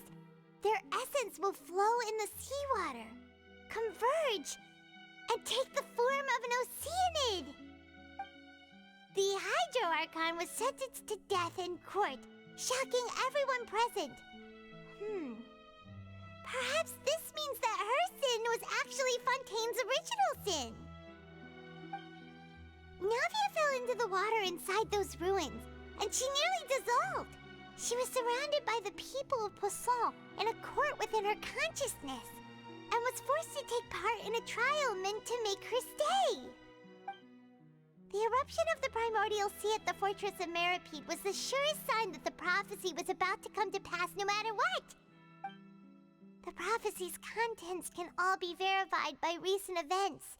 If we combine what we know together, loads of truths should come to light.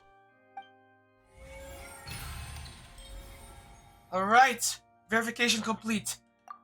Holy shit!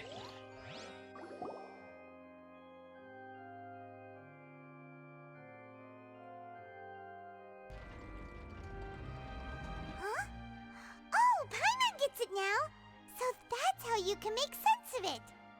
But then it feels like we're going to have to share some truly shocking revelations. Let's hear them. The first slate reveals that Fontainians are not real humans. Incredible. Linny, did you hear that? We're not real humans. All Fontainians were originally created by the late previous Hydro Archon, with Oceanids as their basis. The evidence for that can be found in how only Fontainians could dissolve in primordial seawater, and how all the girls Vacher dissolved were also turned into Oceanids. Oh my god, everything's about to make sense! Oh, and according to Navia, when she was about to get dissolved, she also saw everyone gathered around for a trial, all of them in the shape of Oceanids. Indeed. Now the second slate reveals that the crime of the Hydro Archon was her creation of Fontanians from Oceanids. Yeah, and it follows from the content of the first slate that she probably angered Celestia by creating humans without prior permission. That's how the Hydro Archon made an enemy of the Divine. That could also explain why the Oratrice judged the Hydro Archon to be guilty. It's to account for that ancient sin. The Hydro Archon's true sin was creating us?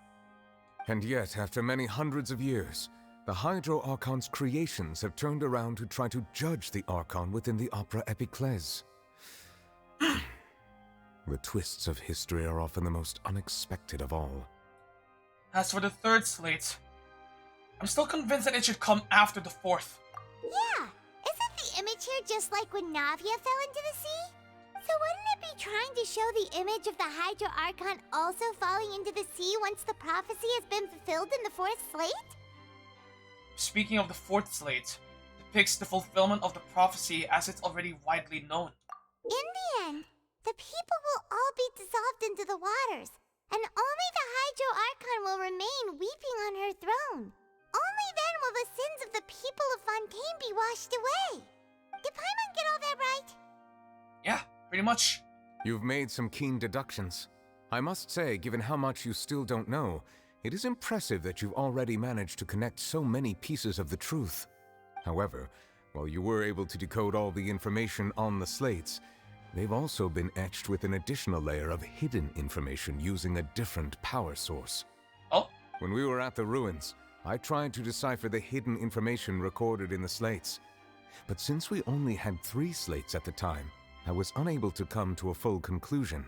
Right! Now that the slate collection is complete, I shall make another attempt to decipher the narrative recorded within. If everything goes well, we should finally be informed of the unadulterated truth. Alright, Muvalet, let her rip!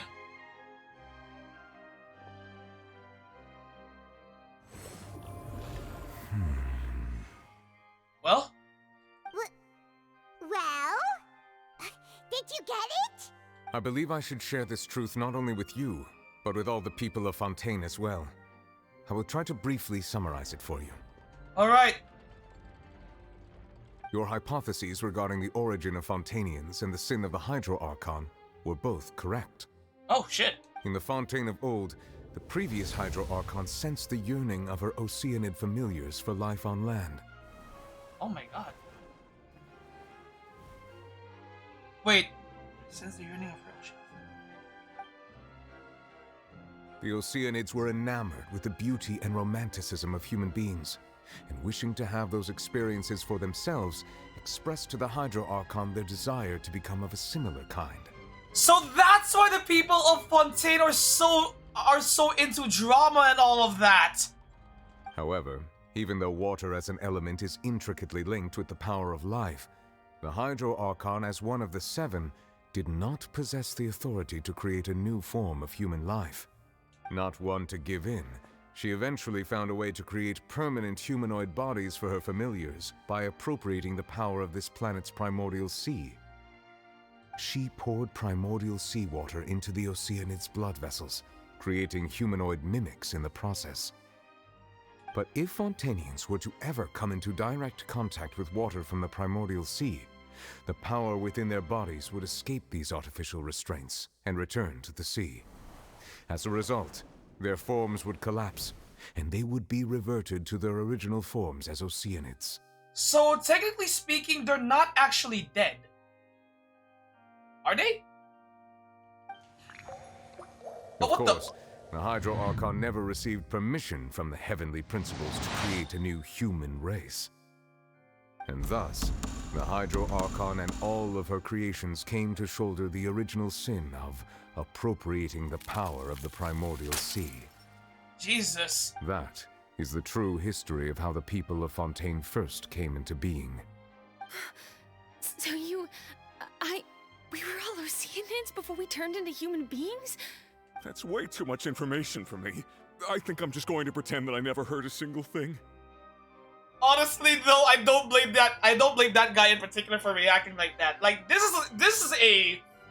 is a world-shattering revelation of existential proportions. What the shit? Wait, but if that's the truth, we can't let the Hydro Archon be sentenced to death.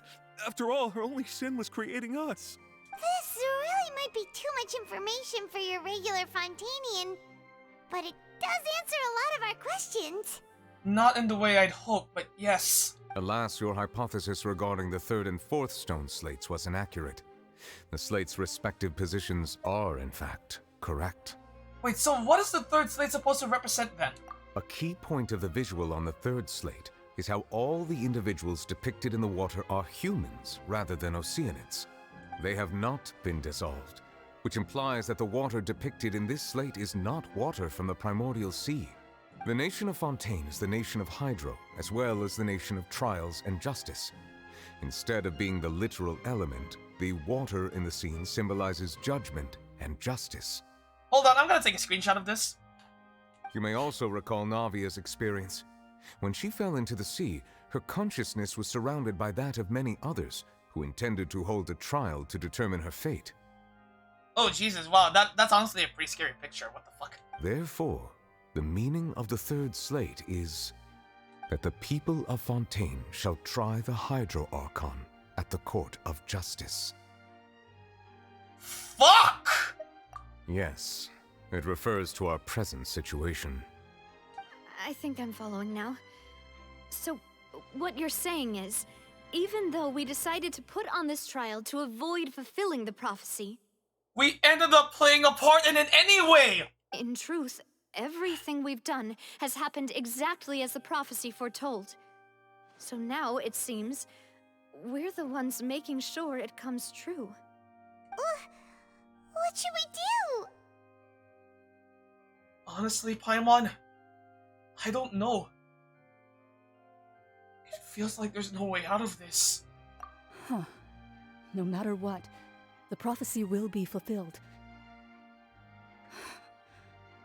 Is this what it feels like to be a prisoner of fate? If that's the case, does that mean the scene in the fourth slate will also be fulfilled soon? Traveler, I would like to point out another small fallacy in your deductions. Please do. About the fourth slate.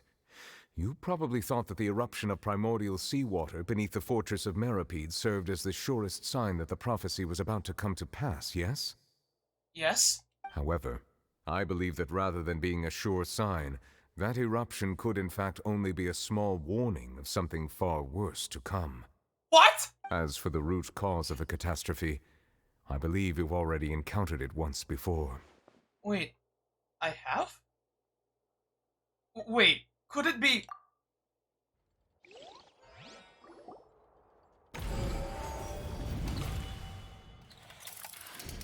This eruption was just a small warning of the things to come.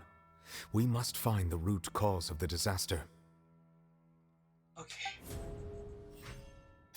What is the true source of the catastrophe?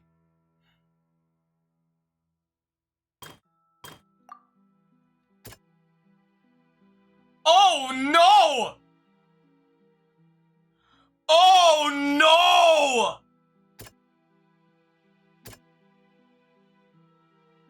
Oh no!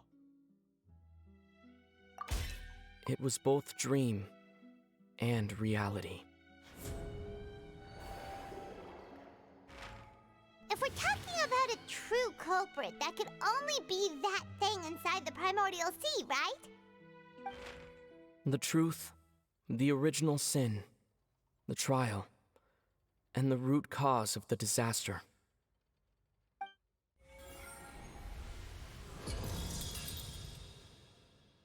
Oh no.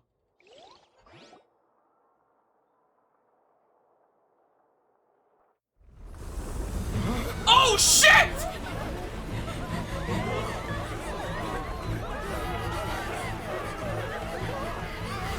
Oh shit!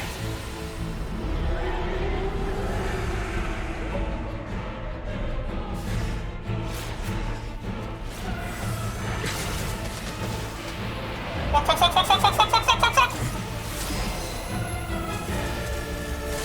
You lit!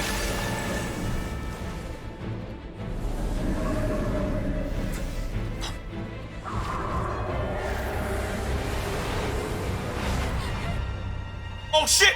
No, no, no, no, no, no! Oh my god! He's back!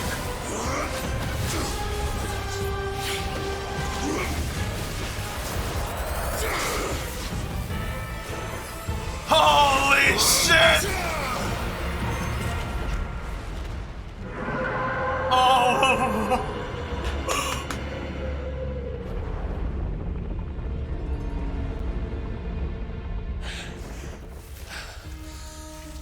Child?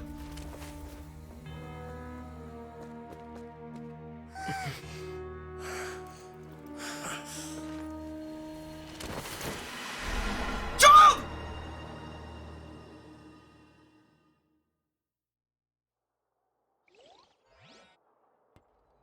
That was way too close! How did that thing just burst into the Opera House? Wait, was that the huge whale you saw in your dream? That's right. And honestly, I'd wagered it's also the same one the child saw when he was young. So we've met it at last. I understand very well why it has chosen to make an appearance here. That whale does not belong to Tevat. It is a monster that has traversed the stars, weeping all the while.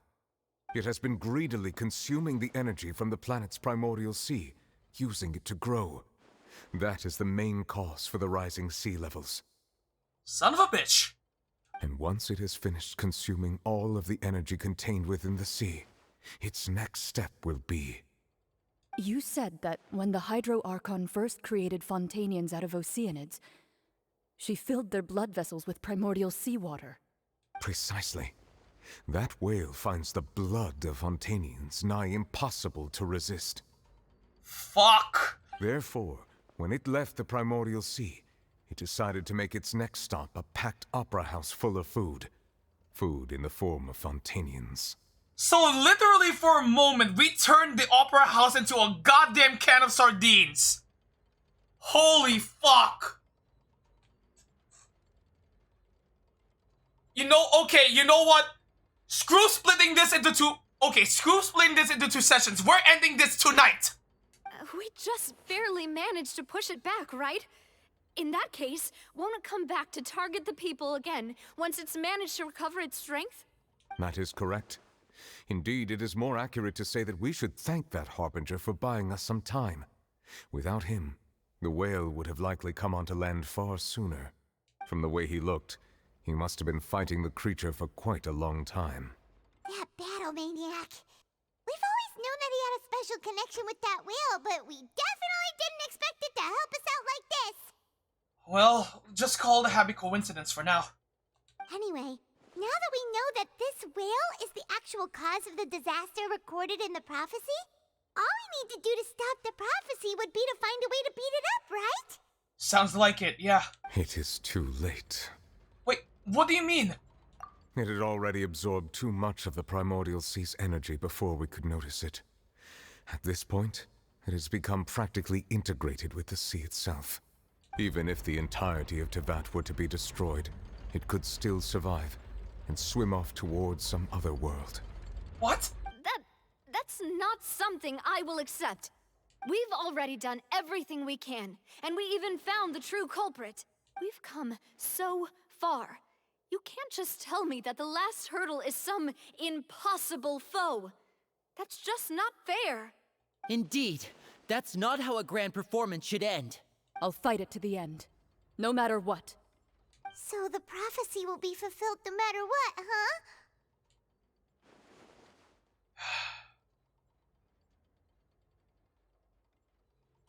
The prophecy.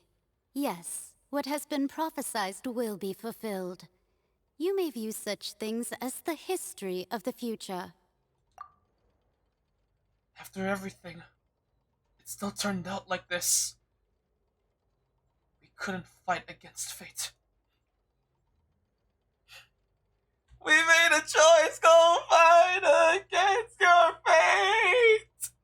The fate will come with the blade. They will wake up the despot and crown in this Norman world somehow. God.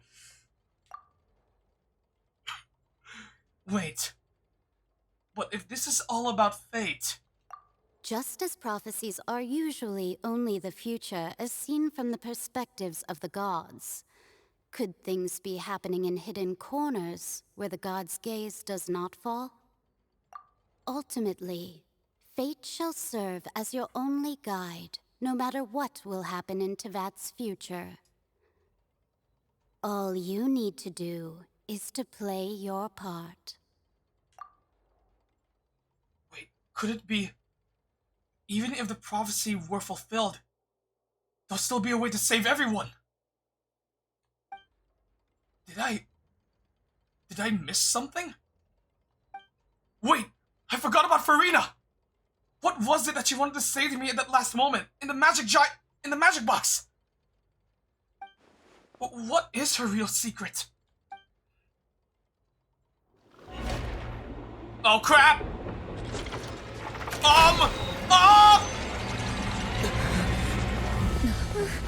What's happening with the aura trees? I believe it is preparing to carry out the death sentence. No! Farina! Farina, step out of it! No, I still need answers.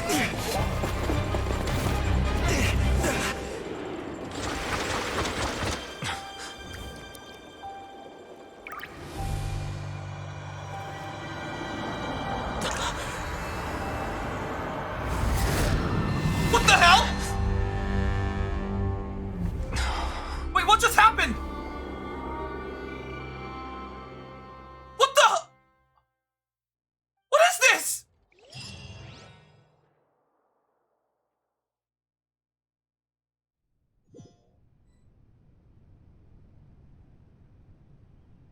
Oh, I knew that.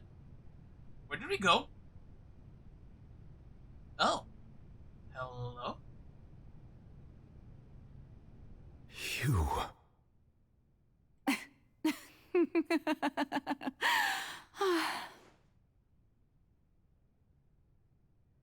Sorry. That shocked expression on your face is just too amusing. I couldn't help myself. Okay, I can assure you guys right now, this is still Emberly Connor speaking. She's just using a voice that's more similar to Ino from Guilty Gear Strive. Not that you know what I'm talking about, but either way, this is still Emberly Connor speaking. You are not Farina. Who are you? Ah, the sweet sound of bewilderment. Marvelous. A sure sign that my attempt to deceive everyone was a resounding success. But to answer your question, I am Focalor. You know, the god. So this is the real Focalor. So technically, we've never met the real Hydro Archon until this very moment. What the shit? Focalor, why did you deceive us? Oh, that wasn't my goal, of course. Goodness, no. But I had to fool everyone else too, if I was to stand any chance of deceiving the heavenly principles. Deceiving the heavenly principles? It's all because of that pernicious prophecy. Dreadful, wasn't it? Everyone doomed to dissolve. Fontaine condemned to be flooded. One was not amused. In fact, one was positively bemused when that problem was thrust upon me by my dearest predecessor. That's the former Hydro Archon Egeria, for the uninitiated. It hardly gets more disastrous than a preordained national catastrophe, now does it? She knew full well that the prophecy would surely come to pass. And as one of the seven, she also knew full well that one defies the heavenly principles at one's peril. So yes, as you have no doubt surmised, it was a rather impossible situation that I found myself in. I spent a terribly long time mulling it over, alone on the ocean floor. And I was almost growing barnacles by the time I finally realized There was only one possible solution to this confounding conundrum. I had to outwit the heavenly principles, allow the prophecy to be fulfilled, ostensibly at least, while saving everyone at the same time. I'm a genius, I know. I can only assume that's why Egeria chose me as her successor. You're certainly a crafty one, I'll give you that. Although, looking back now, it was hardly the inheritance one dreams of. Between the task of saving the nation, the quotidian duties of the Hydro Archon, and not to mention the original sin of creating a new race of humans, I dare say she left me quite a colossal mess to clean up. But one can only play the hand one is dealt. I did not choose this, any more than I chose to be one of her Oceanid familiars. So you were also once one of the Oceanids, transformed into a human by Egeria's hand. Yes, I was. I always dreamed of becoming human. And I still do, even now. In my eyes, to be human is to be part of the greatest opera ever known. Which I'm guessing is why you created Farina. After becoming a god, I separated my divinity from my body and spirit, leaving behind only a self that was as naive and bewildered as my past self on her first day as a human being. Oh, I see. Okay, hold on, I'm screenshotting this for future reference. The me you see before you now is that divinity. And the human counterpart I left behind, I named Farina. She could feel joy, sorrow, and everything in between. She could be as vain and conceited, or as meek and vulnerable as she wished. Her strengths were of a kind only a human could possess, as were her shortcomings. But in my eyes, Farina's humanity was what made her perfect. She was perfectly human in every way. The person I always wanted to be. Anyway, so then I cursed her. Wow, so casual about it too. All part of the plan, of course. The plan to deceive the heavenly principles. Do you still remember the final scene of the prophecy? The Hydra Archon alone, weeping on her throne. In order that the prophecy might appear fulfilled, I invited Farina to be an actress, to play the part of the Hydro Archon in the prophecy. Under the curse I placed on her, so long as I, Focalor's divinity, continued to exist, she could not die. But nor was she free to live her life in the pursuit of happiness. Honestly, that's actually kind of cruel. Instead, she was forced to take the stage in the opera house, to embrace the role of leading lady, to forever play the part of the god from the prophecy, all to create a deceitful appearance of that prophecy coming to pass. I suppose now you probably understand why your court is called the Opera Epiclese. But Farina is only human, isn't she? Even though she has had a long life, her mind is no stronger than that of any other ordinary human being. Oh my god, Nuvalet is speaking with all of the with all of the energy, with all of the energy of a concerned dad right now. Oh my god, man. I cannot begin to fathom what she has had to endure. It must have been torture for her. You fucking tell me, Nuvi! It has indeed. And although she is, in a sense, me in human form, I most definitely owe her an apology for it. Damn fucking straight, bitch. I'm sorry, that was mean. It's been 500 years, and all along, she's been playing her part in the most unimaginably long, unbearably lonely, and agonizingly painful opera of all time. What's the lore?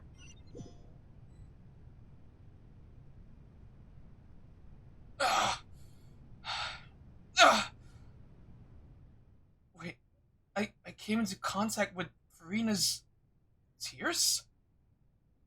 If I remember correctly, tears often contain a being's strongest emotions. With how sensitive to Hydro I am now, I can form an emotional connection. Just like I did with that Oceanian at the Fountain of Lucine. Wait, could this be Farina's inner world? Farina? What is she doing on stage? Wait a moment, this probably isn't Farina. That's probably it's likely a reflection of her inner self, maybe. If I can directly speak to that self, I might be able to easily get what I wanted to know. I came here for answers. Either way, this opportunity is not to be missed. I gotta try talking to her.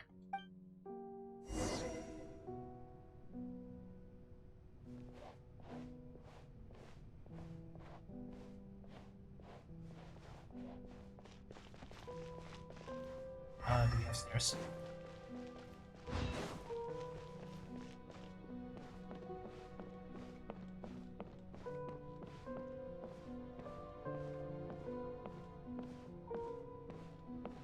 Farina? You don't mind if we have a chat, right?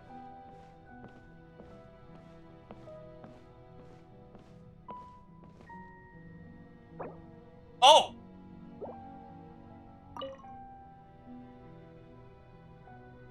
Oh? Who permitted you to come onto the stage?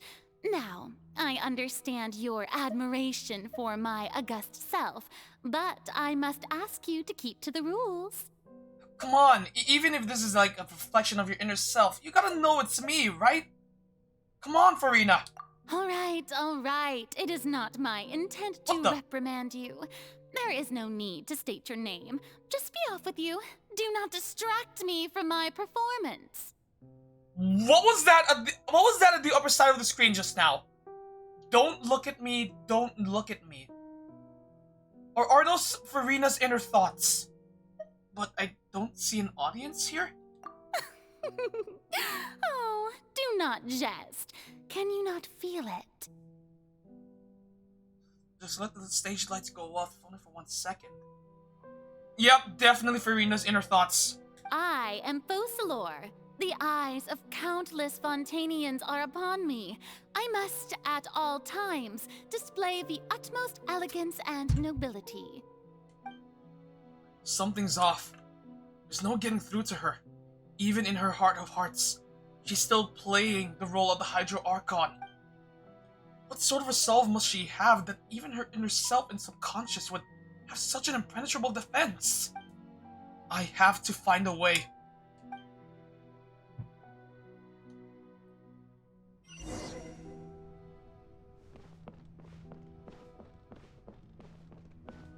Right.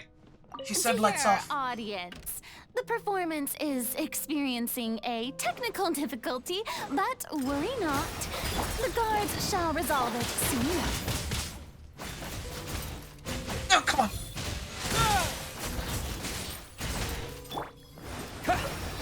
I'm going in.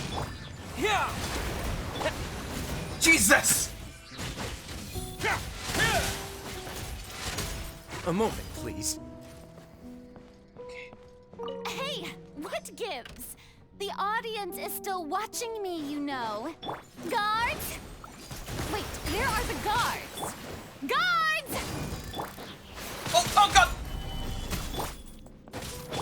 Ah! Ah! Come on! Come on! Yeah!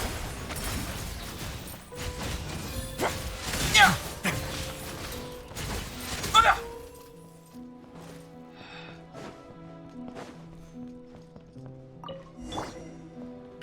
There you go.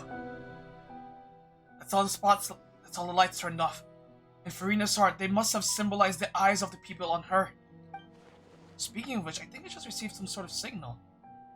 Was that her true voice? A ticket? When did that end up here? The hell? Huh? Huh. Either way, looks like the show's about to start. In any case, show me how you truly feel, Farina. Scene 1. Before a mirror. Farina.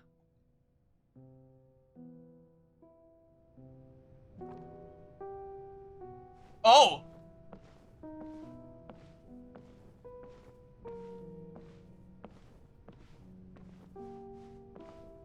Oh, wow, we can't even run. Okay, sure, whatever. Farina. Farina. Huh? Who's that? Who's calling me? Where are you? Be not nervous. Be not afraid. I am before you. Wait a moment. You're mirror me? How can this be? Mirror you, huh? You know what? That's not bad. Let's go with that. Mirror me. What do you wish to say? The prophecy. Have you heard of it? What prophecy? Oh, wait. I know. I think. I don't know why, but it's in my head somehow. The people will all be dissolved into the waters, and only the Hydro Archon will remain, weeping on her throne. Only then will the sins of the people of Fontaine be washed away. Oh, very good. You know it well. What's going on? I can't seem to remember anything clearly.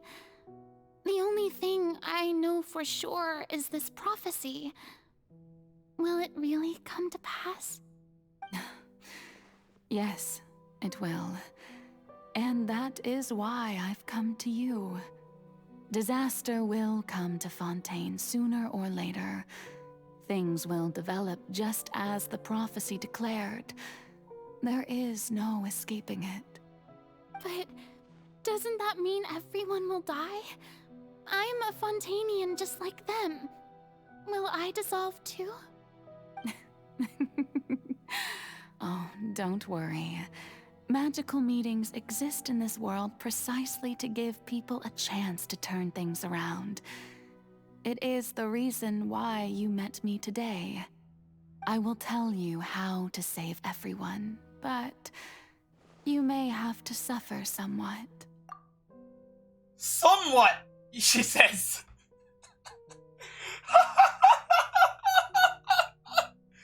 Oh, so there's still hope after all. Goodness, you frightened me. You spoke so much and with so much certainty.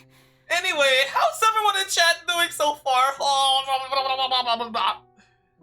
As for the suffering, well, I will admit that the first thing that came to mind was, why do I have to be the one to suffer? But if the prophecy will come true, I'll also die anyway, right? So if I've already met you as my magical meeting in this world, if there were scales, with all the people of Fontaine on one side and my pain on the other, is it not obvious where the scales should tilt? You truly are the perfect human. My ideal. I suppose Nandito this would pa, also okay. be the justice that belongs to you. Huh? Don't worry, it's nothing. Listen well. Fontaine has just lost its Hydro Archon. I need you to play a role. That of the new Archon. Play as a god? That's right. You must begin a never-ending masquerade. You must never let anyone suspect your identity. I guess you could call this a masquerade of the guilty. I'm not even saying that as a pun, because that title is entirely accurate.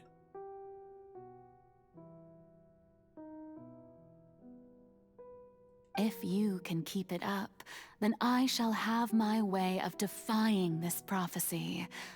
But should your identity be revealed, then all hope will be lost. Oh.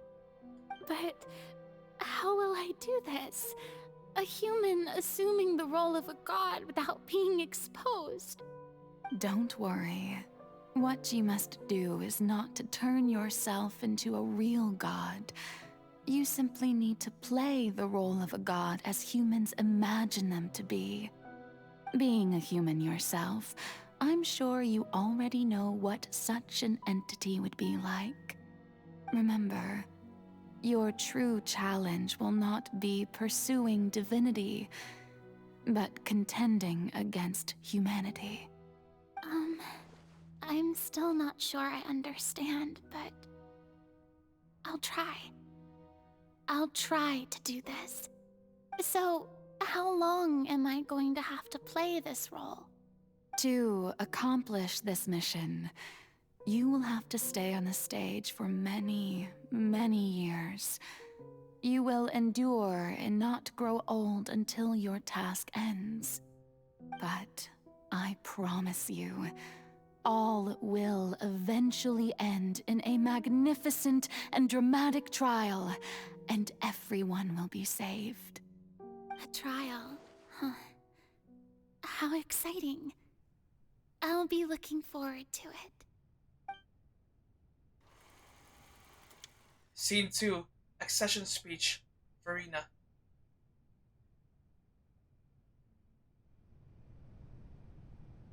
Oh boy. Okay, so this is Numa Verena.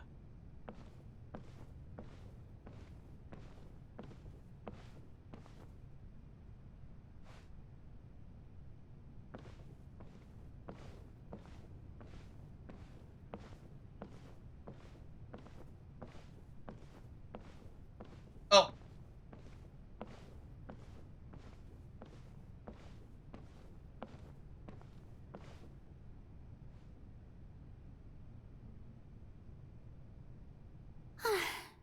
The Maison Cardinalise has announced my accession, but this is my first time facing the people. What should I say to most appear like a god? To be honest, I still don't know. Perhaps I should first try to act natural. Ladies and gentlemen, good evening, and welcome to the Opera Epiclese.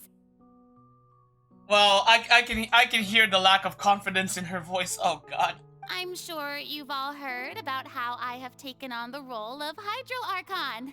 Indeed, I am Verena de Fontaine, your new Archon. In truth, I know little about becoming a nation's new god, but it will be my honor to guide you all.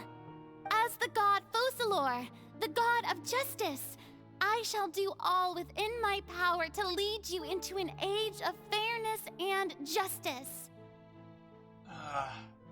Once again, thank you all for coming.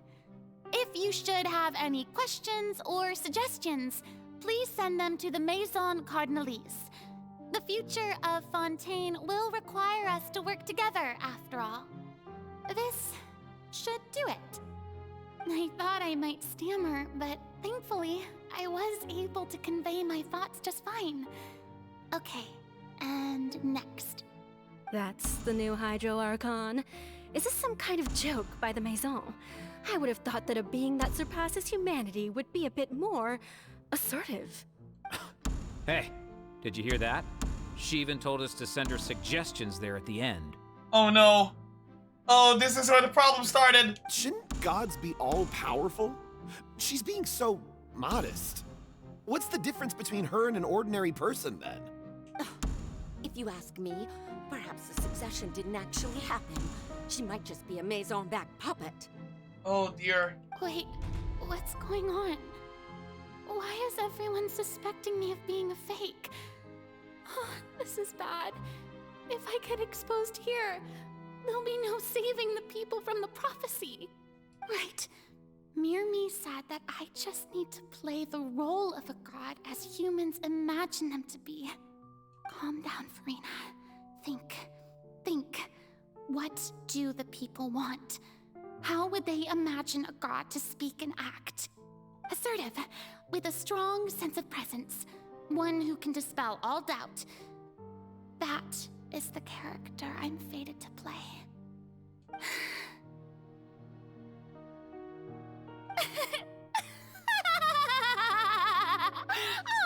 Oh, very good, my people.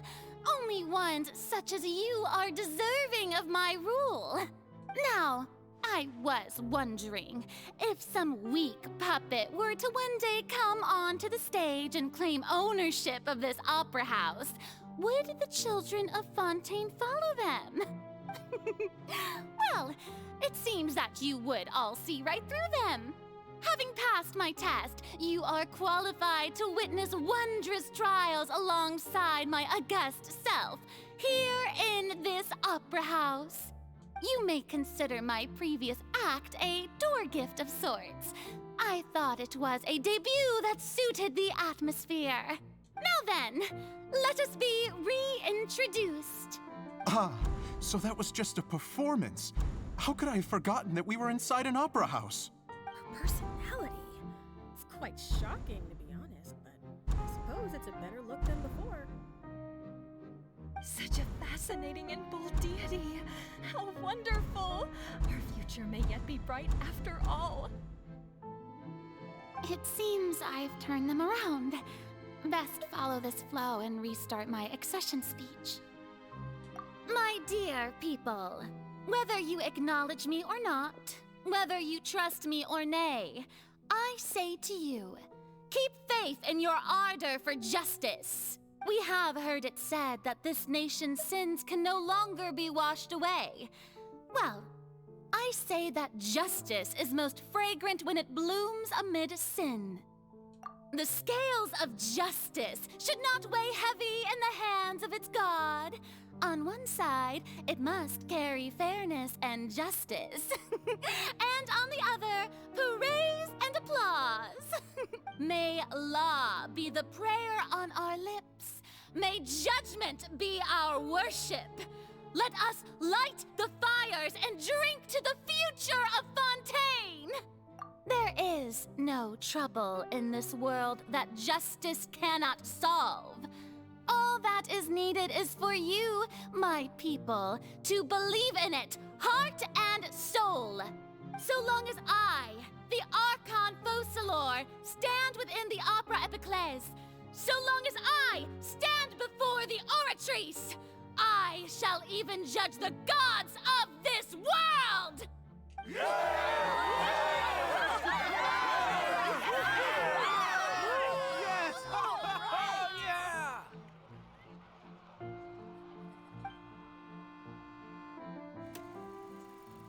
Scene 3, Opera House, Verena.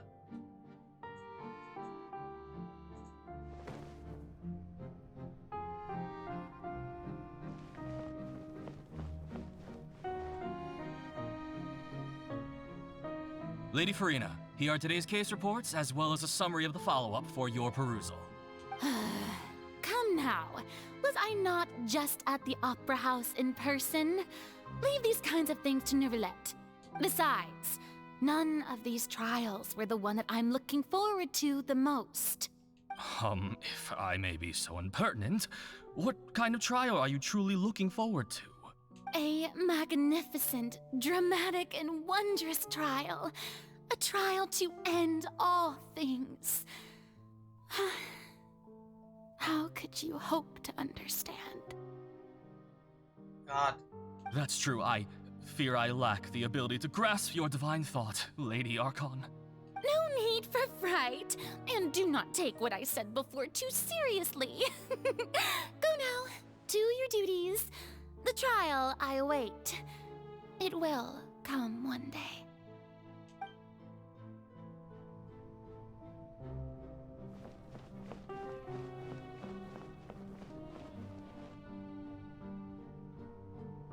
Lady Farina, I don't know what to say. Thank you for agreeing to see me. No need to thank me. Or rather, thank your own sense of perseverance instead. Long have you stood in line to meet me, have you not? Oh, I'm afraid that's just an inevitable consequence of my divine charm. All right, Deoteria, is it? How is your son's illness? You remembered me, and you knew of my family too. He is doing much better now. In fact, he is far more of an ardent believer than I. He was the one who forced me to seek an audience with you, and to bring your words back to him. Oh, good. Very good. If this should happen again in the future, please do not hesitate to come and tell me. Going down to citizens' homes every so often, while not usual practice, should serve as a fine change of pace. You're such a gentle and wise god. Thank you once again, on behalf of my son. Sorry if I'm being really quiet, it's just that I'm really trying to take all of this in. Cause, honestly, for the first time, we're really getting to know Farina.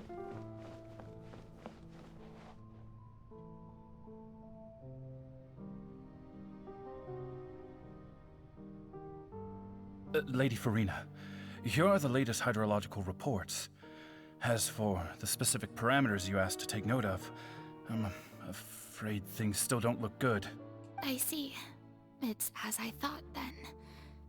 As your god, I did already expect this, but I wanted to see how far your human wisdom would allow you to analyze it. All manner of signs indicate that the prophecy will still come to pass. Forget it. That's not something you need to worry about right now. Well, as I understand it, the Fontaine Research Institute is also trying to find a way to counter the rising water levels. Really? Have they found anything? I'm afraid that they haven't found any effective solution thus far. Oh, is that so? Well, no wonder. This issue has reached the realm of the gods after all. Still, their spirit is praiseworthy. Oh, man.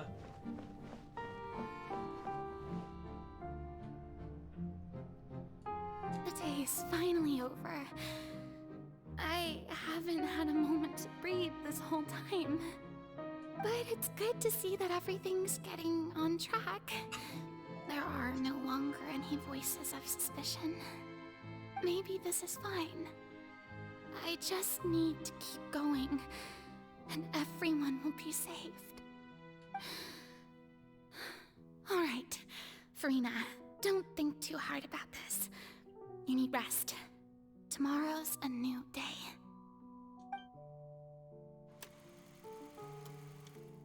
Scene 4, Opera House, Farina. Lady Farina, here are the new trial reports for the latest cases, as well as a summary of the follow-up. There'll be no need for that. I've seen them already. There's no need to go back over scenes I've witnessed in person before. Lady Farina, I've waited so long for this chance to see you in this manner. Indeed, my dear, loyal citizen. This joyous moment is an honor for us both. Lady Farina, we're detecting significant hydrological anomalies near Poisson. Understood. Keep monitoring. Keep me informed should anything come up at the Institute.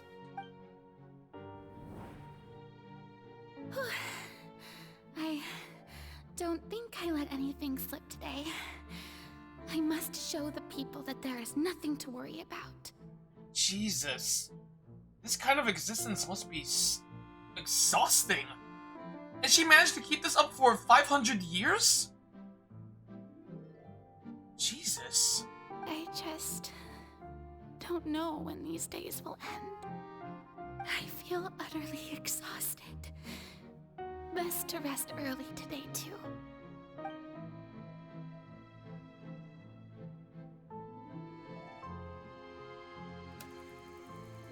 Scene 5, Opera House, Farina.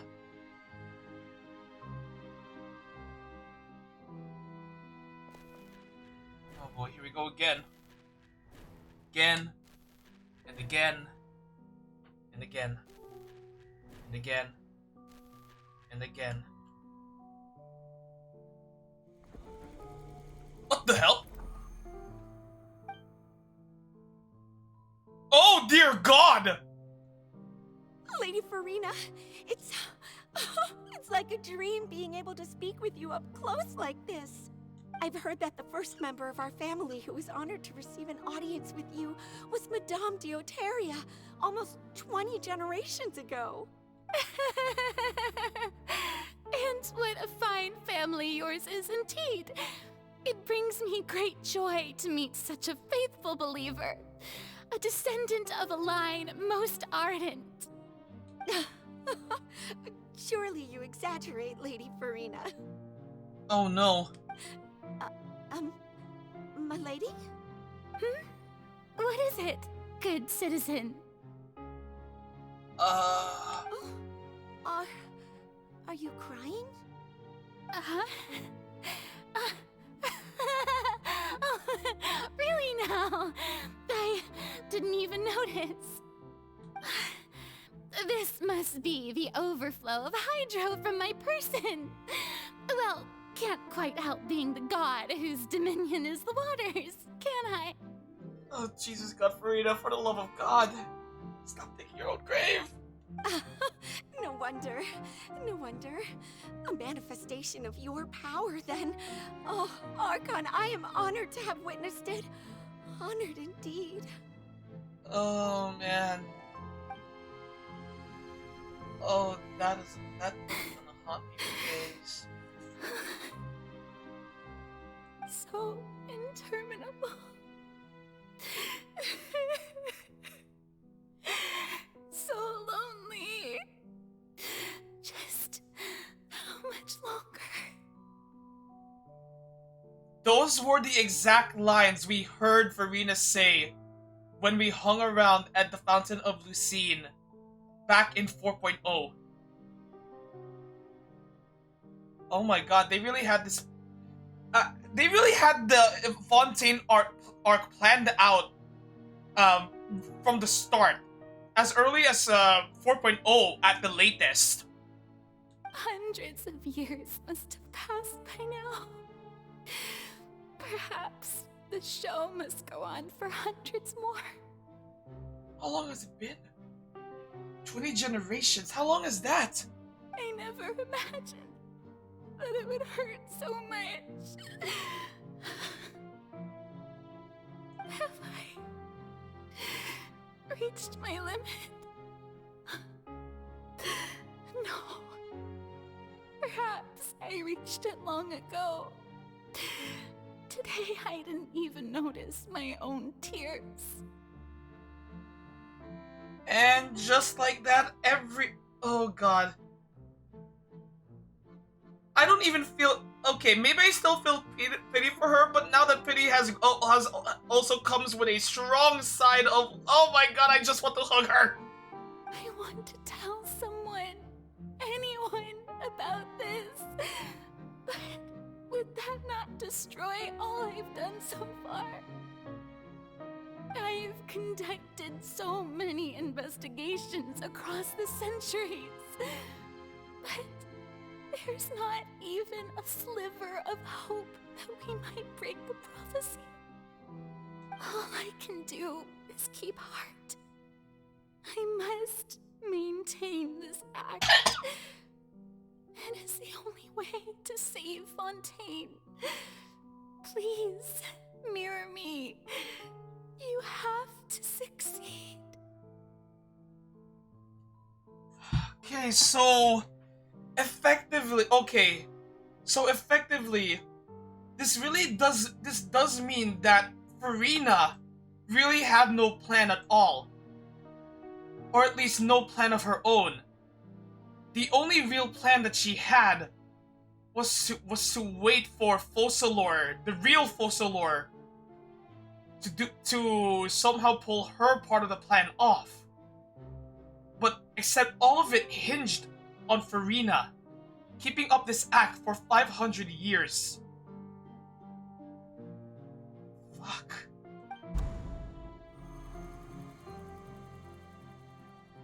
Scene 182376 Opera House, Farina and... What the...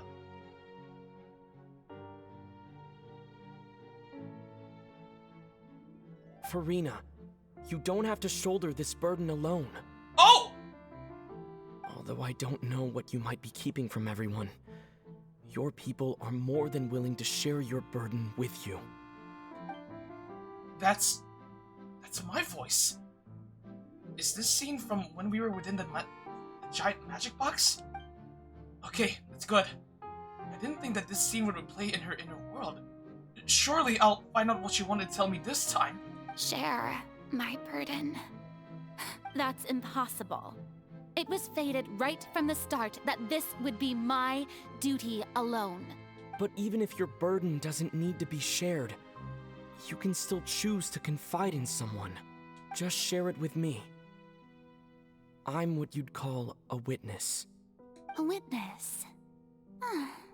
Yes. I've heard that you came to Tevat from beyond the stars, yes.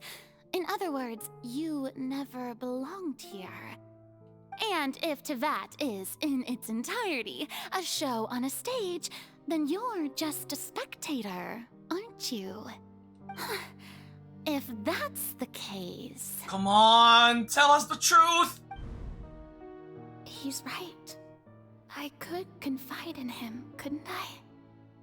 But if things don't play out as expected, the people of Fontaine will be the ones to pay the price. No, Farina. You shouldn't be selfish. But what if it's really alright? Farina, you've worked so hard for so long. Surely it would be okay to put yourself first for once. Just this once. Is it such an outrageous thing to do anyway? To find someone in whom you can confide your frustrations and sorrows? Surely it could not hurt.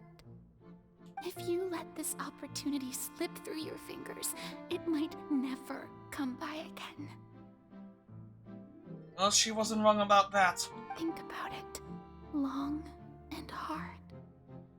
I don't think you have that kind of time, Farina.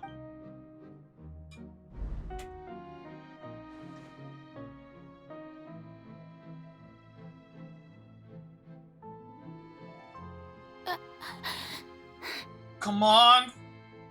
No, I have nothing to say. I am Farina, the Archon of Fontaine. God damn it! Everything will surely get better. God damn it, Farina! All you need to do, dear spectator, is to witness my performance until the curtains fall. Damn it.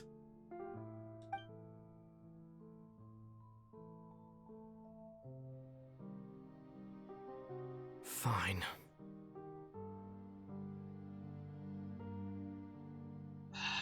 Farina, come on. Come on. I suppose it doesn't matter now, but come on. Also, the amount of venom coming from Ether's voice just now. Holy shit. I have not seen or heard Ether so mad since... I'm having a hard time deciding whether Inazuma or Sumeru would be more appropriate, because as far as I'm concerned, Ether was far more angry for a good chunk of the final act in the Inazuma Archon Quest, rushed as they were.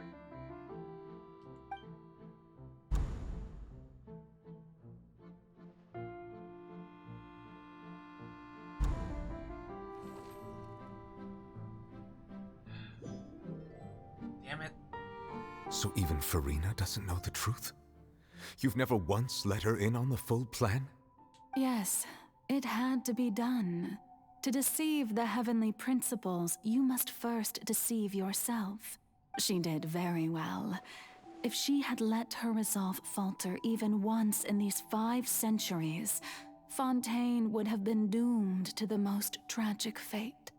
It seems that trusting humanity was the right decision after all. I believe that I understand how your deception works, but that is only half the truth, is it not? How would you build on this foundation to save the people of Fontaine? That is the most important thing. Wait, hold on. How long have we been at this? So, 8:30, 9:30, 10:30, 11:30, 12:30. So I've been doing the quest for 4 hours now, 4.5 hours now, since it's almost 1. God damn. Ah, good. Of course, the Iudex of Fontaine has pinpointed the crux of the issue. I'm sure you've long sensed that the Oratrice is no simple machine, yes? I've always suspected that it had its own consciousness. And Lenny did mention that he heard a human voice within the core chamber. I'm guessing that voice was the real Fossilor's voice. It now seems that that person was you, hidden within the machine all along. Am I right? And then I became one with the Oratrice, taking Fontaine's gnosis with me. Yes, it would seem so, wouldn't it? Oh my god, we were right?! The Gnosis... Okay, so technically we were right. The Gnosis was inside the Oratrice this whole time. It's just that I didn't expect the real Fossilor to be inside with it. God damn! Alas, your understanding of this device still lacks sufficient depth. In truth, it is no enactor of justice. It is, in fact, a device created to kill the god of justice. Wait, what? Oh, right, floating sword. It's right there. I beg your pardon? Oh, you have it. And to be more precise, not only will the Oratrice take down the god of justice, it will also take down the divine throne upon which she has been placed. I mean, did you think I would be the sort to enjoy peaceful repose while Farina suffered? My work over these last 500 years has been to constantly accumulate indemnitium within the Oratrice. Wait, so that sword construct over there... But really, some have already discovered that only a small fraction of the energy generated by the device was ever used to provide power to Fontaine. The vast majority had to be, accumulated to enact this death sentence. Oh my god. It was all a part of your plan then? Both the trial and the sentence? Indeed. This power, accrued over 5 centuries, could have sustained Fontainians for millennia had it only been used for that purpose. Almost all of it has now been stored within the Oratrice. But only power of this magnitude could hope to destroy the Hydro Archon's divine throne, shaking the rules established by Celestia and breaking through the institution that is the Seven. So the Oratrice's call for death was for neither Farina nor Fossilor, but for the Hydro Archon. The destruction of that divine throne. If I do not misunderstand your intent, you must be... Returning what's rightfully yours to you, of course. Oh! In other words, this was all done to return the authority of the Hydro Archon to the Hydro Dragon of this planet. But...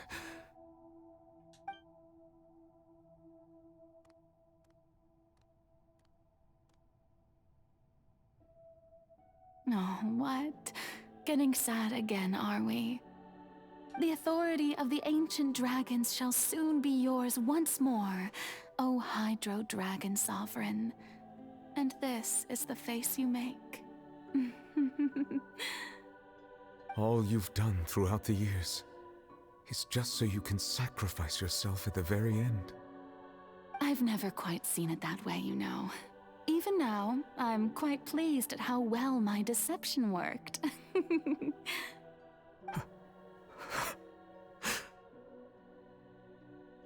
Oh no!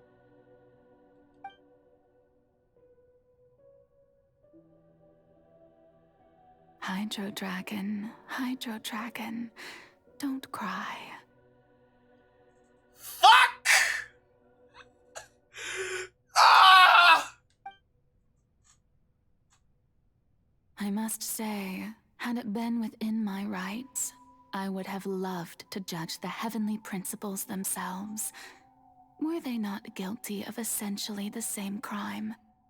Egeria stole the power of the primordial sea, and the heavenly principles stole the power you ancient dragons possessed. I, for my part, am the god of justice. And is it not just that your original powers should be returned to you? Speaking of justice, I have always believed that justice lies in the process of pursuing human existence itself. So, if the theft of the primordial sea's might was Fontaine's original sin, then, leaving matters of procedural right and wrong aside, the descent of the Fontainians as humans and their right to exist in this world would be Fontaine's original justice. In other words, existence was Egeria's justice, and to me, justice is the continuation of that existence, defying the prophecy and ensuring that Fontaine's people shall live on. That should be the justice enthroned over all others. So basically, what Fossilor is saying is, fuck your bullshit, Celestia, I counter you with my bullshit.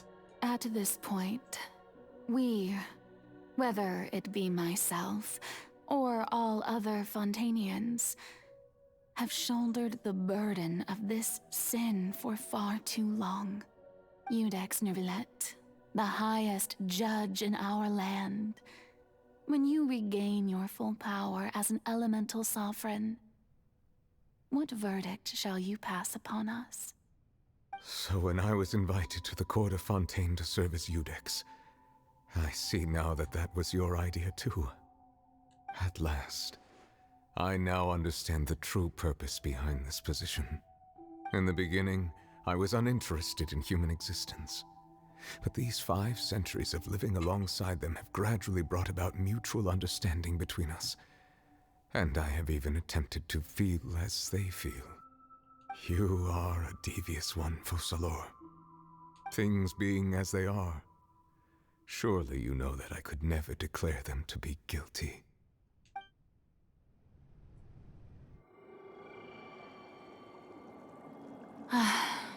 The hour of my execution is almost here. For the sinner, the curtain call has come. I know I may not sound it, but faced with death, I find myself a little afraid. Perhaps this is one thing both gods and humans have in common.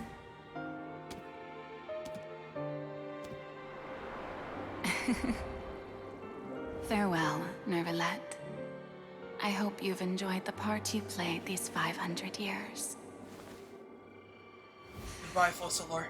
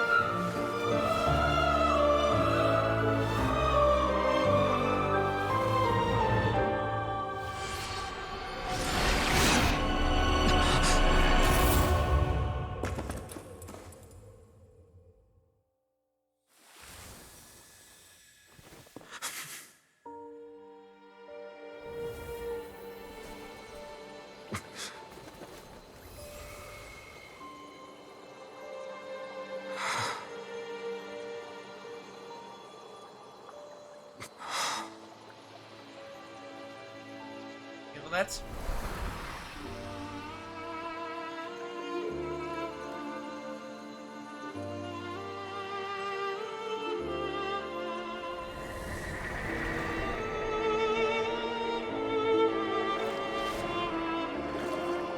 this moment on, please live happily as a human, just as I wish that you could.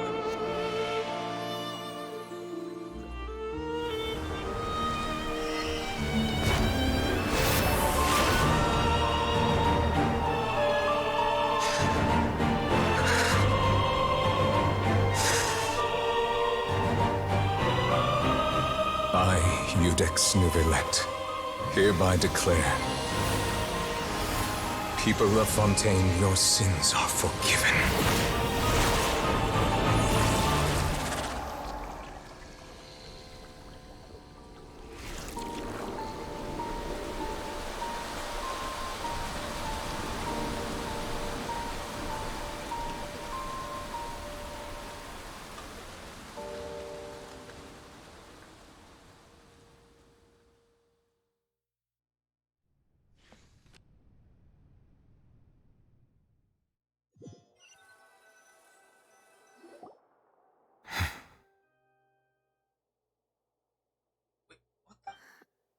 What just happened? Has the death sentence been carried out? Was that bright light some sort of misdirection? I have a feeling that something huge just happened. But since we're all still alive and haven't been dissolved, I assume whatever happened was good for us. It's time to end this. We must mete out punishment to that beast. Didn't you say just a moment ago that it can't be defeated? I have gained the strength sufficient to deal with it. Through certain means, I now have the ability to separate the power of the Primordial Sea from that creature. We should seize the opportunity to pursue our quarry. Wait, you obtained power, like, literally just now? Traveler, now that the oratories can no longer function, I require an executor to help me mete out justice. Wait, you mean me? The root of the calamities befalling Fontaine, the beast that enacts the prophecy. Its name is the all-devouring narwhal. Come with me, traveler. The hour of execution has come. Holy shit, okay. Fuck!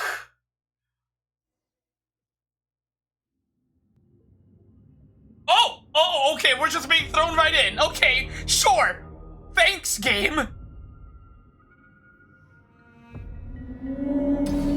Oh God. Oh, Jesus. But how are we going to do that? I have already done my best to separate the power of the Primordial Sea from the whale. Considering the size of the beast, I cannot reach the power source. Unless we can find a way to attack it from within. Oh, jeez.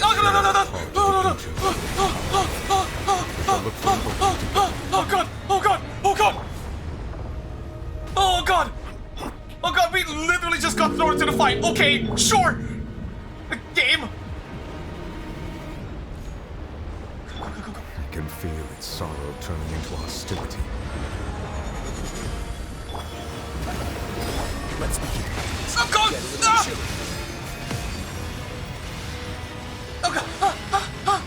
Solidify! Oh, Jesus, fuck. The all-devouring narwhal cannot resist its instinct to devour. Continue to trigger its hostility. A chance will present itself. Okay! Jesus! Oh no! Ah!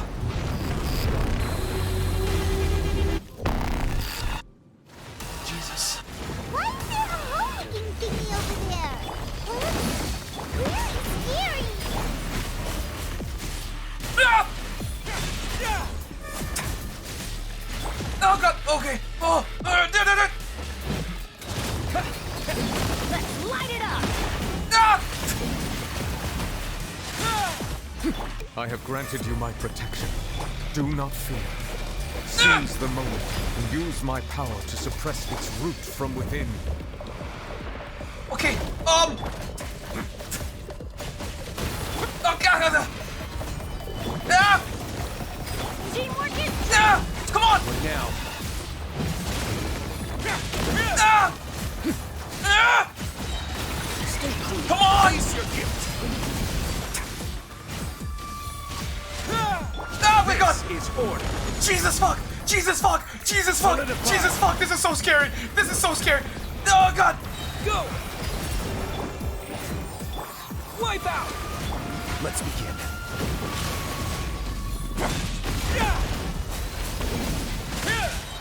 Alright!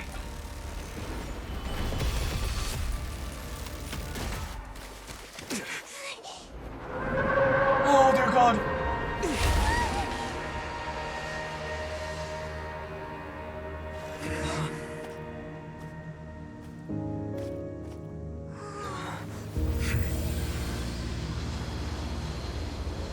Alright. Oh dear god! Whoa, whoa, whoa, whoa, whoa, whoa, whoa! Whoa! What the hell? Huh? Hello?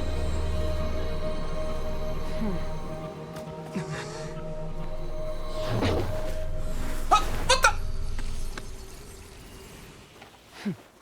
Who's the fuck? Thanks for helping with the cleanup. It should have been my job, but oh well. It was just supposed to be a short private training session for me. I didn't think that my disciple and my master's pet would start brawling in the meantime. Wait, disciple? Wait, hold on. Wouldn't that make you... Oh, actually, I had a feeling that it would happen at some point. But they bumped into one another earlier than I thought.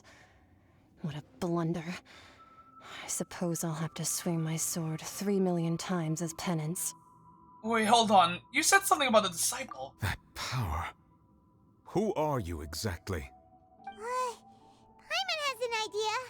From what she said earlier, she must be Child's master. Skirk, right? It's just that he gave us the impression that she was the less talkative person. I simply did not have anything to say to the weak. But you, on the other hand, managed to defeat the all-devouring narwhal without using power from beyond this world. So you may speak to me as equals. Okay, genuine question. What sort of person would take the all-devouring narwhal as a pet? I have to agree. It's a strange use of a planet's primordial waters just to raise an all-devouring narwhal. That kind of power is wasted on it. It's not cooperative. It eats too much.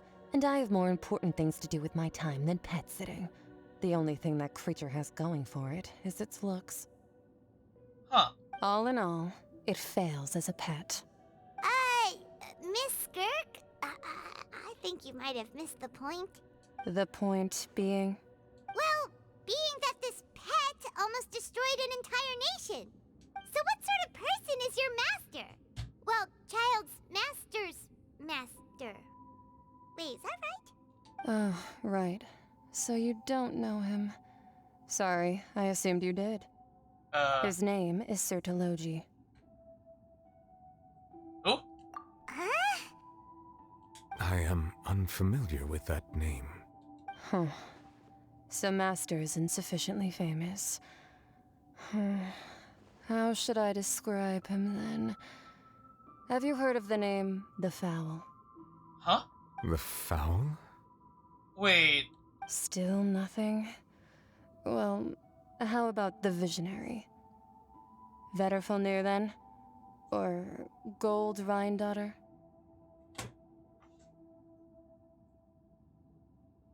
What?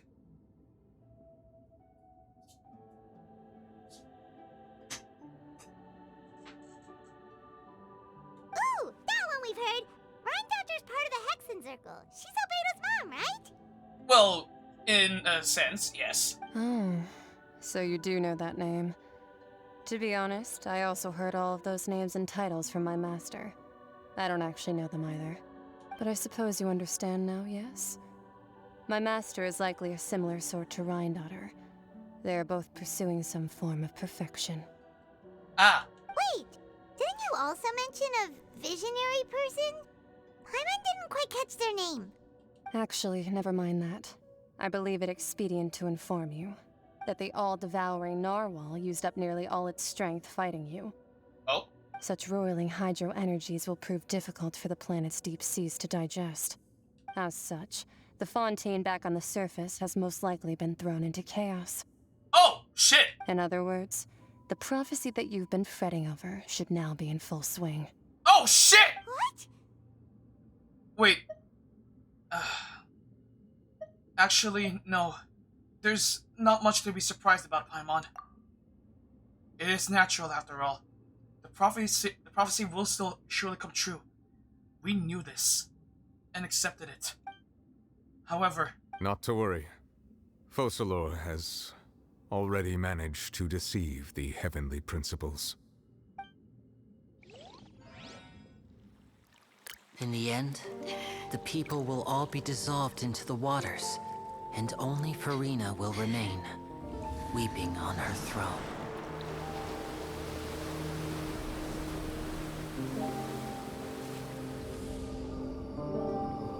Oh my god. Only then will the sins of the people of Fontaine be washed away. So Fontaine straight up flooded. But...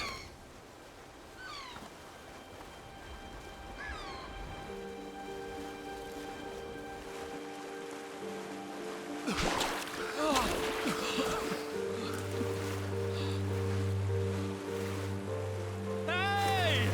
Help! Over here!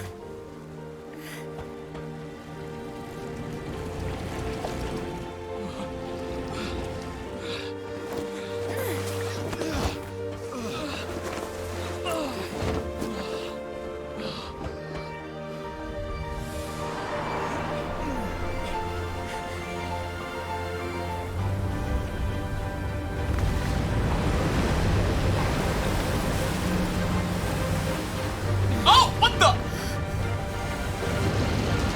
Oh, wait! That's Risley's ship! All hands, initiate emergency rescue!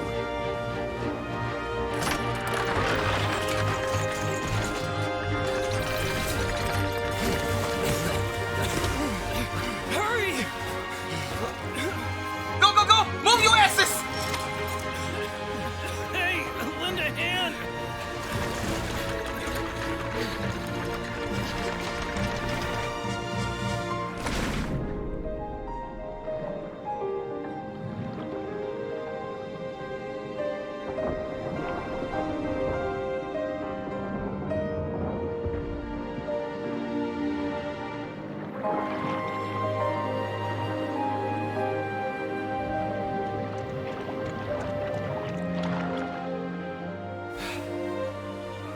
Look! The water's receding!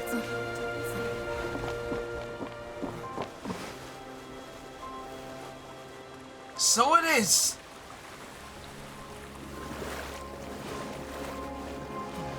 It's a miracle! Water's receding. We didn't dissolve. The prophecy was wrong. The prophecy was wrong.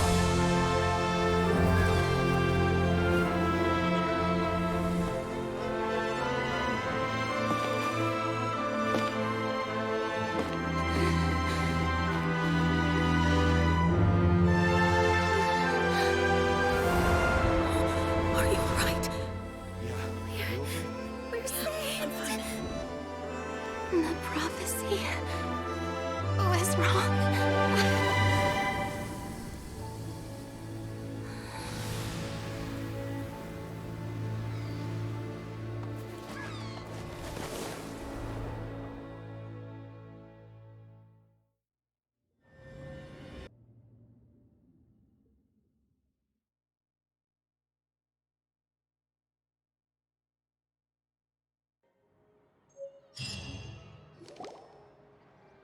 The soul renewed.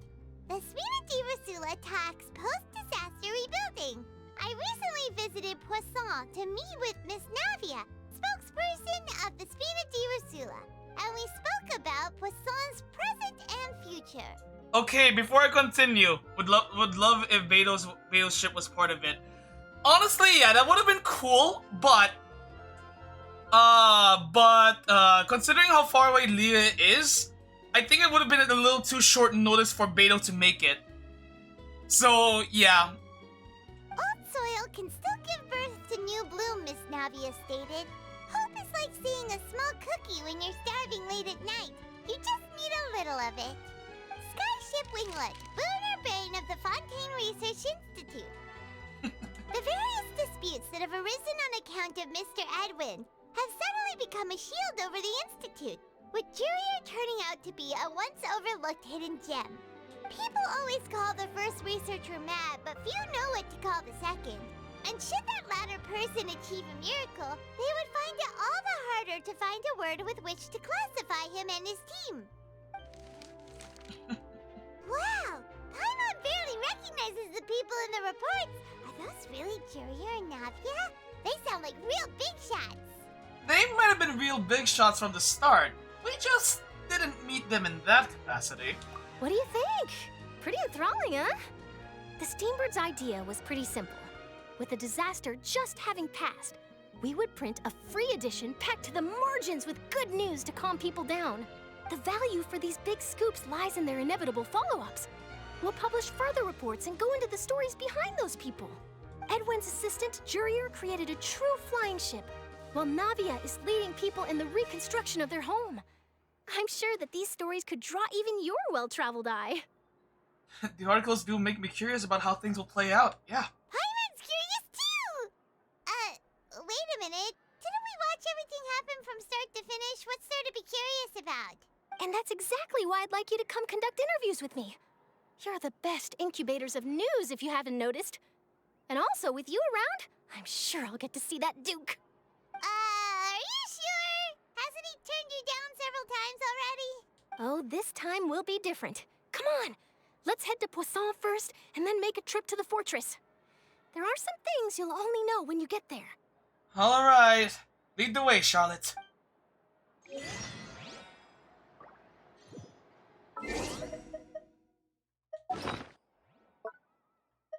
What is this? Tears Amongst the Stars. Wow. Also, we still have Child's Vision. Do we ever give that back?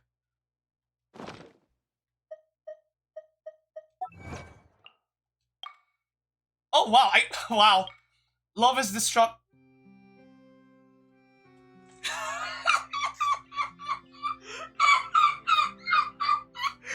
Interesting phrasing for the name of that achievement game.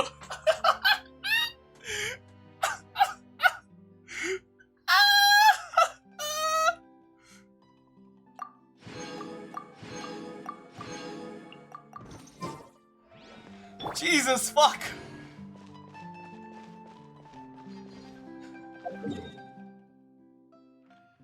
Okay. Oh my god, wow. Jesus. Wow, this next part, this next part of the Archon Quest is literally called Finale. Holy shit. Okay, I'm definitely glad I decided to push through with this. I'm definitely glad I decided to not push through with the splitting this into two sessions thing, because honestly I don't know where would have been a good place to cut it short. Not gonna lie. Because holy fuck. Anyway, Navia. Oh, hello.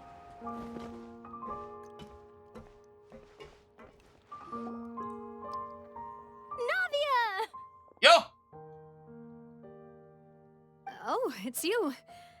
What brings you all here? Hey, we're just having a look around. I'm here to update myself on how things are going here. Oh, the Fatui are here too. Let me introduce you. This is Mr. Garun Snežević. He represented the Knave in sending us a large amount of supplies, and is helping with our work. Our residents are hard at work as well. Thanks to everyone, work is progressing nicely. We've lost a lot of people, but we're moving forward. That will have to be enough. Yeah. Hello, Miss Charlotte. I'm a big fan of yours. I especially like that article you wrote last year about Fontaine's stray cats. But if you don't mind, could you not emphasize our role too much in your report? It's not charity we're doing here. We just happen to share the same interests as the Spina. I get where you're coming from. I'll keep it as simple as possible. Or would you be willing to feature as friendly neighbors? That would be fine. Thanks. Oh, you're back too. How are things? Oh, hey, Cloran. We finished laying down the construction materials. It'll be another hour before the workers are able to go over there. Huh? You're here too, Cloran? Well, her reputation's greatly risen after that whole duel business with Miss Farina. So she's here in Poisson to wait out the heat. All right. She really came here to help me out. There's too much to consider in the reconstruction of Poisson. The Spina has need of more decision-makers. And, well, I do already happen to be connected to Mr. Callis. Oh, wait just a moment. Do you mind me asking a few questions? You know, about how you felt before the duel, about what it was like facing down a god. There's lots of exciting material there, I bet. Forget it. I'm sure you can find a better theme than that, Miss Charlotte. I see you're the same as always. Couldn't you do me a favor, for Navia's sake? Well, if we're talking about doing things for my sake, you might as well just take a few more photos of me. Or of the Traveler. It's better than wasting time persuading Clorand, at any rate. The fact that I have no argument against that is it's telling. Of course I will. I'm not gonna let him off that easy. All right, then everyone who wants to be in the photo, gather up. And smile. How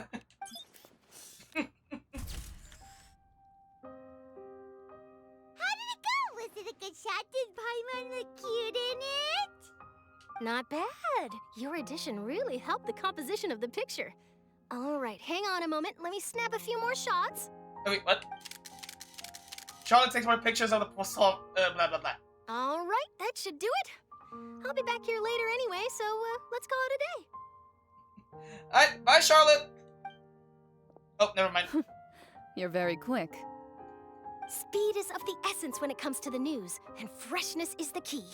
Also, not to brag, but I'm pretty good at building connections. Who knows? I might eventually get that interview with you after all, Miss Clorand. Navia in the back over there like, Wow, you really do have that never say die spirit. I'm impressed. I'll hazard a guess that this is how you got that interview at the Fortress of Meripede. Wait, you already knew she was going? Whoa, you're well informed. Let me make a guess too. I asked Sijuin, who told Monsieur Nervillette, and he told you, right? That's a very complete information chain. In truth, all Monsieur Neuvillette asked me was, when did the fortress become so friendly towards the media? I told him that it was best not to speak too soon. There's no guarantee that Wriothesley will make a personal appearance. You're right. I've got to treasure every moment I have with them. In which case, I'll be making a move first. Stay safe now. And tell me if you hear anything interesting. I'll treat you to afternoon tea in exchange. We're holding you to that.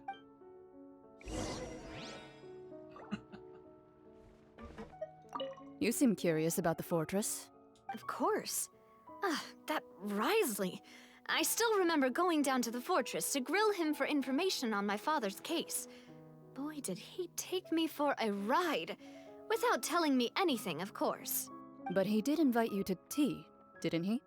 2 large pots of it, in fact. It was good tea, though. I have to agree. The tea there is very good. Speaking of that, would you like to have some today? I mean, you've got time, right? Well, I'd be partial to some shortbread. Wow, it's like we've got a menu or something. Sure. Good. What flavor of biscuits would you like, Mr. Snezhevich? Me? I'm fine with anything. But I would prefer chocolate, should you have it. All right. Leave it to me. I'll go over the newly arrived supplies with you later, Mr. Snezhevich. We should be able to finish the preparatory work today. That works great for me. Huh. Is it just me, or did you get a new lipstick? I did. It was a gift from Sijuin. Want to give it a try? I think the color would suit you too. Whoa, hold on now. Okay, hold on. Before I actually leave this spot, hold on. Hold on up.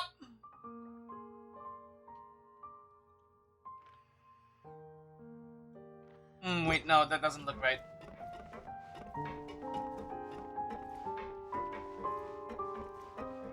Wait,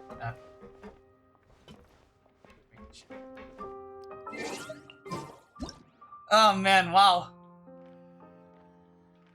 But honestly though, that was a wild ass ride. Holy shit.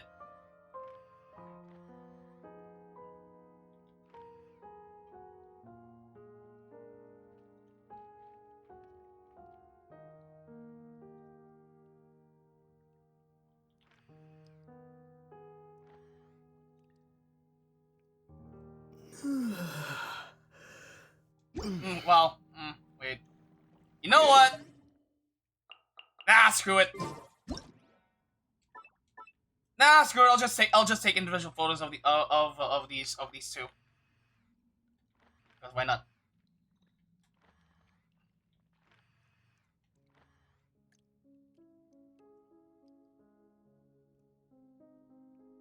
Oh shit.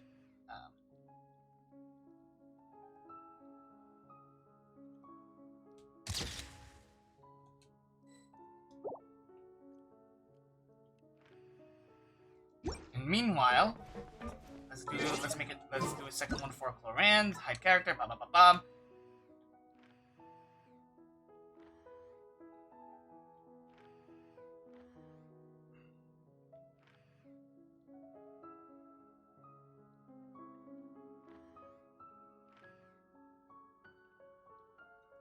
Anyway, how's everyone in chat doing? Y'all still good? Cause oh my god, we have been here for a while. 5 hours now, actually. Alright, so we are headed to the Fortress of Meripede, baby.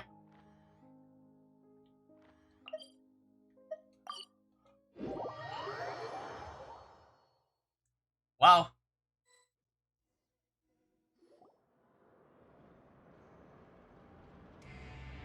Wow, guess we're here again, huh? There's a real nostalgic feeling to this place. Yeah. Looks like you've been missing us. Oh, hey, Ridley! Duke!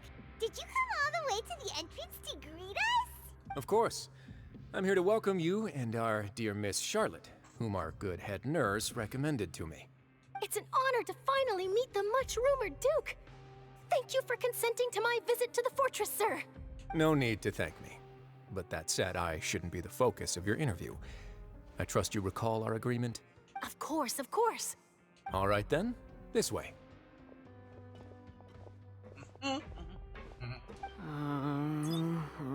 Luxurio!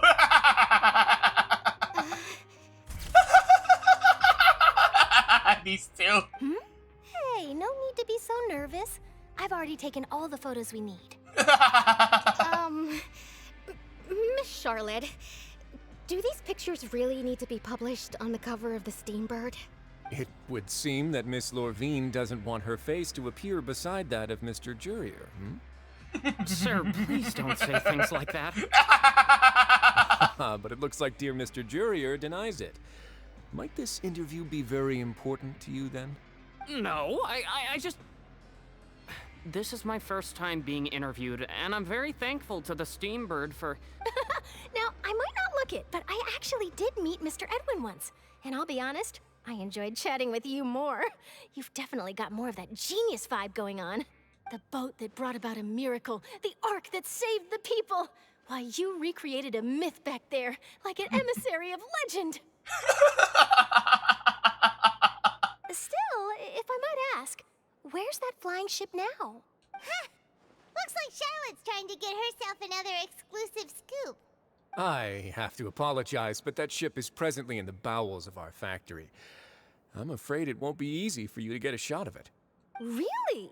Well, then in that case, could I have an interview with you to make up for that loss? Charlotte, please! She really does know how to squeeze opportunities for all they're worth. You already know my answer, I'm afraid. Best you interview our head nurse instead. Or perhaps you'd like to take another photo of this couple of researchers? Did you really have to use the word couple? Well, then, 2 solo photos will do. Is my hair messed up? Please, someone help me have a look. Things sure are getting pretty lively here. We've seen this kind of thing before. Yep. Oh, seems like everyone's here. Would any of you like to try this new drink I came up with? Sigewinne. Hey, Miss Charlotte. Why don't you, take some pretty photos of our head nurse? Sure. Come on, Miss Sigewinne. Over this way. Let's find a brighter spot. Huh? Sure. Do I have to smile? What the shit? So, how have things been at the fortress? Same old, as you can see. Fontaine's undergone some changes, but this place is still more or less the same. Other than that flying ship, it got a tad too much attention, I think. That's why I decided to let the interview go through. We should direct more public opinions toward the behind-the-scenes heroes. Am I right, Mr. Jurier? Miss Lurvine? You're too kind, sir. I believe that you too should have your day in the sun. Not that you would want that, which is a pity. I'll just leave the spotlight to you two. You walk with Risley for a while and share news from above ground with him. I see. Lots of things happened that day, huh? Anyway, regarding that Harbinger, I'm not sure you remember, but his 3 young followers are still waiting for his return. Oh, right, yeah, because he literally just got yeeted into the void. So, for all intents and purposes, Childer might be in the abyss right now. He sure did win them over, huh? I'll tell them that there's good news and bad news. The good being that their boss seems fine, and the bad being that they must face extended sentences for abetting his escape. Oh, actually, what about you? Are things gonna change for you too? What change can there be? The fortress will keep chugging along, and so will my duties. As to what Miss Furina's departure will mean for the nation, and if our laws and governance will be transformed, we'll leave those to the folks in the overworld. Hey everyone, the photo shoot's done. Hey, alright. Good. In that case, let's call it a day here. Thanks for your cooperation. Come on, Traveler, let's go. Till next time, everyone. There'll be a next time? Maybe. Who knows? I might write a story about the underwater factory next time. Until then. All right. Last stop, the docks. Hello. Oh, you know, I'd love to see you in one of Charlotte's photo shoots one day. Is that really necessary? Our line of work doesn't really require much photographing. It's precisely because we don't need the picture that they'll have value as keepsakes. You don't really look all that opposed to the idea, you know? Maybe I'm just happy that I managed to once again avoid the spotlight. I think this interview went well either way. Yes, you successfully kept prying eyes away by using Mr. Jurier and Miss Lurvine as shields. Very good. You should be happy for them. They have a bright future ahead of them.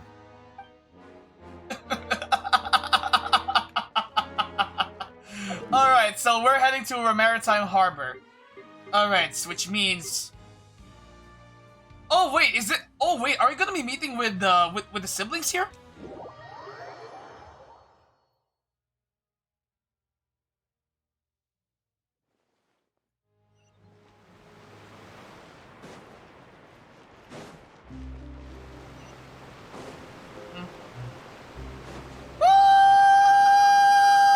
Oh wait, oh my god, this is a steeper fall than I remembered! Oh god!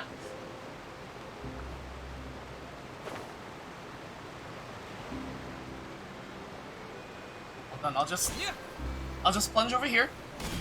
There we go, haha!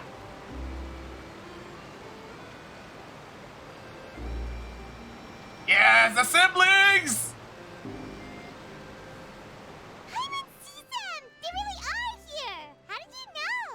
Navia mentioned that she stayed in touch with Linny and the others after working together.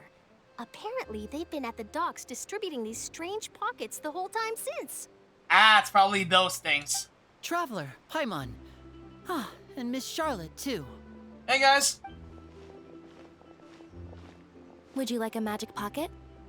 What sort of gadget is it? It's a wondrous bag that can be used to carry many things. The water level has returned to normal, but if you see any of your things floating around, you can use this to carry them. Or you could trick a friend into doing it for you. Trick a friend? I wonder which of my friends would fall for that. Charlotte? You could just make a friend like Fremine here. Isn't that right, Fremine? Is this what you meant by, I'll help you make some more friends? To be honest, that sounds pretty sweet. Could I have your contact, please? Sure.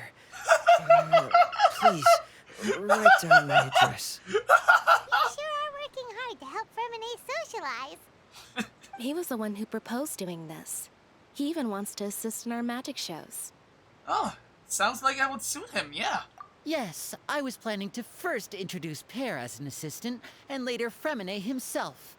In the future, I think we can leave underwater escape magic to him too.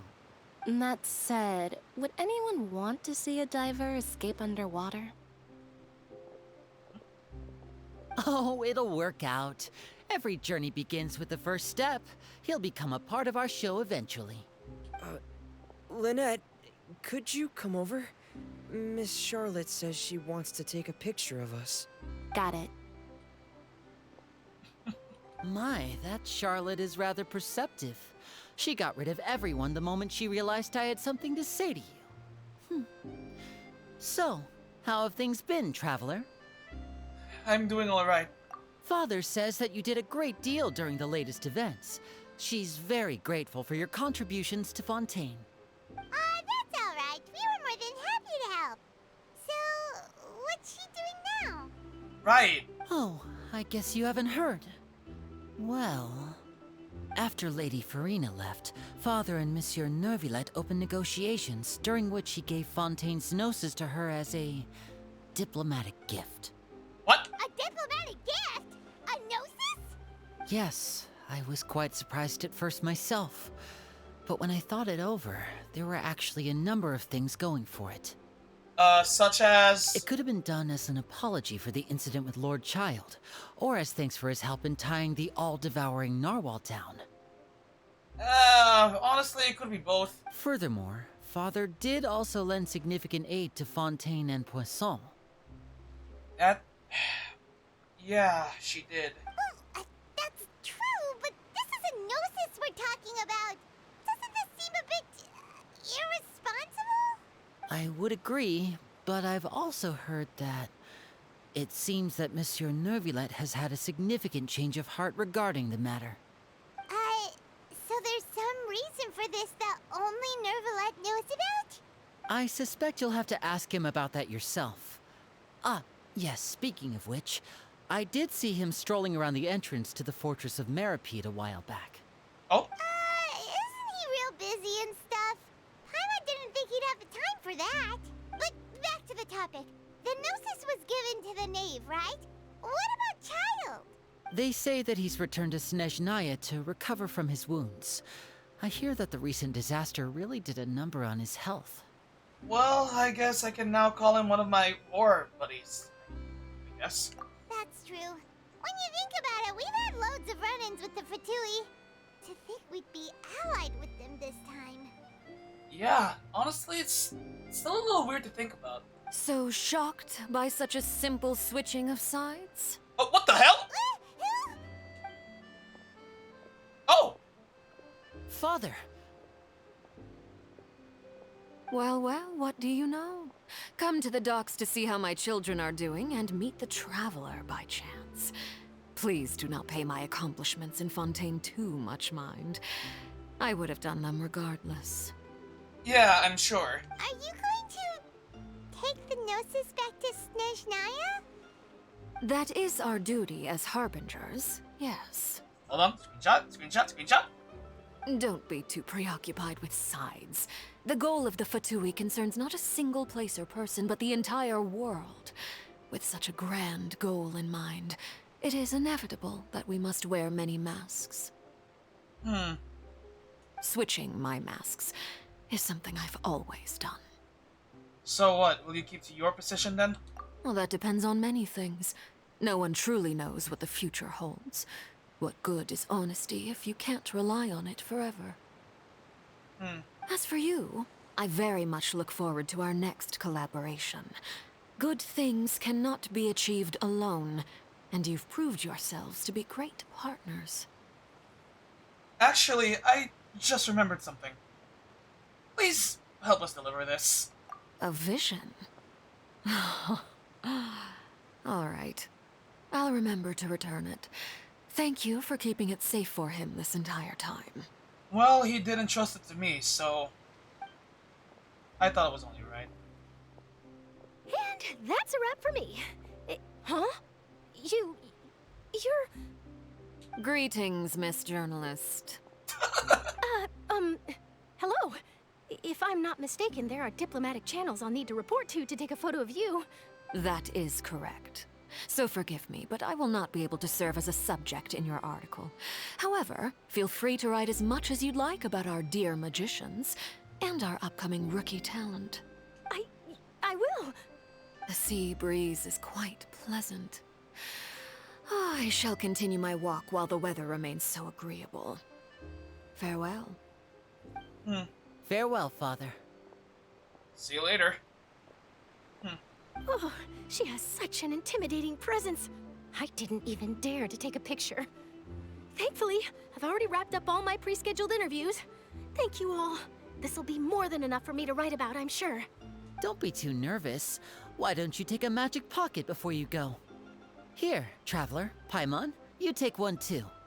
Okay. To move things about? That's right. Funny. I was giving out magic pockets when we first met too. And what do you know? I'm doing the exact same thing right now. So many things have happened, but the pockets are still the pockets. Yeah, they are. I guess this must be life. We will all follow our own paths, and serendipity will lead you to your fated friends. All right then. We'll be handing out pockets in some other districts later, so we'll get going now. Have a good day, you two. Take care. Well, guess we sent Charlotte off.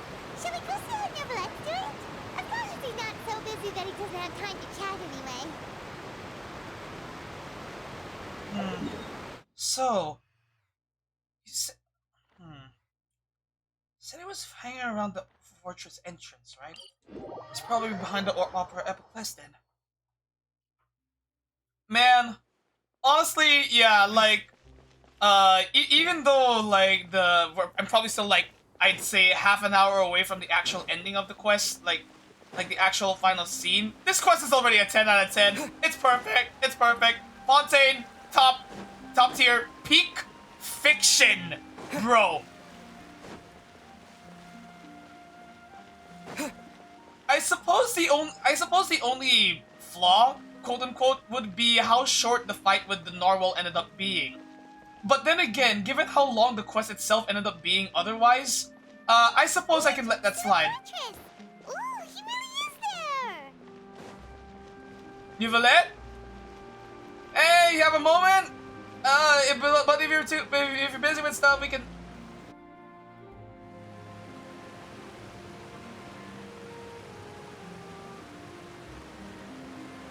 So, you really are here, Neverlet. I didn't think you were going to have free time this hour of the day. Really? Oh, I suppose you must have met Mr. Linney. He took the time to greet me earlier when he passed this way. In any case, you came at a good time. I was just considering reaching out to you to set up a meeting, so I may explain some things that I haven't had the time to before. Oh, well, yeah.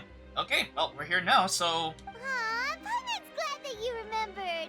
Thank you for keeping us on your mind, what with you being busy and all. Alright, let's have it then. How was Fontaine actually saved? The whole business is still quite the mystery to us. It is strange how words can often leave a bitter taste in the mouth when it finally comes time to say them out loud. Yuvalet sighed softly before telling you the truth, considering what he saw that day. Fossilors deceived the Heavenly Principles and used Farina's endless performance to save Fontaine. Whoa. So that's what happened? Well, I only saw Farina's part myself. Fossilor destroyed the divine throne of the Hydro Archon and restored your power to you, transforming you into a fully fledged elemental dragon sovereign. But Paimon still doesn't quite get what you did to save the Fontainians from dissolving. For me, The authority of the ancient dragons refers to absolute control over the hydro element. Fontanians were incomplete humans born of Egeria's use of the power of the primordial sea, with constitutions similar to that of mimics. But so long as those primordial energies remain within them, I could use the ancient dragon's authority to grant them true blood, after the fashion in which life was first brought into being on this planet. In other words, when I gave my verdict, Fontanians became true humans, and thus would naturally no longer be dissolved by water from the primordial sea. Oh, so that's how he did it. Fossilor must have counted on you to make that decision as well. Your verdict was the key to making the prophecy appear to have come true while saving everyone. You could say that it was at that moment that the Fontanians were finally truly born. Yeah, and in a manner of speaking, Fossilor finally managed to fulfill the original Hydro Archon's wish to turn Oceanids into real people too! Yeah, she did. Only she had to do it through Neuvillette. Neuvillette? It seems from your expressions that you still have more things you wish to ask. Yeah. Ask away. I will tell you the truth as I know it. So, about the initial verdict that was passed on Child. I have investigated his case along many avenues, and I have learned that he once fell into an unknown chasm when he was young. There, by chance, he awakened the all-devouring narwhal. But whether it be by sentiment or reason, that should not have been enough to consider him the root cause of the disaster. At most, he would have had tangential liability. As for the judgment passed by the Oratrice during the trial, whether it was due to that liability by association or Fossilor deliberately using him to buy time for us on the assumption that he would be able to hold the creature off, I cannot say. Well, I suppose it hardly matters at this point. Guess Fossilor had Fontanians in mind the whole time. In the end, it was thanks to her that they finally became real humans. Hang on a second. Paimon suddenly got another question. Back when Fontanians hadn't yet become real humans, were the children they had also transformed Oceanids? Life has always flowed like water. Do you recall how Fontanians would often come to the Fountain of Lucine to pray for children? Oh, so you mean... Yeah, Lynette said the fountain is where all the waters in Fontaine converge. In truth, even those couples did not know that such prayers were no mere custom, but instead a form of ritual. Those Oceanids who were blessed within the spring water would later descend as new humans in the coming months.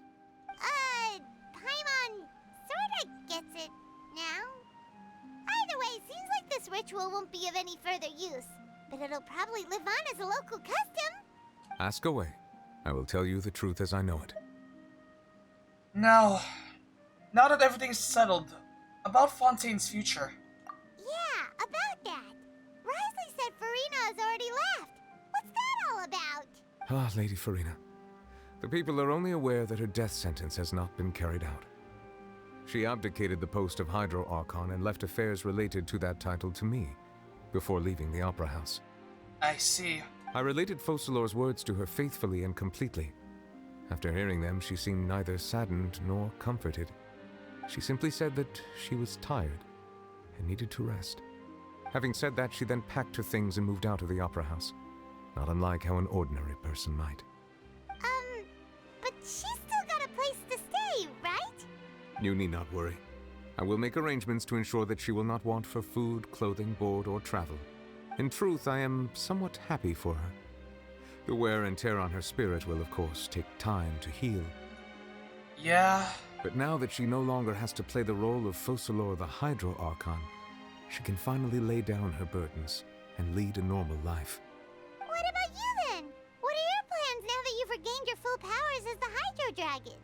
After Fossilor passed on, the Oratrice also ceased to function. This matter will directly affect our trials.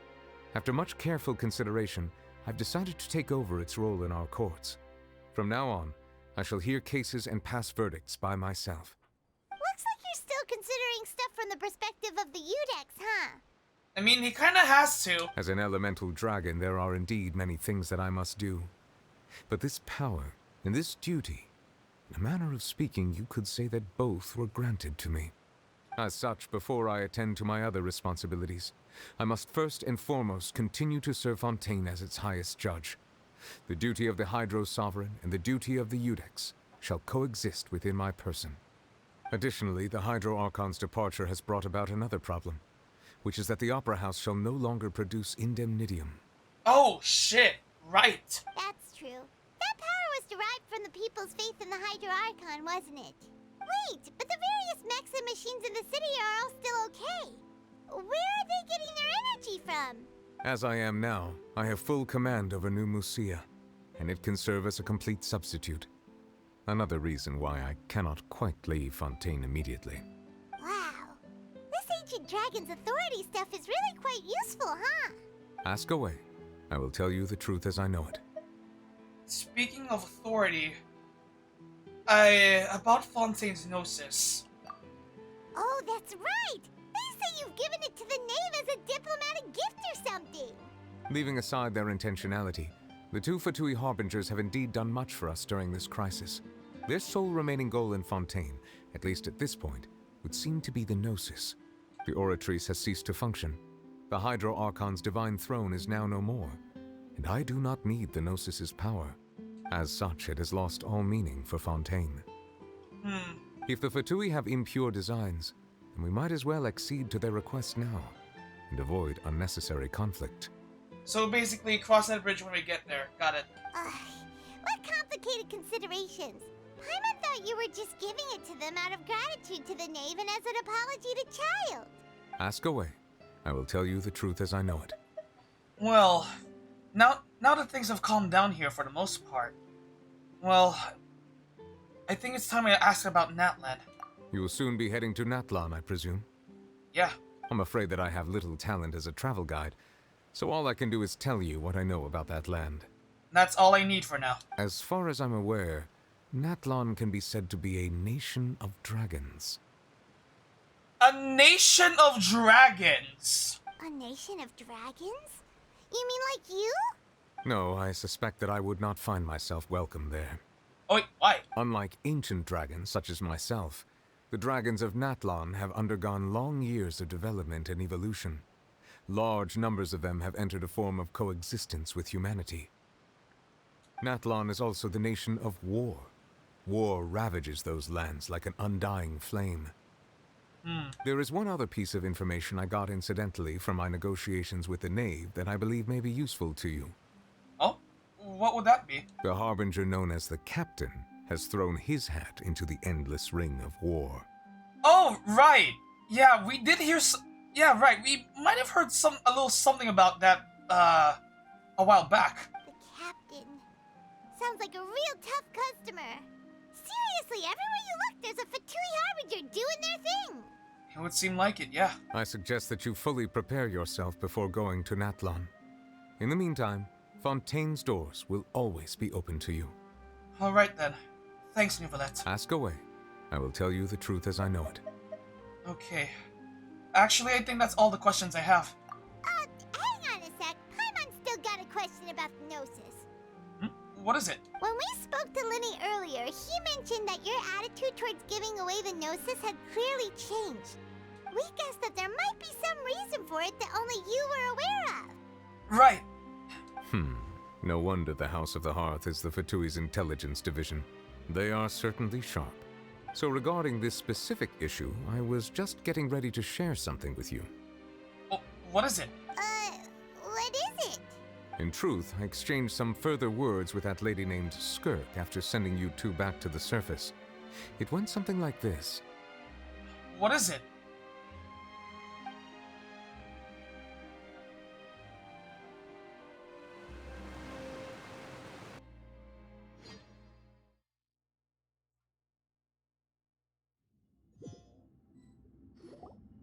Well, we're going to head topside to see what's going on. You hurry over soon as well, all right, Neuvillette?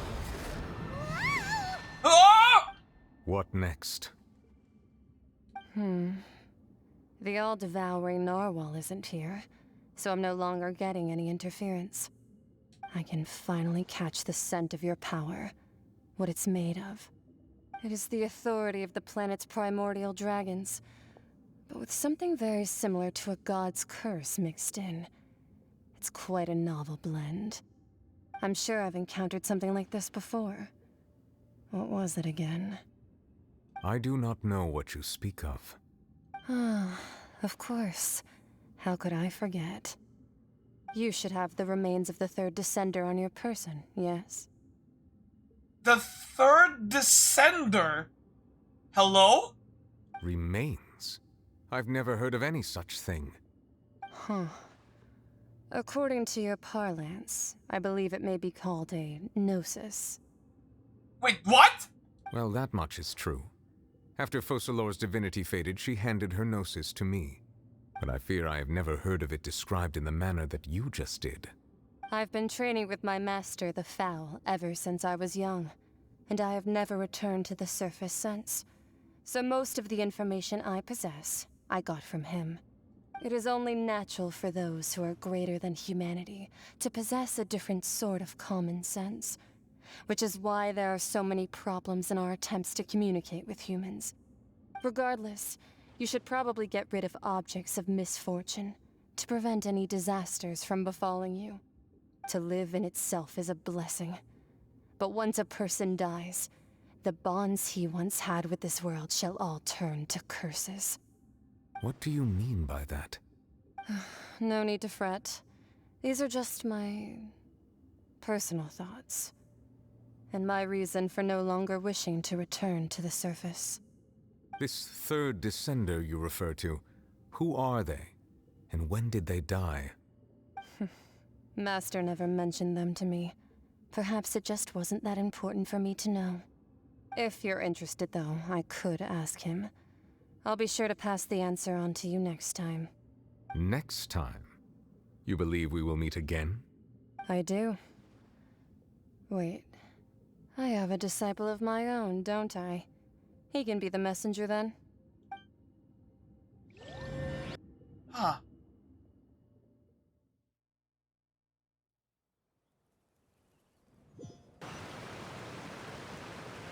That's what she told me. Whether it would prove useful or not, I wanted to pass that information on to you. Huh. The remains of the third Descender? So that's what the Gnosis actually are. Paimon just thought they looked like chess pieces. How could they be a person's remains? Holy shit. All the same, assuming that there was no misunderstanding or special metaphor at play, that is what she meant to say. And she said that it would bring misfortune and that you should check it, which is why you gave it to the Fatui. If she speaks the truth, then I would simply be putting Fontaine at unnecessary risk by keeping it here. I see. A Descender. She mentioned one of them. Well...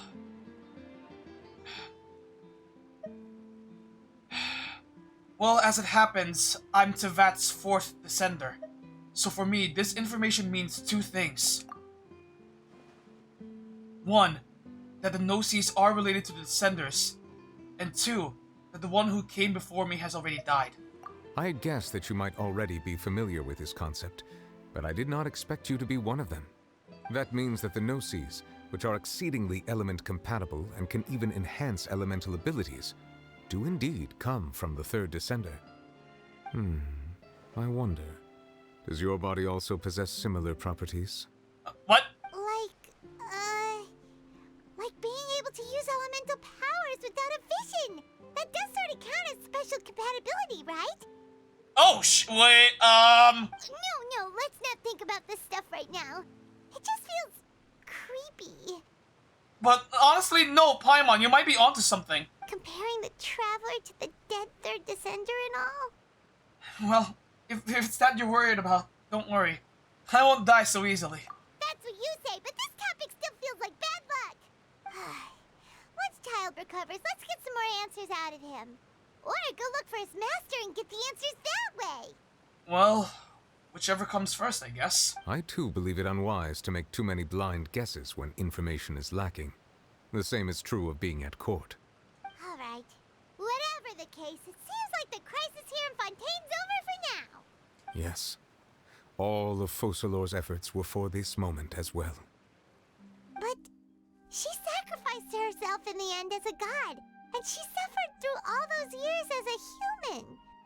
Was that really what she wanted? I suppose that would be the mystery of a god's will.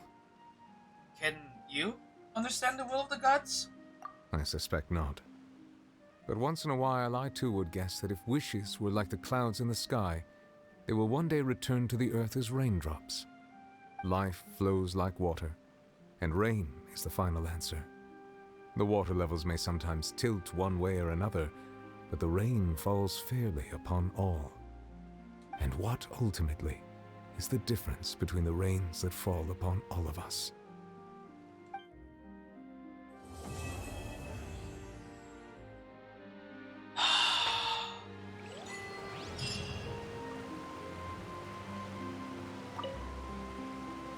It seems from your expressions that you still ask away. I will tell you the truth as I know it. Oh, wait, oops, I suggest that you fully prepare your... Oh, man. Oh, wait. Okay, oh god, wow. Wait, hang on.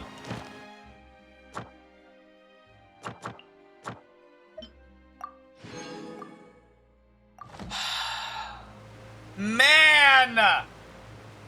That was wild. And wow, I've been here for 6 hours again. God fucking damn it.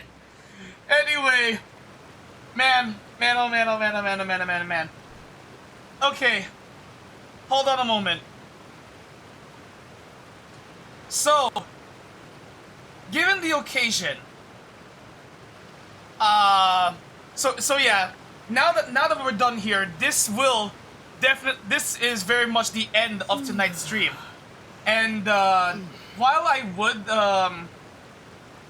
this is also the point where I would bring back the stream beats and play something, given the occasion, given the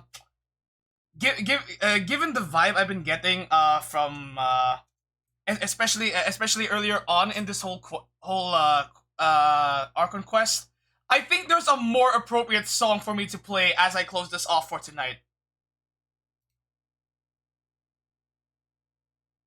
Hold on. Ah, man. Oh, man. Like I know I already said this, but that Archon Quest was a fucking 10 out of 10. Peak fucking fiction. And I am so glad I decided to tough it out and go through the entire thing in one go. Man. But yeah, anyway. Again, thank you so much to everyone who tuned in for tonight's stream. Even if it was only for a little bit. I really appreciate y'all. Seriously. Man. But yeah. Since it's so goddamn late, I will not be raiding anyone. And, now, there's still Farina's story quest, and I do want to see how she's doing. But that's gonna have to be another story for another day. It's really it's just a question of when. But with all of that said, this is the Crimson Flame signing off. Good night.